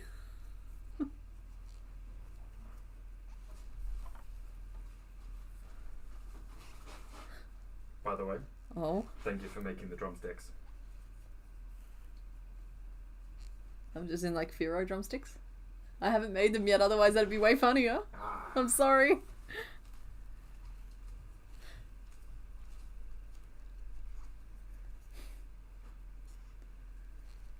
It's until you're a tiny 3-year-old with a bucket of food and you see all 20 chickens running fly. No, Nat, chickens, you are not...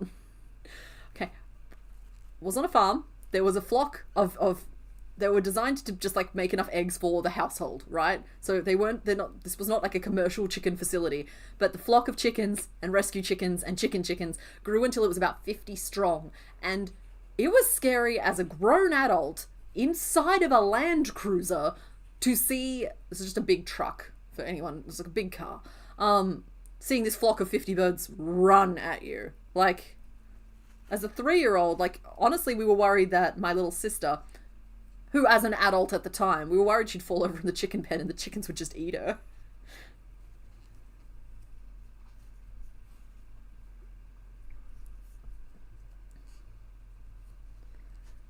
Okay, well, we need to work on a nickname that starts with K, and then Firo, and then chicken. So something Firo chicken.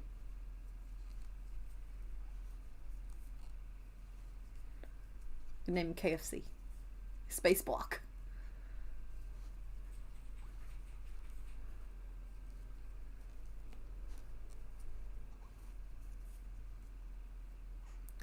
Kim, Mr. Bones is the person who can help you with any issues with the Discord.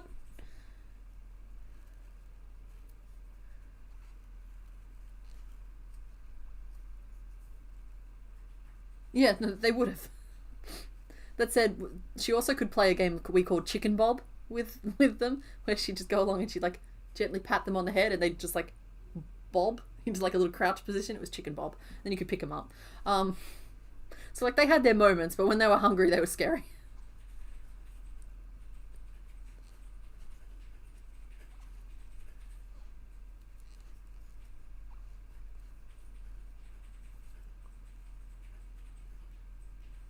Okay, I feel like that's enough of a beak. I will not finish it, but know that when I finish it off, it will have a point at the end. It's just, it's a very fat tube. I kind of want to go back and fix that. There's no taper. There's no shaping.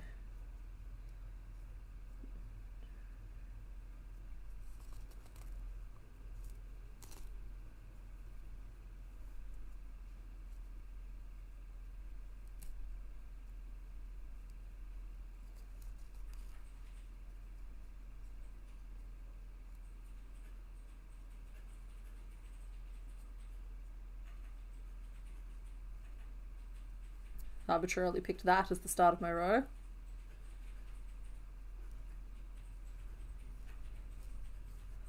And you irritating tag, get down in there.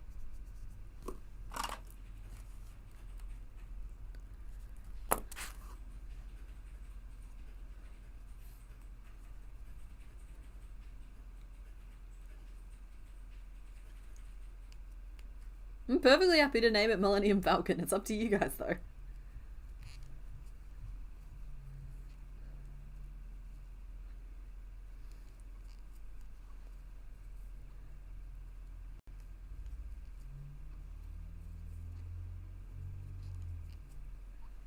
Herein lies the crux of our drama.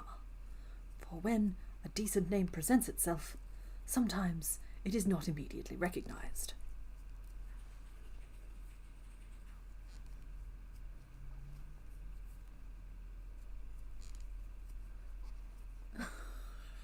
I'm so sorry, Nat.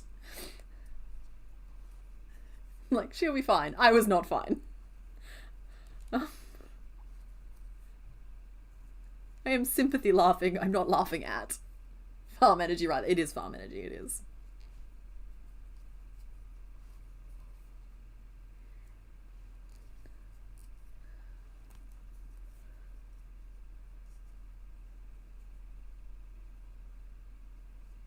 Okay, that's better. So, like, I've gone back and I've tapered it in slightly, and while you probably can't tell that much, I can tell. It feels different.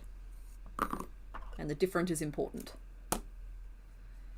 Okay, how many rows did it end up being anyway? 1, 2, 3, 4, 5, 6, 7, 8, 9 approximately. 1, 2, 3, 4, 5, 6, 7. Ladies and gentlemen, we have ourselves a beak. Can't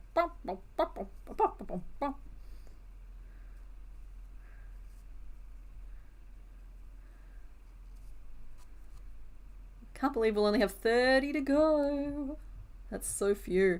That means that after we pick one more, and we'll have we'll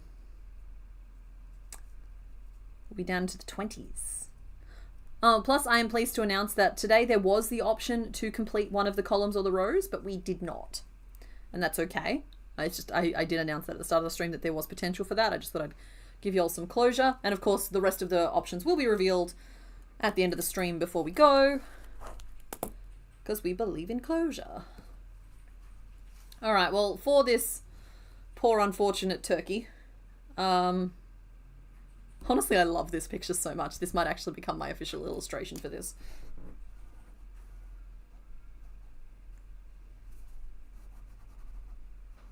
It's just, it's got attitude.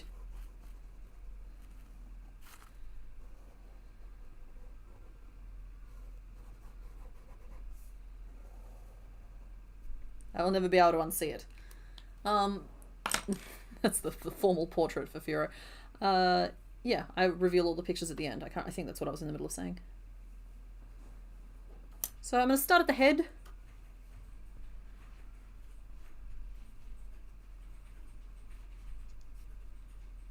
Knots are fairly complicated, KFC. Ah yes, the majestic space duck. Quack.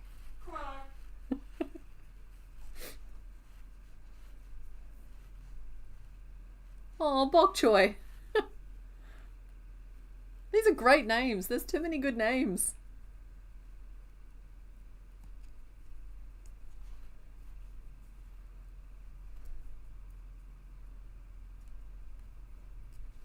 Oh yeah, I'm supposed to be writing this down. Yeah, honey, this is your job. This is your problem.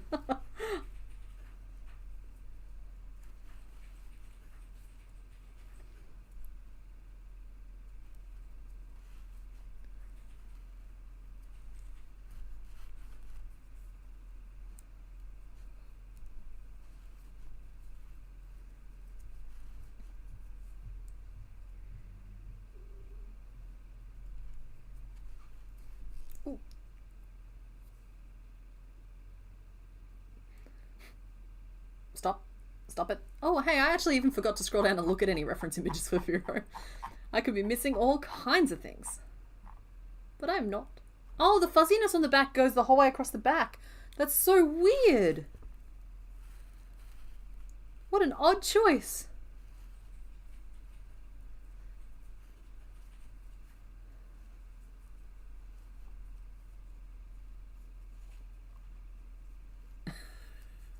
Loot, I appreciate the pain of his wings never fully fitting on screen. And yeah, over time they've slowly made that ruff on his head look more and more like a rubber glove. I'm sorry, they've done our fellow dirty here. Okay, I don't think I can go much bigger than that and keep it proportionate with the beak. But, that's still 12 stitches around. We can work with it. You might be getting stitched eyes though, because I don't know how I'm going to make that work.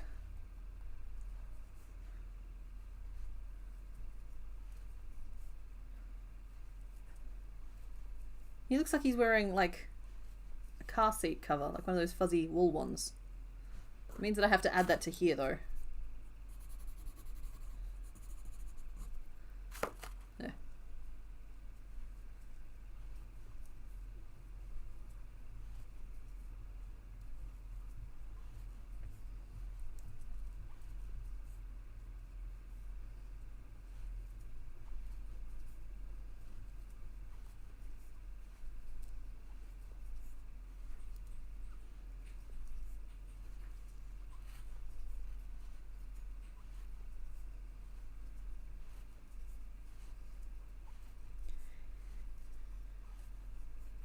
And Solo is pretty good.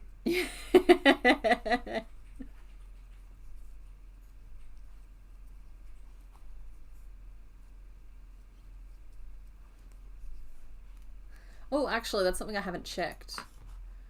Do we have a name for Spiro? Because Spiro was made kind of as a thing. Okay, yeah, so Spiro is Captain Jack Spiro. So, it kind of makes sense for them both to be named after captains. Technically, I feel like Han Solo was captain of his own ship. Right? I feel like that works.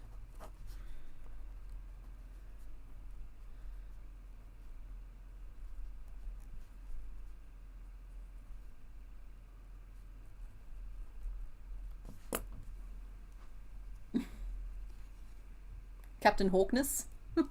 Jack Hawkness.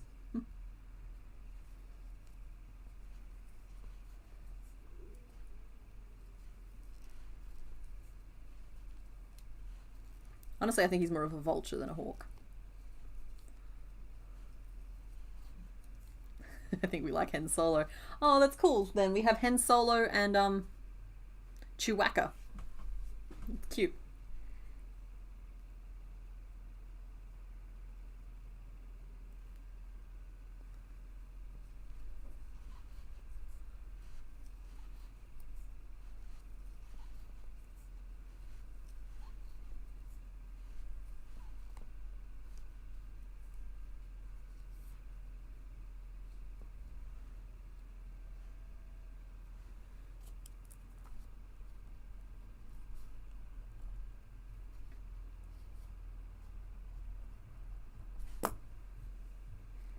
The more you look at Firo, the less certain I am of what a bird is. Oh, sorry, of what bird it is. I thought it just had you questioning all birds. I see that the problem wasn't quite as deep as that.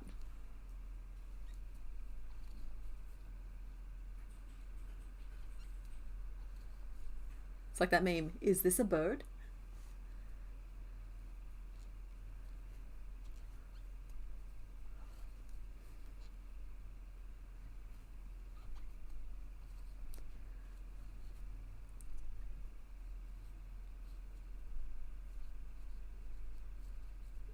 Okay, let's get a little bit of stuffing in that head before we make the neck, because the neck is down to like 6 stitches around, which is possibly going to go even lower than that, so if we're stuffing the head, we've got to do it now. Now is my last chance to do them as safety eyes. Assuming the beak goes there. He's just going to look like Doduo if I do that.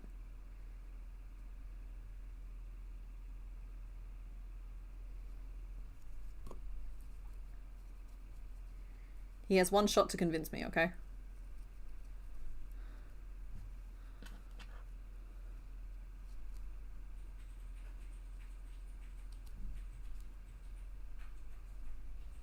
Noot noot.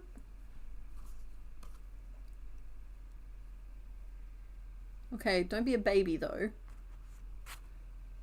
I've been very mean to you so far. I don't need you to suddenly turn into an innocent creature.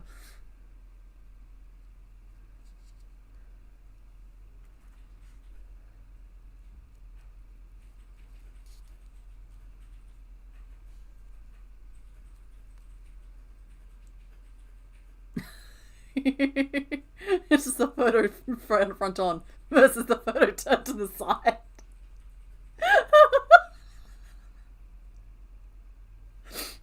I think I like the safety eyes, I do. Do you know that kiwi birds have nostrils right at the tip of their beaks? That means that this doesn't count as beak, only the very tip does. And do you know that they have claws? Sorry, I found out a bunch of stuff about kiwis this morning before stream. Do you know that they have little claws, like the finger claws at like the top of their wings as residuals like from when they were dinosaurs? So they've got that little like tiny little claw nub at the tip of their wings, even though you can't really see their wings anymore. And that their eggs are basically the size of their body. Yeah.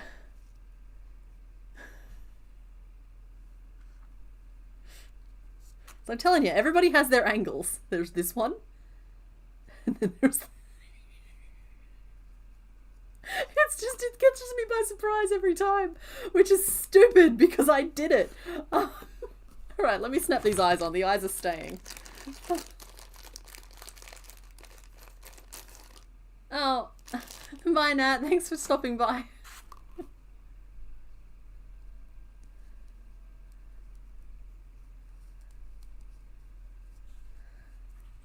That's alright, honey. I'll put eyelids and stuff over them so they don't feel quite as dramatic.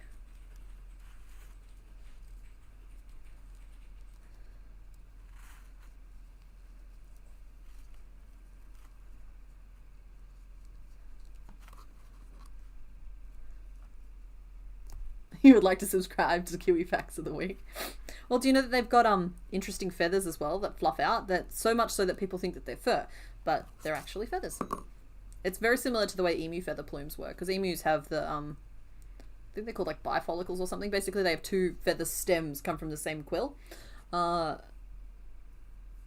have like a similar like fluff structure. I promise we'll give him angry eyebrows. I did see that TikTok today too. That's what I mean. It's just like I learned some stuff about kiwis before starting. That said, I find that shorts and TikToks, no matter how much I enjoy them, the creators' names don't stick in my brain. If you remember who that was from, feel free to let people know. That's just, I remember I watched a video about kiwis.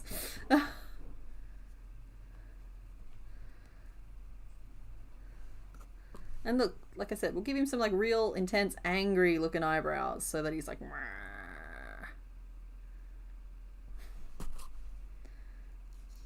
I'm asking you to trust the process. Don't make me sick, the goose on you.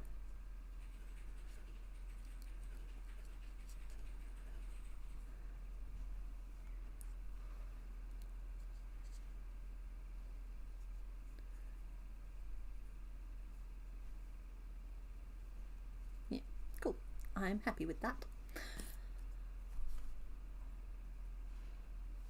Now, how much shaping do I try and do for this neck, or do I just kind of wing it?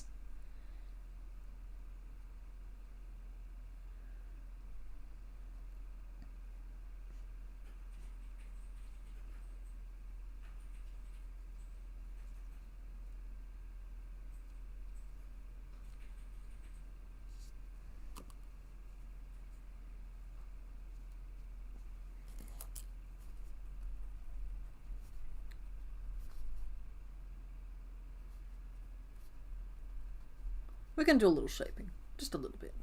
Just a scooch.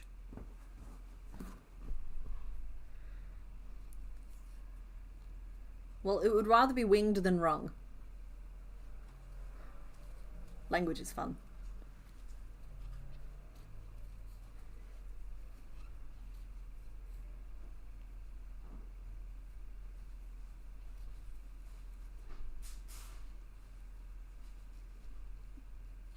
Yeah. Hello to Melbourne. Hopefully your weather is treating you well.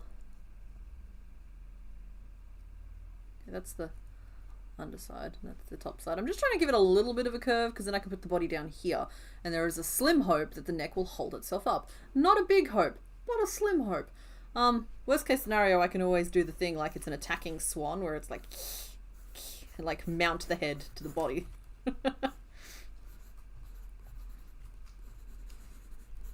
Firo has some personality.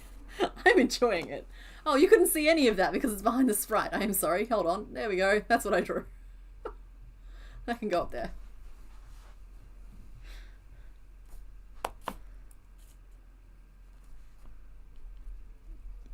Three.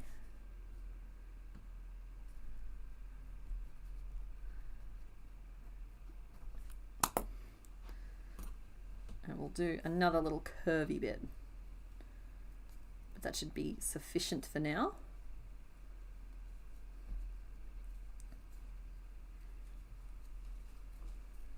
Two, three.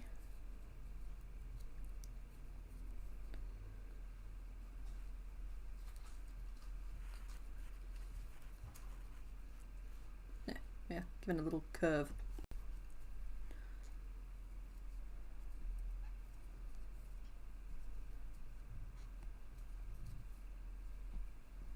Then we might just be doing rows.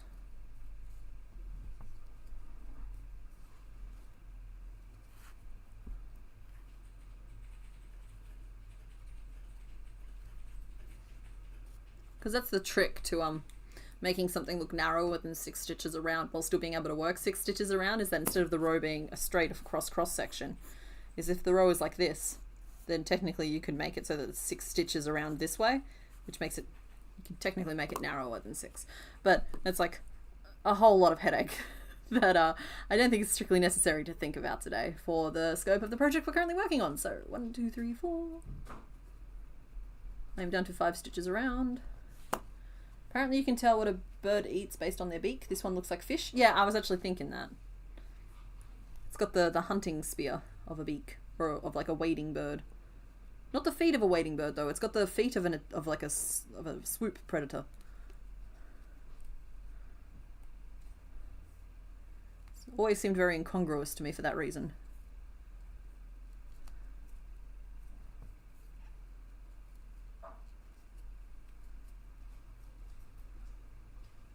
I lost a stitch. 2, 3, 4. There's this, I think that's the stitch. Hold on. I lost a stitch. It should be 5 around. 1, 2, 3, 4. Huh? What? What? 1, 2, 3, 4, 5, 6. Okay, I found the stitch. It's just being real sneaky.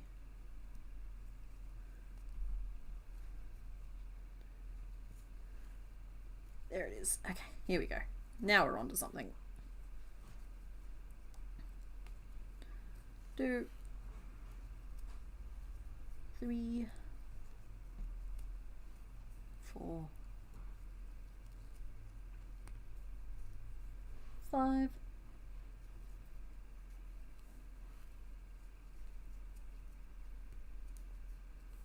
6,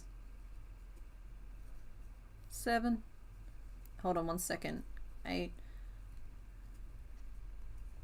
9, 10. Kat, you're trying to message who the Kiwi one was about, but my messages aren't getting through. On Discord, because like I have DMs turned off on Discord, but you can just pop it in live stream. That's not a big deal. If you mean they're not getting through on the live stream channel, that's a technical issue that you'll have to talk to Mr. Bones about. To my knowledge, there's nothing blocked anywhere.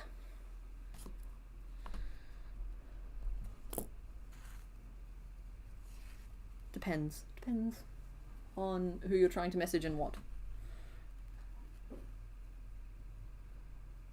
Okay, I've made a very elegant neck for our little bobble for, oh my goodness, he's actually really cute already. No, it's on here. Her TikTok. Okay, there we go. Her, apparently the TikTok name is Annie Not the Musical. Annie_Not the Musical. I do not know if that is the exact same one that I saw today, but that is apparently the person who put out a TikTok with lots of fun Kiwi facts in it. YouTube might be blocking links. It might even be a default setting that I've got turned on and haven't really thought about. Mr. Bones, I think it was a link thing.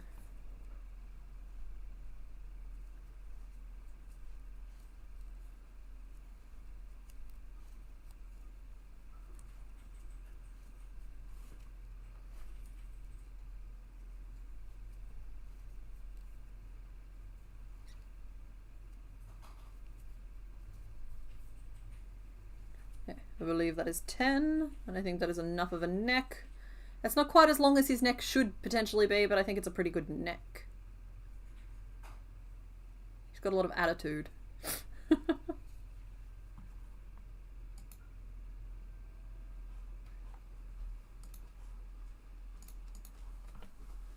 All good. Okay. I saw it, thank you. Yeah, like the more I think, the more I'm like, oh right, Ho-Oh's beak, or like Moltres' beak probably would have been suitable for this, but because we've made both of those already.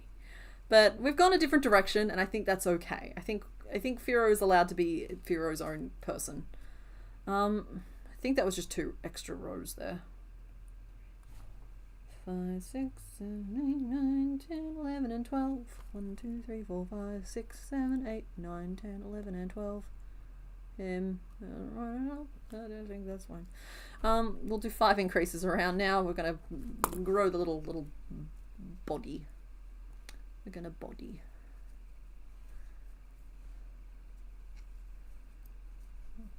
Do.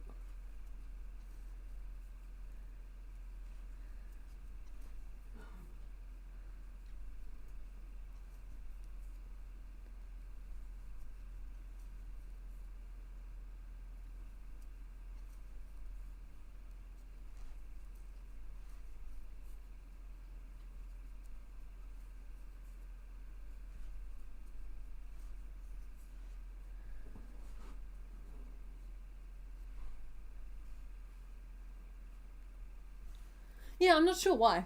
Cat, sorry. I feel weird about it because like it feels like something I might be underhandedly trying to hide from people. We're like, no, it's like okay. I don't know why it wouldn't have worked potentially, but I'm glad that it worked. I'm glad that we got it there. It was again Annie / not the musical. Yeah.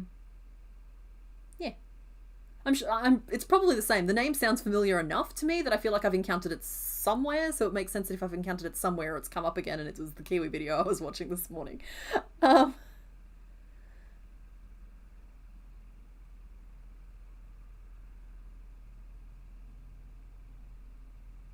Feels like a like, oh, that's what the Ho-Oh thing was about. Mo-Oh.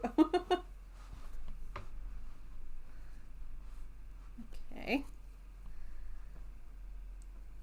So now I need to pick a direction for the body, because we should be 10 around now. 1, 2, 3, 4, 5, 6, 7, 8, 9, and 10. We are. So I think I need to curve the back out more. And just do regular single crochet at the front. So I'll do 2 increase 3s. And an increase. It's a bunch of stitches. And then another increase on the other side. So that'll be 1, 2, 3, 4 of the 10 stitches, 6 single crochet in between, and it's going to increase our stitch count from 10 up to 1, 2, 5, 6, 7, 8, 9, 10, 16. Now, good morning, Amy. Happy time zone, and may the 4th be with you.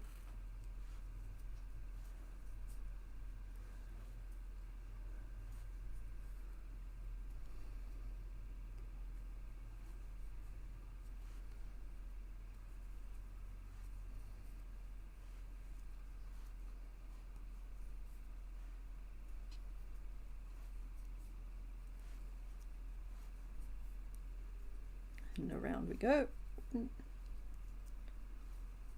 2,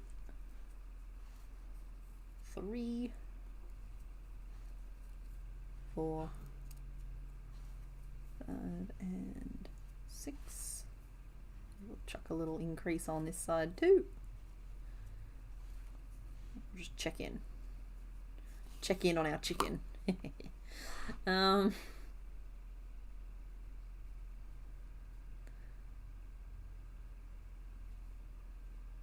Okay, yeah, and then I'll just keep the growth relatively even at the back there. So single crochet, increase, 2 single crochets, and an increase, and then just single crochet around for the rest of it. So that's 1, 2, 3, 4, 5, and then 11 single crochet back to the start. So that should bring us up to 18 around, which is a nice number to be. We'll make a pretty good time on this one too.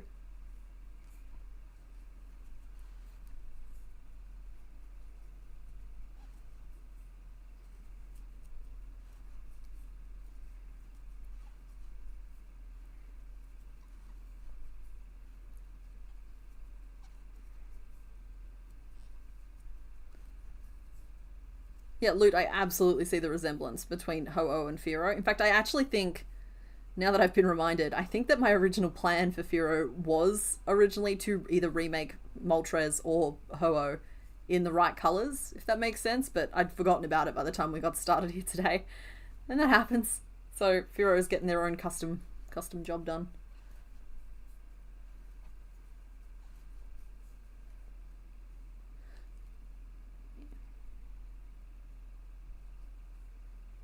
I think I went one too many stitches around. Did I? No, I didn't.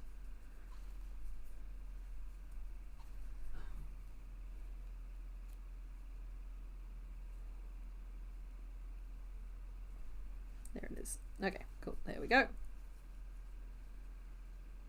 The head's doing okay so far. I did forget to work that row in the back loops, and I've forgotten to add picots for like the neck ruff.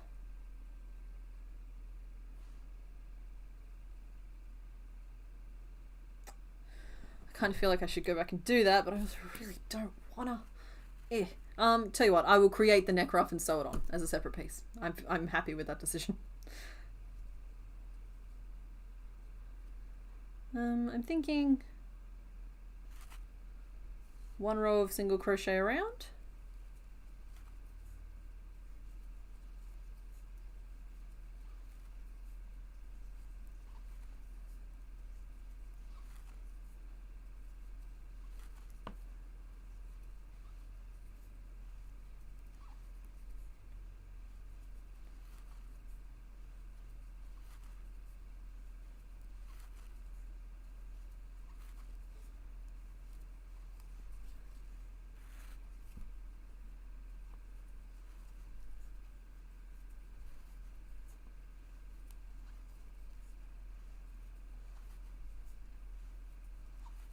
There we go.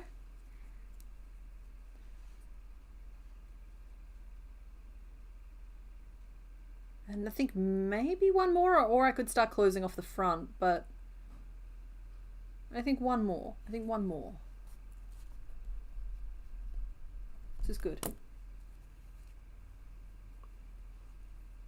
I tend to hate following my patterns anyway. Yeah, to be fair, that's not just limited to my patterns. I hate following all patterns. It's not a strength. That requires too much focus. It's way easier just to wing it.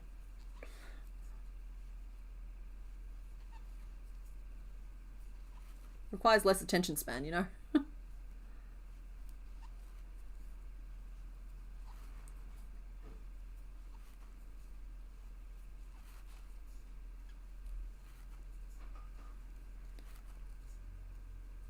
12,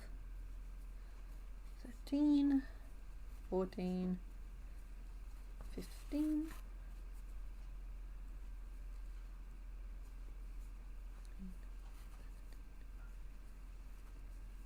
Don't think Mr. Bones has realised yet that there's potential here for him to get to brush something.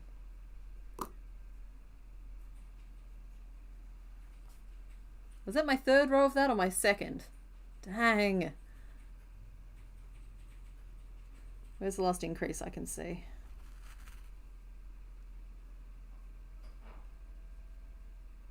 There. So it was 2. Okay, that's good.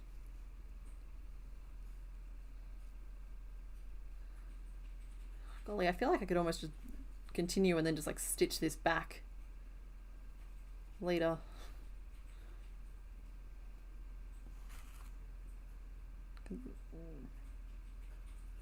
No, we'll start closing off at the bottom and extending at the top. It makes sense to do some shaping here. So we'll probably want those stitches there and there. That feels pretty even to me. So it's 3.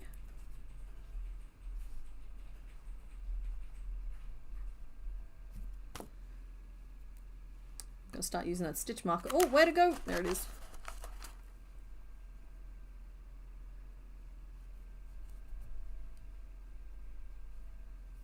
No, Andrea, this is the 3rd Pokemon of the day. We've been going for almost 5 hours. We've done Abra and Marowak so far. So we're making pretty decent time with them.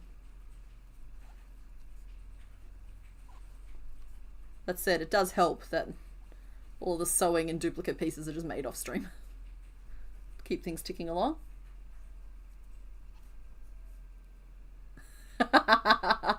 There are 3 skill sets in crochet: following patterns, making patterns up, and writing patterns down.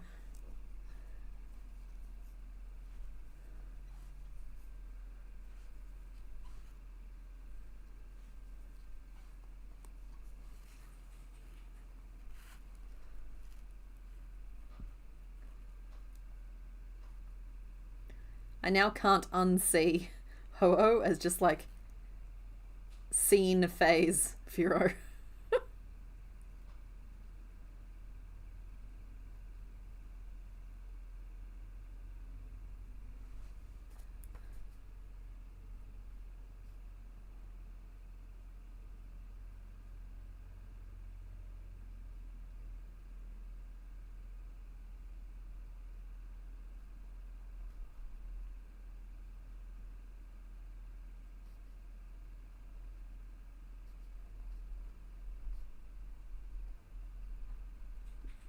Sorry, mental mathing. 1, 2, 3, 4, 5, 6, 7, 8, 9, 10, 11, 12, 13, 14, 15, 16, 17, 18. Go.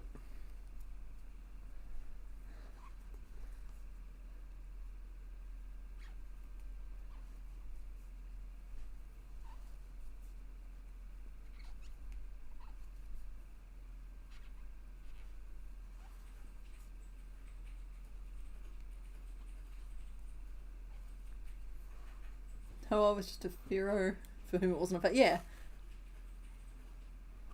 Oh, no, Potato Channel. Oh no, I dropped my ebook on my, well, like my e-reader on my face the other day. I was like really worried that it was going to bruise, but it didn't, thankfully, so I feel your pain.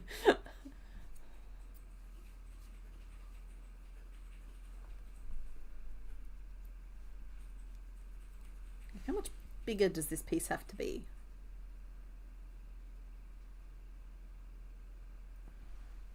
A little bit more, Miss Swan. A little bit more. That was 3 decreases and 2 increases, so we should be down to 17. 1, 2, 3, 4, 5, 6, 7, 8, 9, 15, 16, 17, and we are. We'll end this row with 3 decreases, I think, which will bring us to 14.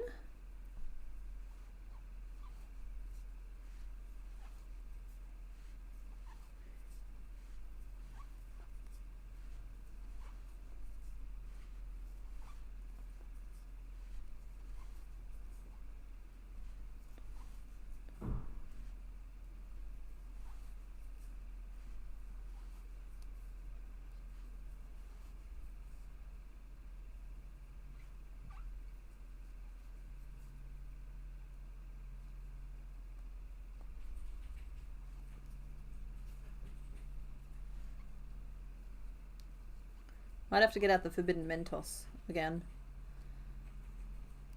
to weight our birdie.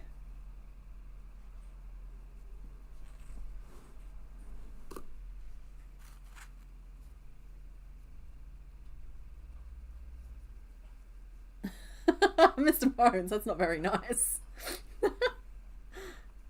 Mr. Bones posits that the fur on the back might be from a fur fru, which answers the question as what Firos hunt and eat.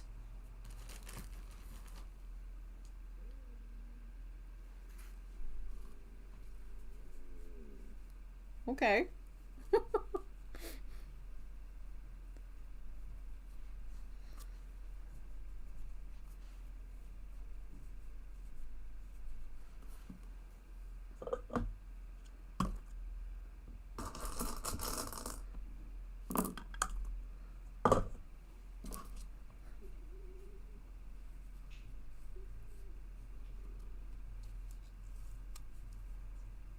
Okay, I think 3 should do the trick.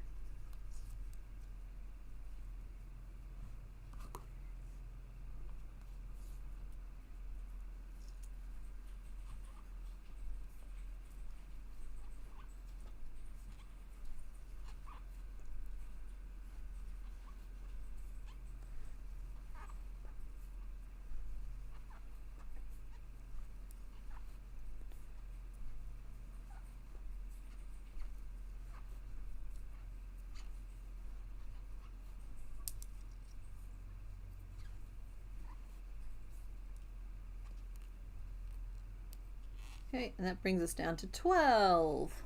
It's good, making progress. When I do Firo, will I do all the trims? It depends. It depends on if I'm doing it as its own thing or if I'm just doing it as a Pokédex entry. So hypothetically, if I'm just doing it as its Pokédex entry, we'll pick a form. That's kind of like how a lot of the Gen 1 Pokemons have like different forms on a bunch of different places now, but we've done the default. So I'll probably do default Furfrou, and then later if we run out of Pokemon, we can circle back around. Is he going to be sitting? He won't be roosting, if that's what you're worried about, but he's going to be like, you know, he doesn't need a stand. Put the eggs away, love. No, for a stand. For a stand.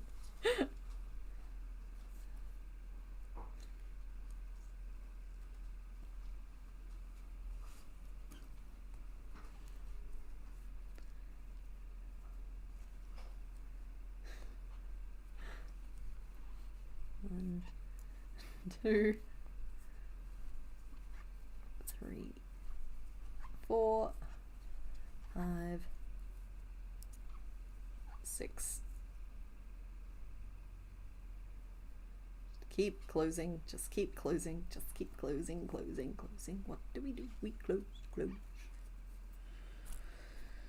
Decrease a 6 single crochet, 2 decreases. How many years will it take to run out of Pokemon?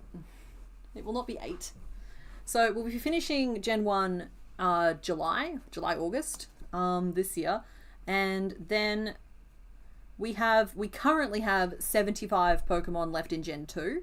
So by then I definitely will have done the next chunk of Soul Silver. So that's going to take another 24 Pokemon out of Gens 1 through 4. So that will lower that number a little bit. But with only 75 Pokemon, that's 30 weeks worth of stuff. So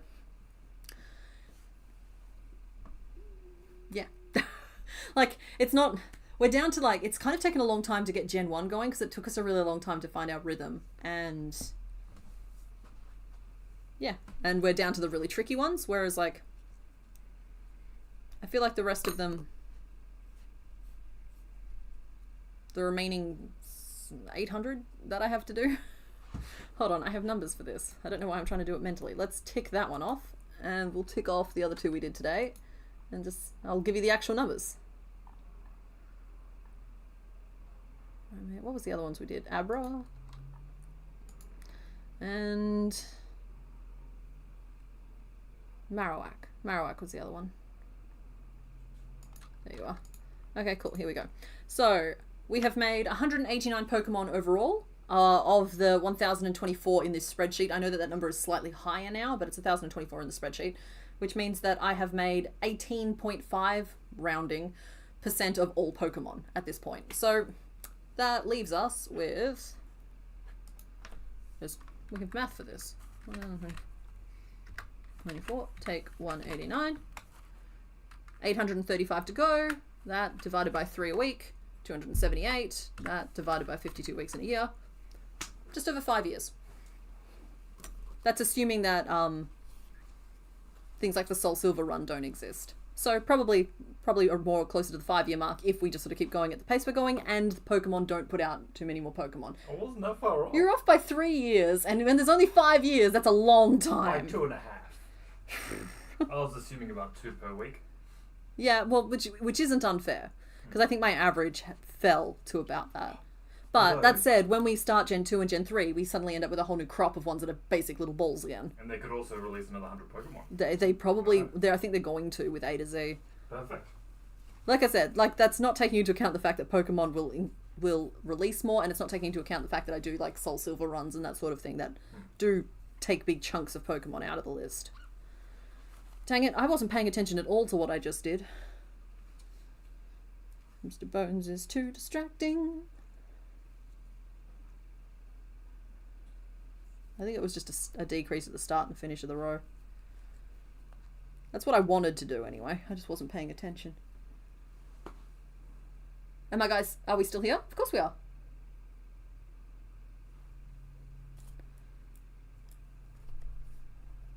Decrease. 5 single crochet, decreased. So we should be down to 7 here if I did that right. 1, 2, 3, 4, 5, 6, and 7, and I did. Honestly, I think that's it. I think we're good. I'm going to do another decrease. Just a little decrease. Just a little one.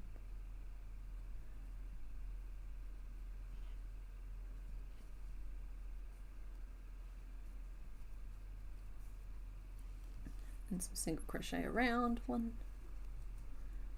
2, 3,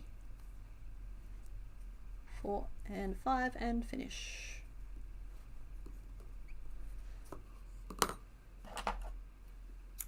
There we go. Okay, so there is our base piece. So we've got beak and we have base piece, and I think we should maybe do, we could whip up the feet next. I feel like the wings, I already know the exact way I'm going to do them. Like, there's no mysteries to the wings. We could whip the wings up next if you guys want. Do you want wings or feet next?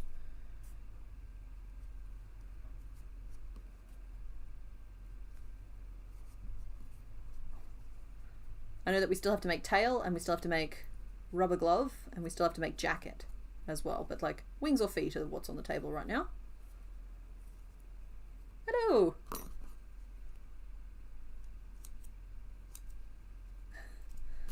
I'm telling you, the act of making them makes them charming. It's the Carnivine effect, and it's unavoidable. Let's wait till I give him his nose back. There we go. His nose is disastrously disproportionate to the rest of him, but it's really cute. Like, his nose should have been smaller, knowing that the size of the body is now. But he's very cute. I'm glad I put weights in him too. His feet will help him balance. You guys want feet? Okay. Goosey body. Well, yeah, we're in a goosey mood. Sometimes you just wake up and it's a goose kind of day.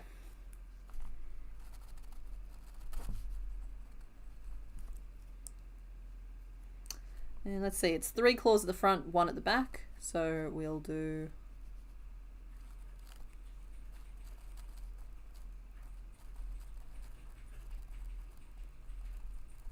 Snitch. Double treble, single crochet, double treble. Feet first will help you stabilize. Exactly. Give me a stable goose.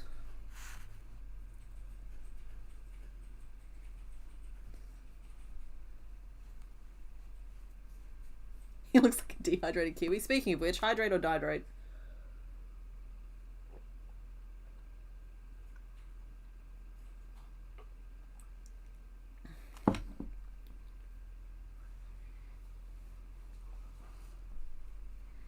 Okay, current name list is Bok Choy, Millennium Falcon, and Hen Solo.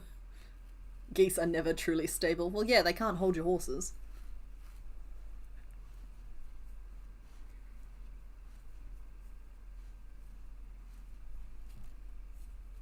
He's a little gooseberry.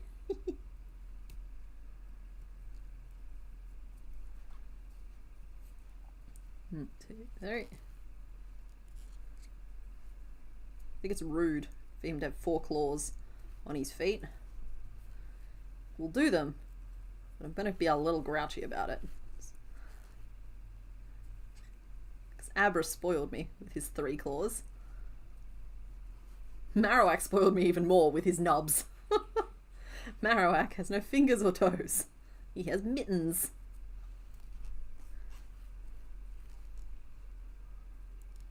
There we go.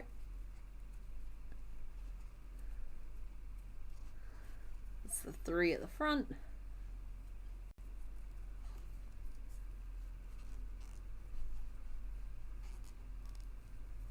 And 1 at the back.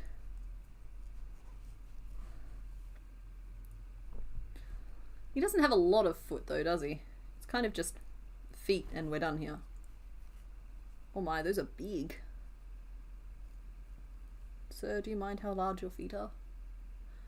I don't, okay, look, let me level with you guys. I don't think I've nailed the proportions on him, but I feel like the spirit is there. Actually, I don't even think the spirit is there, but I don't think I've nailed the proportions and I don't think the spirit is there, but I'm trying my best.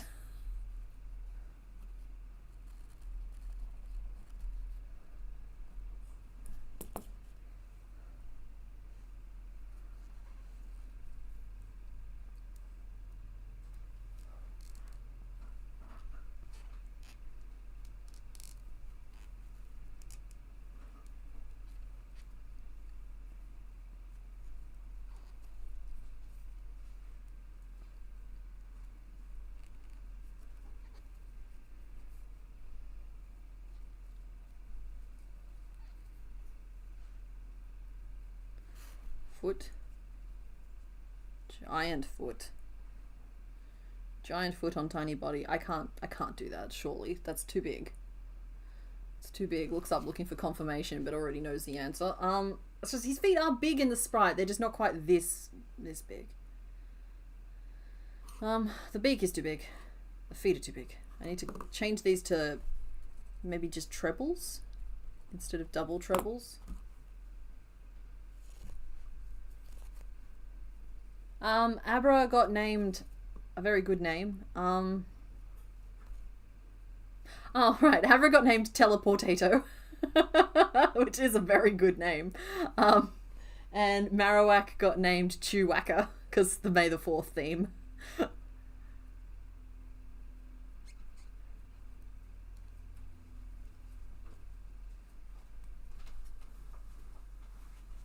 I'm running out of go. I've got a pitch. Who are you calling a pitch? Anyway, sorry, go on.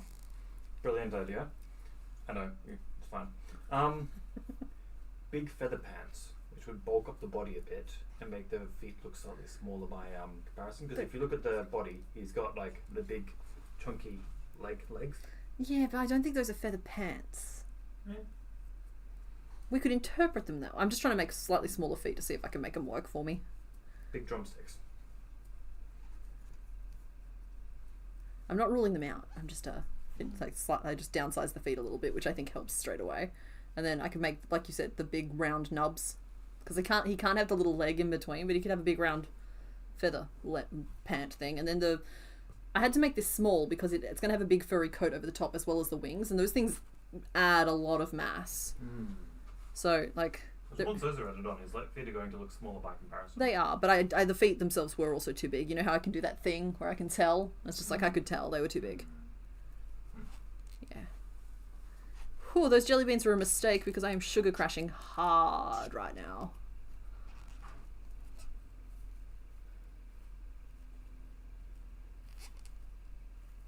Okay, there we go. And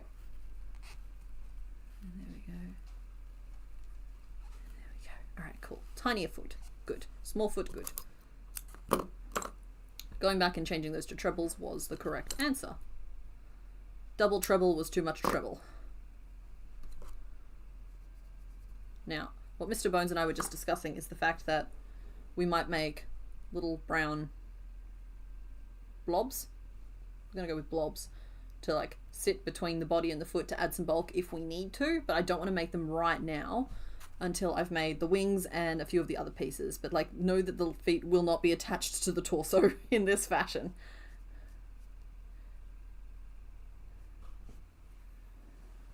Did I see your owl on? Oh, I did see your owl on Discord. I'm pretty sure I saw an owl on Discord. Yesterday or day. So I often just like skim through and just a couple of the places, but I know I saw it was a YouTube chat. I remember seeing, yeah, there it is. He's a cutie. Oh, sorry, I forgot to react. Yeah, cool. But yeah, so as somebody else said, if you pop it in the CK Whips and Brags, it will show up at the end of a video, but I see that you've kind of already done all that, so that's cool. Right, back to live streams. He's up on the eyeliner, darling, together with your black boots. You're practically screaming, it's not a vase, Mum. Oh, that was from 20 minutes ago, sorry. I thought you'd read that. Oh, never mind. No, I arrived at the conclusion separately. Ah, okay. What was it? It was a thing. If you let me know 20 minutes before you finish, I'll start doing all the sweet potato up and everything for dinner. And then we'll get food very quick. Okay. Because you're sugar crashing. I'm sugar crashing, but it's not like blood sugar crashing, it's just like I'm tired. Like, you know, from a sugar high to a sugar crash. Yeah. Like, I had a bunch of jelly beans, and it was a mistake. Yeah, like the symptom is the couch looks increasingly more comfortable. Yeah, yeah. It's gone from like way too much energy back down to normal energy. So normal energy now feels like not enough.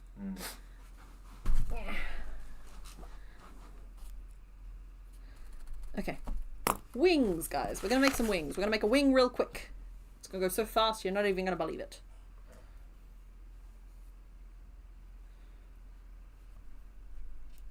These wings are gonna look familiar to you, and that's okay. 1, 2, 3, 5, 6, 7, 8, 9, 10, 11, 12. This is gonna 13, 14, 15, 16. Feel like 17, 18, 19, 20, 21, 22, 23. Way too many, but it's not. It's the right number. And you'll see in a minute.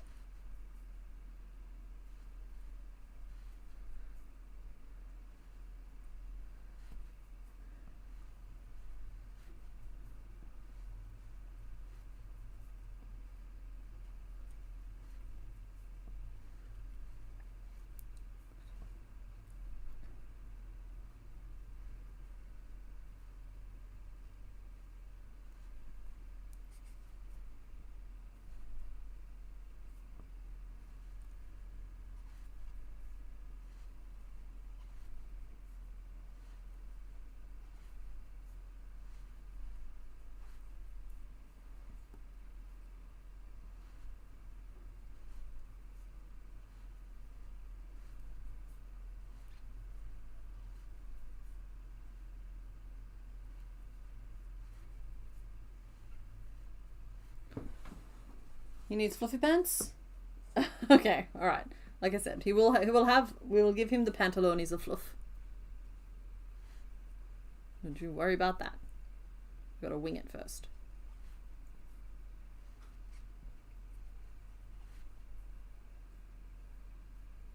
Okay, so that is the scope of the wing. Now I know that a lot of the sprites show the tips of the wings in a different colour. I don't know if I'm going to be able to manage that today, but I think those are a good size wing for our Firo.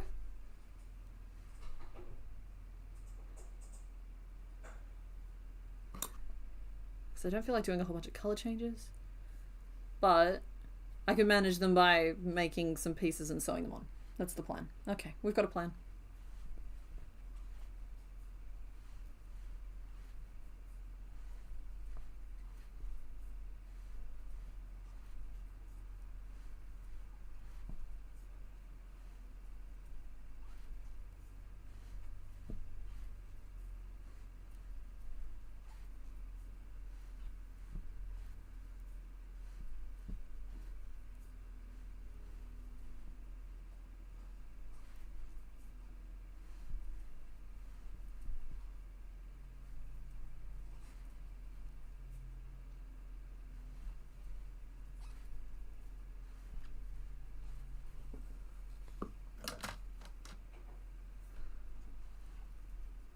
There we go.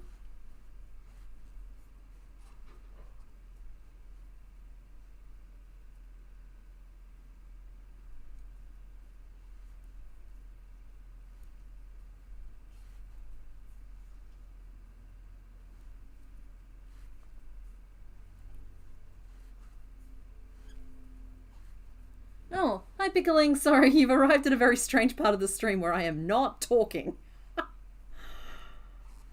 But welcome. Welcome to your first stream. And I hope you like it here. We're all very nice people. I can always tell when CK's energy is going, she stops being able to speak and crochet at the same time. Kitticus Rex, how dare you call me out like that? That's just rude. No, we're fine. We're good. It's true. It's accurate. It's like, yep, we're down to 1 cylinder. Which is why I'm like, okay, cool. Get some wings made so that we can end this when it needs to end. You know what I mean?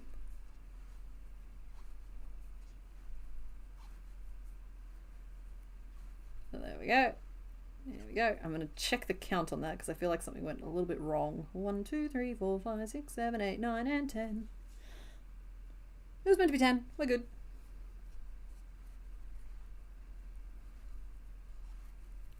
One, 2, 3,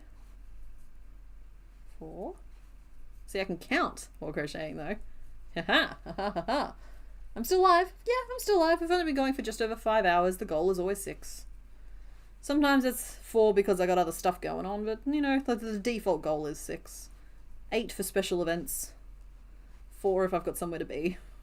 But 6 in general. That's where like the 2-hour plan came in, where like the plan is to do a Pokemon every 2 hours or change Pokemon every 2 hours, even if they're not complete.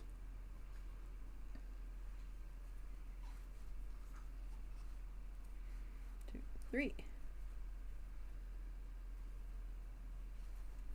It also, I'll just say that I'm also following a pattern. I am using the wings that I used on my shoe bill from the video this week. So I find it really hard to talk and follow patterns, even though I find it relatively easy to talk and make up patterns. They're just different parts of the brain.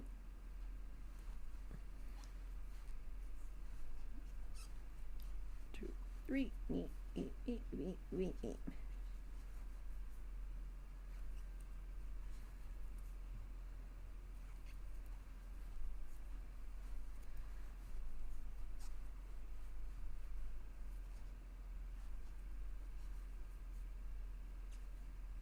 We need at least one made though, so we can see what we're looking at, what we're dealing with.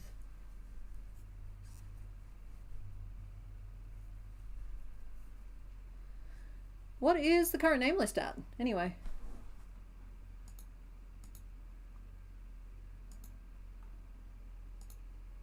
Yeah, there we go. Which Pokemon have I made today? We have made, alright, so the theme was Star Wars-ish. May the 4th be with you. And we made, oh, he's hidden behind the thing. Let's move that away. We've made Marowak. We named him Chewbacca. And because Marowak looks like a dude with a lightsaber, it was a very loose theme. Then we made Abra, who we named Teleportato. And that's because Abra gave me Grogu or Yoda type vibes. And now we are making Firo because Firo is the Millennium Falcon. Which honestly I expected a little bit more pushback from. But you guys kind of embraced that one quite enthusiastically, and I am happy to be at the head of this community. I feel seen, I really do. So yeah, it's been a fun day. We are at the end of our 3rd Pokemon, which is going to be the last one today, and then we'll reveal the two answers that you guys chose not to pick, which is funnily enough both purple, which never happens. I think Boring Colour Brigade feels the pain of having too many choices and having their votes split, and I think purple got to taste that a little bit today. That said, I did specifically say you wouldn't want one of the answers, and I maintain that that's correct. I think that's a very Firo-esque wing. Don't get me wrong, that's only one layer right now, but we'll do the 2nd layer of feathers. And whip that up too. What is the next pattern on YouTube going to be? Oh, I don't know. I had plans. Last week's video was going to be a pattern and then it just sort of didn't turn out because I didn't want to half-butt it. Yeah, I don't know. I've got a few kind of in the works, but I want to make sure that they're ready and they're right because patterns are a colossal amount of work and a total pain if anything goes wrong with them. If I'm not completely confident in them, I know that they're just going to make more work for me down the road. So 1, 2, 3, 4, 5, 6. 1, 2, 3, 4, 5, 6. So like as much joy as they bring into my life, they also bring a lot of misery into it. So it's kind of hard to be like, oh cool, we're going to do a pattern. But we are doing a pattern. We're doing at least 2 patterns this month. I just don't know what they are yet. 1, 2, 3, 4, 5, 6, 7, 8. Because in the works we have, obviously there's the ones that like aren't forgotten about but have been kind of put in stasis, which is like the pug and the patu. We also have things like the quadrilateral, which is the you know how we made the squog? That's the quadrilateral. That was from a comment. Perfect. Nailed it. Amazing. So there's that one there that's kind of being looked at to be turned into like a pom-pom type creature. It's a thing. The cobra I wanted to release, but then I feel like I've been too snaky and too froggy recently, and so I kind of want to hit like a different note. And then there was another one that I was working on. Oh, the sloth. But then I was really worried that it would bother my patrons if I just released full versions of notes that they only just got. If that makes sense. So 3, 4, 5, 6, 7, 8, 9, 10. I want to give that one a little bit more time before it gets developed fully. 1, 2, 3, 4, 5, 6, 7, 8, 9, 10, 11, 12, 13. I can count. I can. I definitely can. Okay, slip stitch. So yeah, there are patterns coming. I just don't know what they are yet. I'm sorry. I know you're looking forward to them as well. And I appreciate your enthusiasm about it too. And that's a general you, not a specific you. I appreciate everybody's enthusiasm for them. It's a... I can see patterns potentially being the first bit of this whole experience to kind of fall away a little bit, if that makes sense. Patoo! When am I going to finish my wall hanging? I am working on it. I am. I'm hoping to actually get that video done this month. So this desk next to me, that's being set up as like a permanent station where I'm going to chip away at it, even if it means that it takes over the live stream one day, just so I can, because it takes 20 minutes to do a square and there's like 120 squares remaining. So that's not undoable, but like it's not just like I haven't sat down for an afternoon, you know what I mean? It's a whole thing. I'm looking forward to getting that done though, because I'd really like to see it up on the wall. I think that delayed gratification isn't great. Sometimes you need to actually like get the reward, and the reward is seeing it on the wall. Romeo and Juliet are still waiting. I know. The longer this goes on, the more I have waiting. Love to see a CK moose. That's fun. I don't mind that.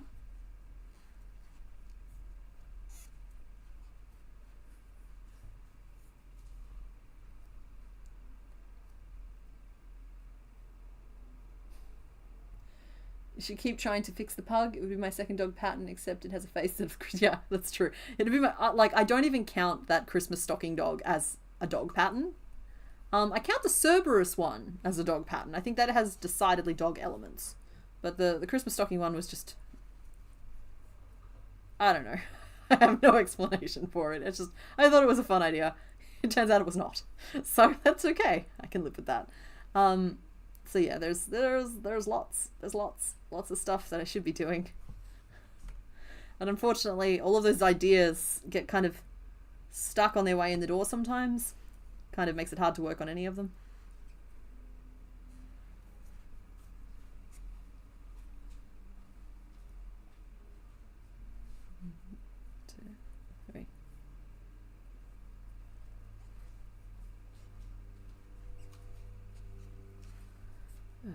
Go. There is our little line of feathers, which will look good all sewn on, and I don't have to worry about colours with this, unlike with the shoe bill. I think that looks nice and Firo-y.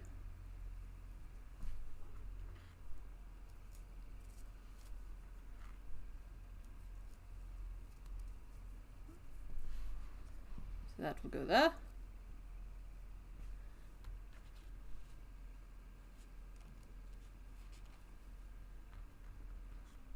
I won't make a second one of those.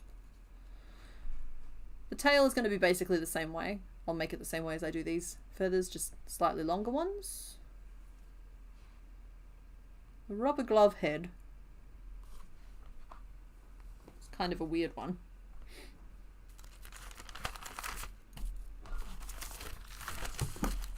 Whoa! That was my water glass and it went like fully horizontal.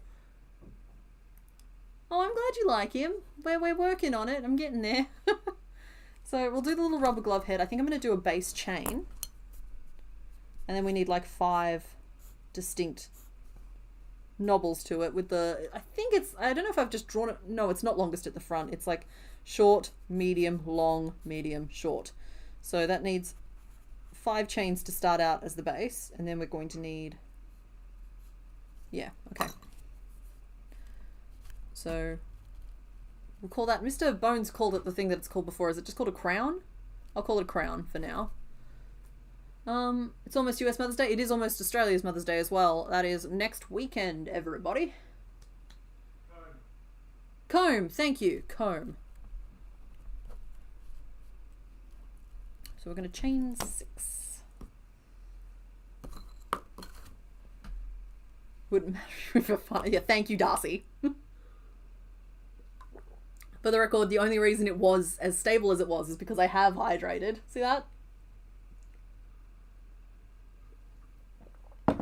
It's probably not quite on pace, but that had 800 ml in it when I started today, and it's got maybe 100 ml left in it. So I am hydrated. I'm just not hydrated, you know? I'm low-drated. Are we streaming next Sunday? Of course. 3, 4, 5. That was 6 is the turning chain. And we'll do what, like a treble?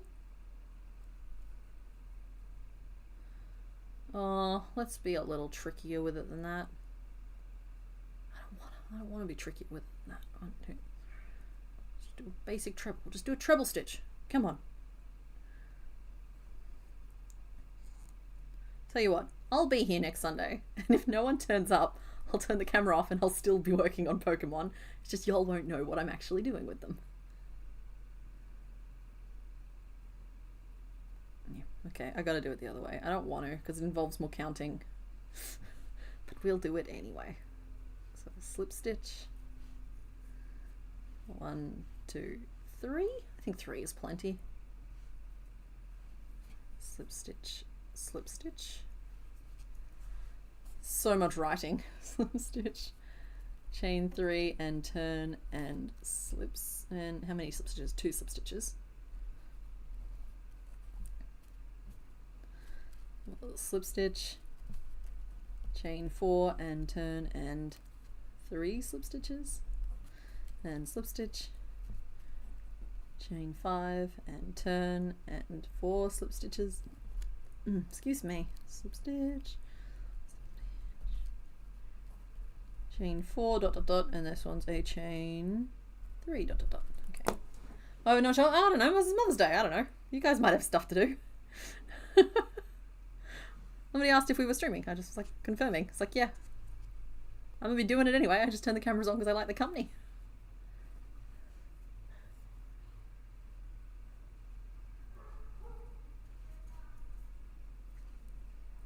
Chain 4 and turn and kick and bend. Yeah, exactly. That's how it feels sometimes writing it down. It's like, okay, and then we'll, yes, and then, and good, and go, and turn, and pivot. Is that going to be up to 5? Yeah, cool.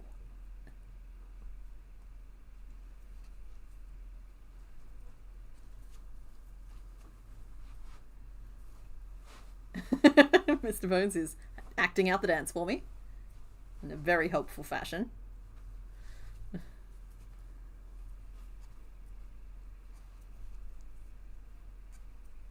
Am I going to make a row of light feathers for the edge of the wing? I don't know. I will make that decision once I sew it together. Because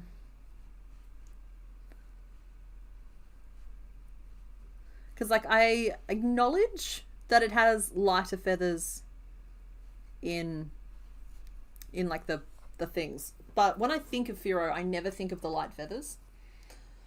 In fact, I tend to think of him as overwhelmingly brown. So if I look at him once he's sewn together and I'm like, that feels like Firo to me, I'm gonna leave it, because I go with my instinct on that sort of thing. But if I look at him and I'm just like, nah, it needs the feathers, I'll create another row of feathers and stick them to the back. It'll be fine.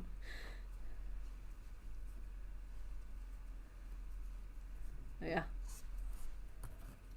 One rubber glove little comby thing, which is going to be way too big for your little head, sir.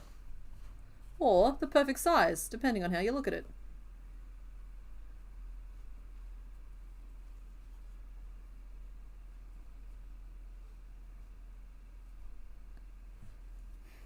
It very much feels like the Wallace and Gromit penguin. Sorry, Wallace and Gromit chicken.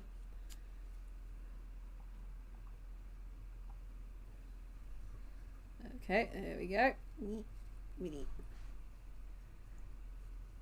feel like we have a lot of the... Oh, jeepers. Jeepers creepers. Let's pop you back down there now, shall we, bud? I feel like it's not coming together too badly. I feel like we've got Essence de Firo there. I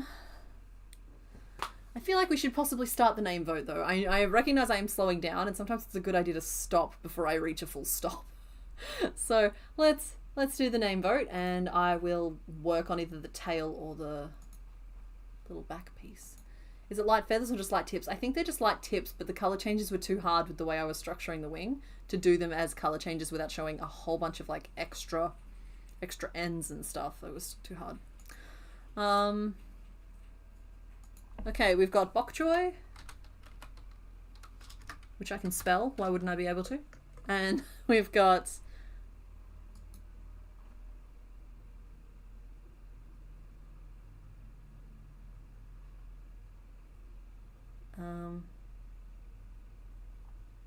There it is. Millennium Falcon.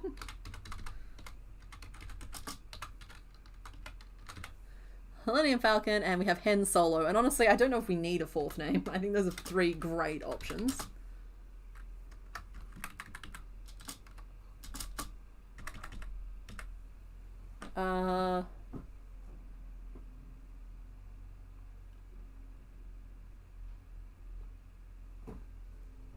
Okay, cool. I'm gonna leave it at just those 3 names. I feel like... No, Dennis. You want Feather McGraw? Okay, well, Feather McGraw can be added. Feather McGraw. There we go. Start the poll. Okay, you can name the fellow while I make the fellow's tail, which is 4 big feathers. Insane. It's basically, funnily enough, has a lot in common. It's almost identical. It's just basically the comb again, but in brown. So, except instead of 6, we want 5 because we only need 4 feathers. And then we have 4 times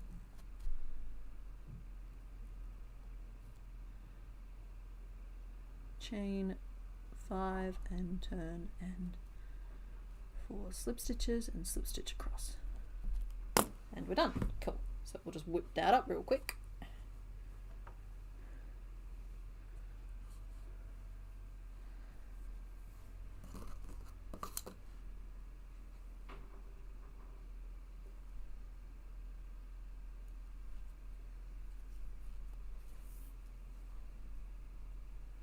And you have until I finish this piece, which, you know, means you have a couple of minutes.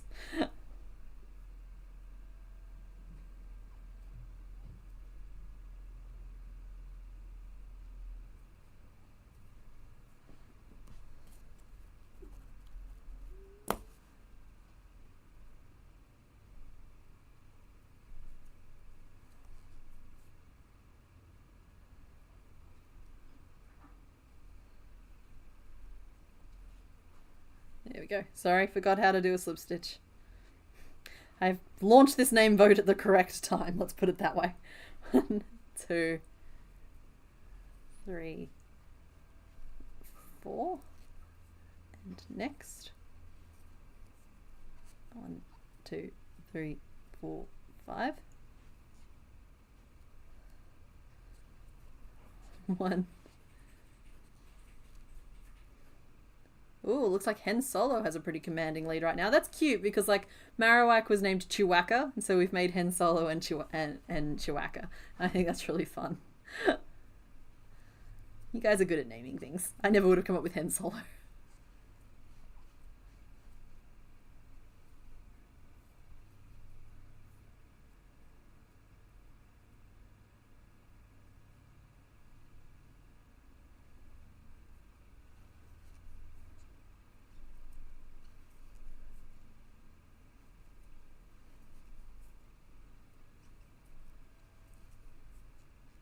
Go. 1 more feather to go. Get your votes in. If you're running back to your computer with your headphones in, this is your signal to run a little faster.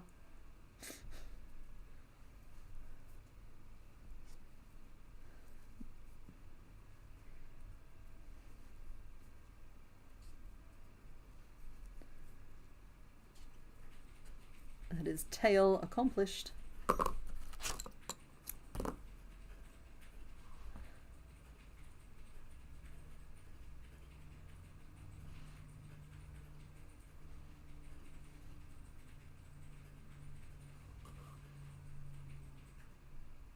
It'll go there. It covers up that little point, which I knew it would.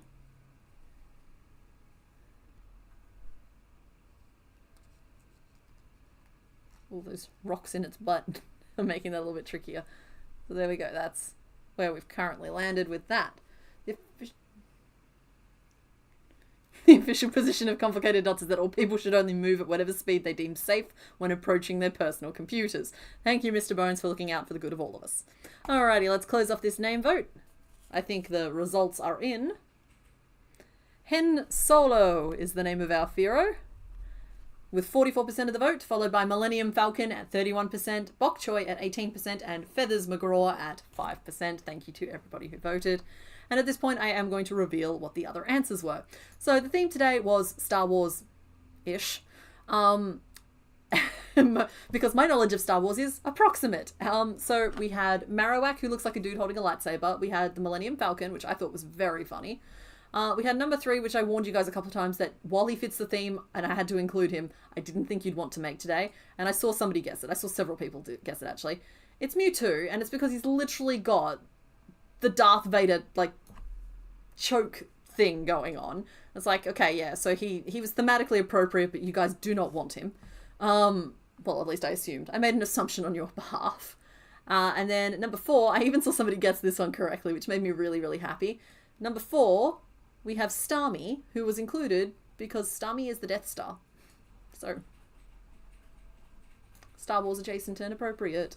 And then we had Abra, who was there because he reminded me of Yoda a little bit. He just looks like, he looks a little Yoda-ish. So that was my attempt at a Star Wars theme with the 30 Pokemon we had remaining. We have made 121 so far, and yeah, I will turn the other camera back on so we can get a good look at the pieces we made, because we only like half do them and then like they get zhuzhed up. So let me just turn the other camera back on for you guys and you can have a wee little look. I'm gonna tilt down a little bit so they can see what's going on. No? You don't? Okay. There we go. We'll connect the cable and I plug you in and then we see. Here we go. Okay, so turn the lights on. Brief flash of light. There we go. So today, Mr. Bones made us a drum kit, which is very fun. We have our little Marowak, Chewbacca, Pidgeot in her trash can. We have the Teleportato. Oh, sorry, I knocked over the drum kit. But we've got Teleportato, the Abra, who we finally managed to catch. He's all right at the moment, but we'll find what's left later. And we have Ken Solo. This drum kit is white and invisible to me. Ah, there we go. There we go. So we have Ken Solo, Firo, that we were just working on. So yeah. That is it for today. Thank you all for hanging out. I'm sorry that we didn't quite make it to the 6-hour point. I was just running out of steam and I thought it better to call it. We probably could have gotten another piece done, but I was just like, no, let's just not. Let's just not. So, thank you very much. I'm glad that you, Sith Assassin, that actually means a lot coming from you, because clearly Star Wars is close and personal to you because you've named yourself after it. Solo suits him because he currently has one of everything. Well, so do all of them, to be fair. But we make duplicates off camera and we sew things together off camera. So those guys will get all zhuzhed up for you guys for next week. And for anybody waiting for the lick... Oh, I've meant to show the Lickitung as well. I'll show them again on this camera. Sorry. It's the Lickitung from last week. And we had... Oh no, I pulled him off his stand. We have Haunter as well, who's very cute and has a little stand so that he can like hover menacingly above the other Pokemon. He's actually adorable. Haunter turned out really freaking cute. And then also from last week was Dugong. So yeah, those were last week's finished Pokemon. You can see them all here. It's looking very full now. It's really fun to look at. So you guys enjoy the rest of your 4th of May. And I will see you all on Thursday when I work out what we're doing there. And I will see you all next week otherwise. So happy time zone, everybody.